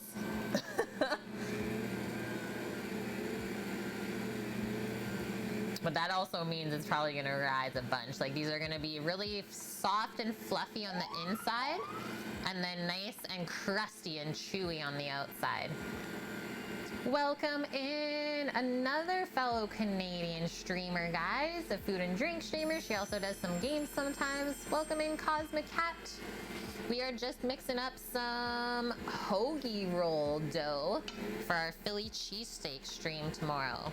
Thank you very much for that raid. What did you guys get up to today? BL Strappish, thank you for that follow. Welcome. That's a raid. Okay, we're definitely gonna start with a slow mix to start. You can see this dough is actually quite dense looking compared to a lot of other ones that I've made before. Yeah, thanks, girl. This is, I don't know if it's my favorite kitchen appliance, but definitely in the top 3. This is something that we invested in after we were just really unhappy with the KitchenAid that we purchased. And this thing is 4 years old now, Sam? Maybe coming up to 5 years old? Yeah. and we absolutely love it. Yeah, it still sounds like day one. We have a meat grinder attachment for it. It has a separate, like, clear mixing bowl for making meringues or cookie dough or cake batter, etc. So if you do mixer command, so !mixer, it's called an Incarcerum, and it's actually a Swedish brand. A bit pricey, but just know that it is so worth it. Like, we've made, what is the amount of pizza doughs that I've made in here? Six large pizza doughs Yeah. in here. We've really put it to the test in the last few months, cooking for our friends, and yeah, it just does not fail.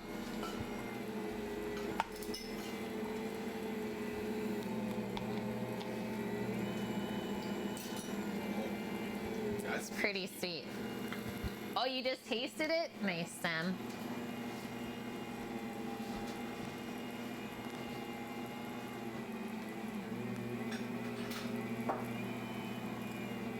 Besides, it's made by prisoners. Annie? Is it? Don't quote that. This is thick, guys. This is a thick dough. So this should mix for about 7 to 10 minutes. Welcome in, Coruscana. Thanks for that follow. Until it's really nice and smooth. Incarcerated people. That one went above my head. Maybe don't use that one at school. Yeah, if you ever need to replace your KitchenAid and just get so fed up with it, this is the one.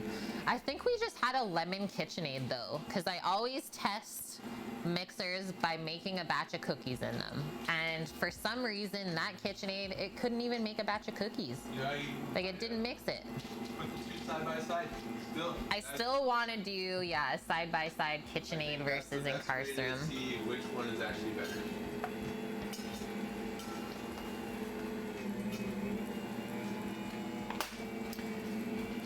I don't want to add more water, Cookie.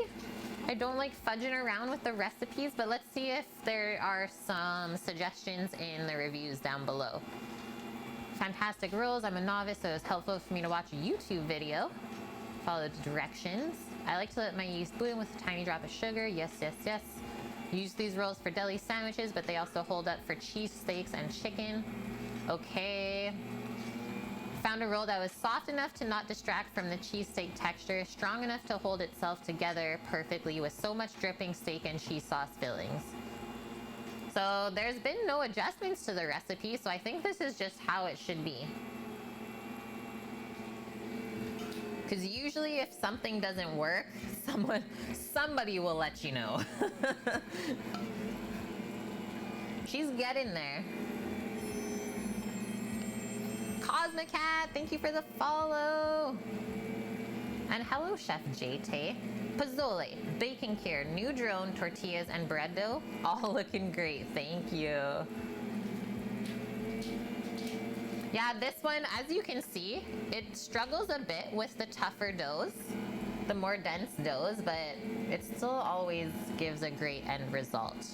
And it's kind of really fun to use, right? Because I can just come in with my spatula, be like, oh, it needs a little help. And we don't have to stop the mixing process, which I think is important. I love that. That's like what I did to Graham at Tabatai Cooking. Is like we were friends with him for like over a year, and I still didn't follow his stream and just like came in one day. I was like, this is awkward. Sorry, bro.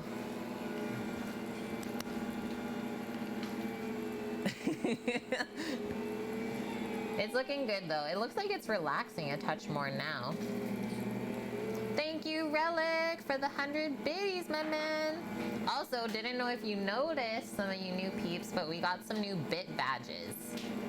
It's a little flame now to bring the big green egg into the stream just a little bit more. I swear sometimes Twitch just like unfollows people to play with your brain. It's okay, Cosmicat. We're still friends. Internet friends.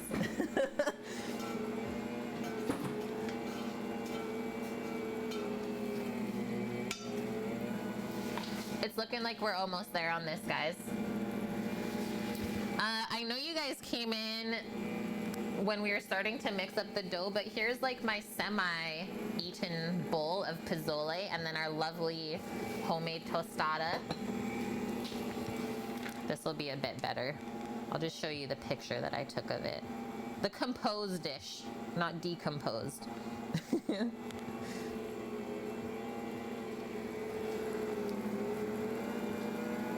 So a Mexican pork and chili soup with hominy corn, and then shredded cabbage, radish, avocado, sour cream, a little bit of cilantro and lime. Super good. So we've made the green version of that soup before and we loved it. So now we wanted to make the red version and we also enjoyed it. Just thought maybe it was better as like a winter dish compared to a summer dish.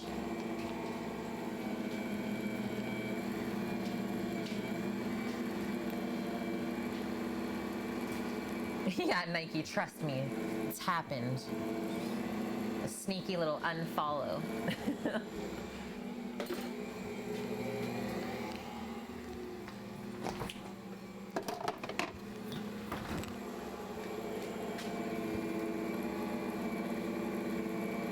Almost there. I'll show you guys the little window technique in a sec here. Thank you. I might have missed it, Cosmic Hat, but what did you guys get up to on stream today?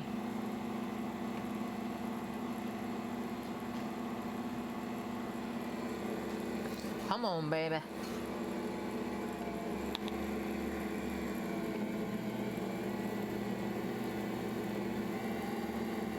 Bagels and a steak fajita salad, love it. Bagels homemade, nothing like it. Or like baked straight out of a proper bakery. Compared to like the Dempster's bagels in the store, not comparable at all. Oh no, Nut Tree, you're having such a crazy day. Yeah, do not buy the lottery ticket. Best batch so far, boom. Yeah, still have some finessing, but that's like all part of the process, right? Yeah, is he okay? Everyone is okay. Terrifying. Okay, turn it down. Stop it. I'm gonna take a little bit of this. Oh, it's really sticky.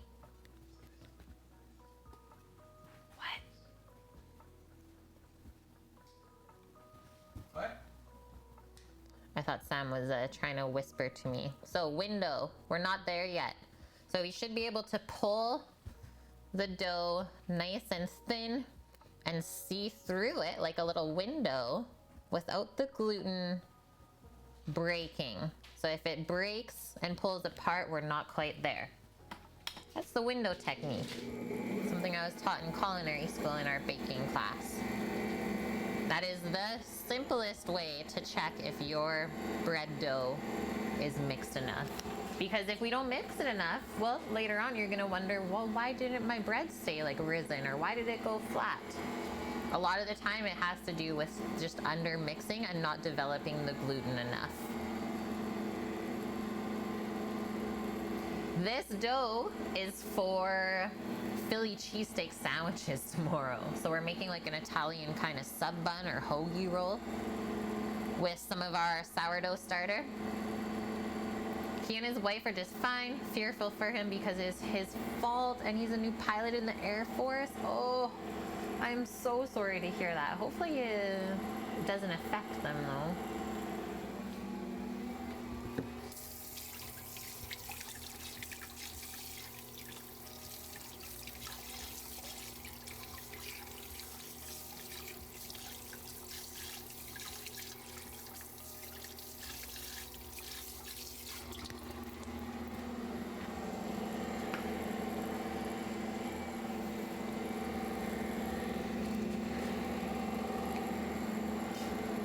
Also, you know it's close, especially with this recipe, if she just doesn't want to move at all. She ain't even moving.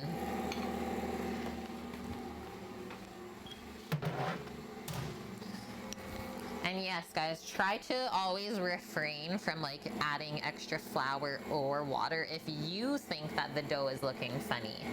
Because yeah, every recipe is a little bit different. It'll give you a different yield. So like this one, for example, obviously this more dense dough, as it rises over time, it's gonna get really soft and fluffy. And then the structure that we're building is gonna give us our nice crust.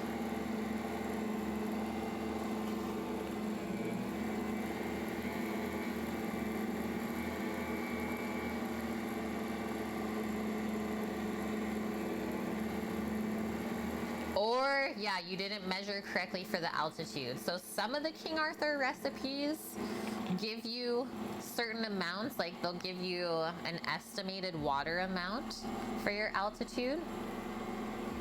And plus the humidity as well, you have to keep in mind. So yeah, sometimes it's just every day is a bit different. No worries. Thanks for hanging out, Cosmic Cat, and thank you so much for the raid.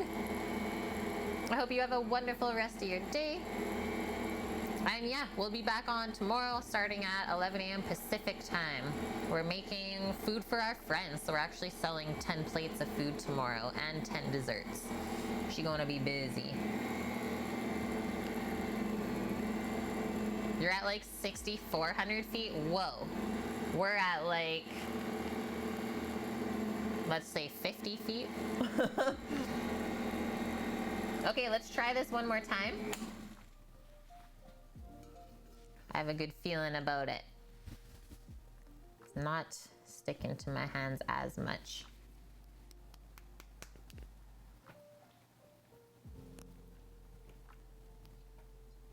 So just be gentle.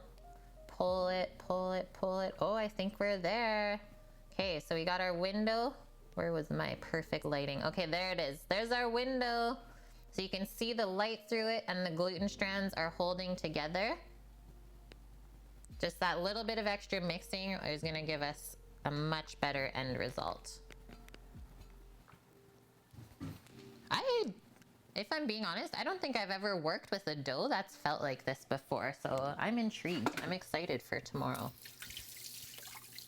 All we're gonna do is ball that up now, and I always like to pour a bit of olive oil on top of it. Just helps it to not stick as bad when we go to take the dough out tomorrow.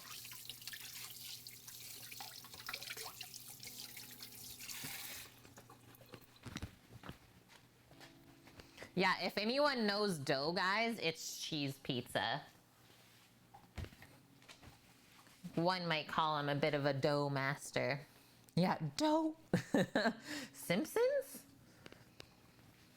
This recipe, Late Night Tough Guy, I did not link it, but it is already in our Discord, and I'll just quickly post that in chat for you as well. I just didn't want to bung up our command there too much today. So King Arthur bacon, Italian sub rolls recipe. First things first, unplug the mixer for safety reasons. Yeah, cheese knows a couple things about dough.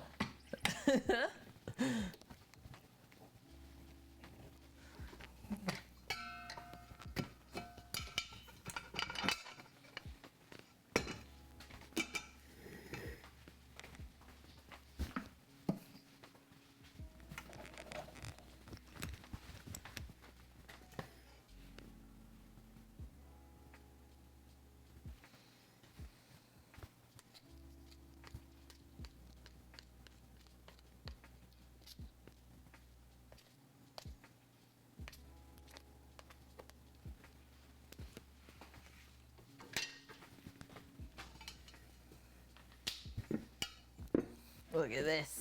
There's some strength there. And it like picks up the mixing bowl.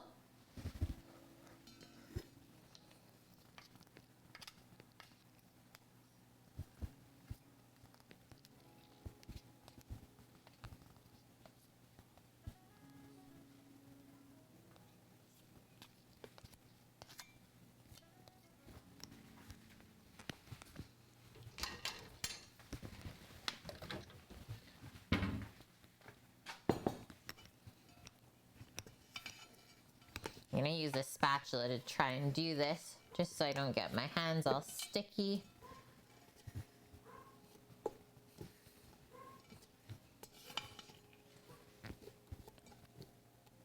Because I don't think I'll be able to make a nice dough ball. You never know though. Let's see. Let's see if we can pick this up and put it into a nice ball without it being insanely sticky for us. Holy! I do want to smooth it out though.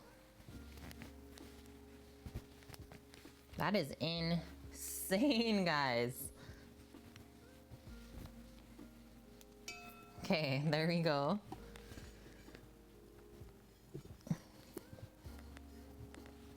Wow.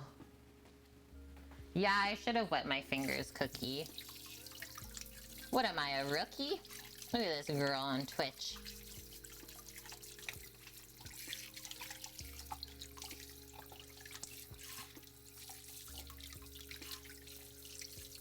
Rookie move. Yeah, because rinsing all that off now. Ah! I don't often work with super sticky doughs. It's gonna be a fun one tomorrow.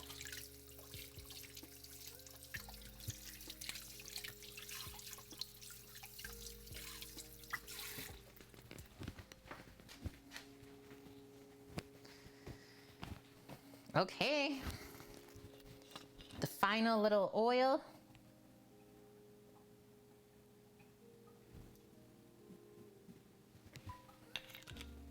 Don't be scared, guys. Yeah, that feels good. I'm glad I did that little bit of balling action. It really smoothed it out. Okay, now all I do is put a piece of plastic wrap over that so I can see into it and watch it rise. So we want to keep it nice and airtight so it doesn't dry out as it rises in the fridge.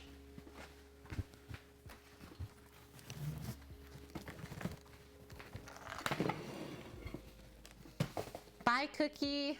Thanks for hanging out. Yeah, we're running as well right away, so you made it to the end, my dude.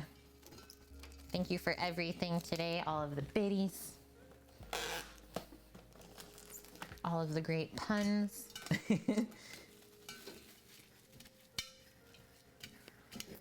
There she is, complete, all of the things on the list.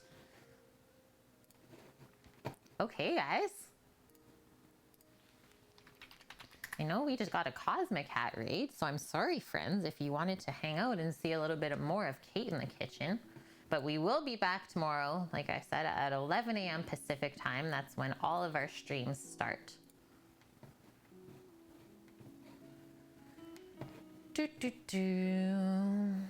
What we got? Anyone have any recommendations for a raid? Oh, should we do an Elkin raid, or are we feeling like LA? We got Chef Steve, we got Cooking for Noobs. Okay, everyone's on right now. We got many options. I'm thinking we feeling braised beef dip pizza or Korean garlic bread and meatballs. Relic wants Chef Steve. We want to go into the food truck then? Cannoli cheesecake? Oh, whoa. Hi, Hoju. I like my dough to rest like how I like my Sammy, covered in oil. Wait, I mean, hello. Bye, Scooter Beach. Thank you for hanging out. And yes, enjoy your farmer's market tomorrow. Okay, we're gonna do LA because I haven't seen Hunger Service in a long time. The Hunger Service, we're going in. Thank you, Itchy Crumb, and welcome in. Okay, guys, very excited for tomorrow's stream. Like I said, we're selling 10 plates of food. It's gonna be a busy one.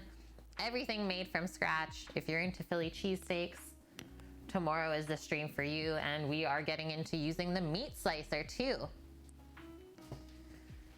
Stay safe, Stay healthy wherever you are. Thank you for all the biddies today, the new follows, the new subs, the resubs. And that's a Sammy saying bye. I guess it won't matter. It's okay. Changing it all in. Don't worry, Sam. Okay, friends. Might have a little bit of a new setup tomorrow.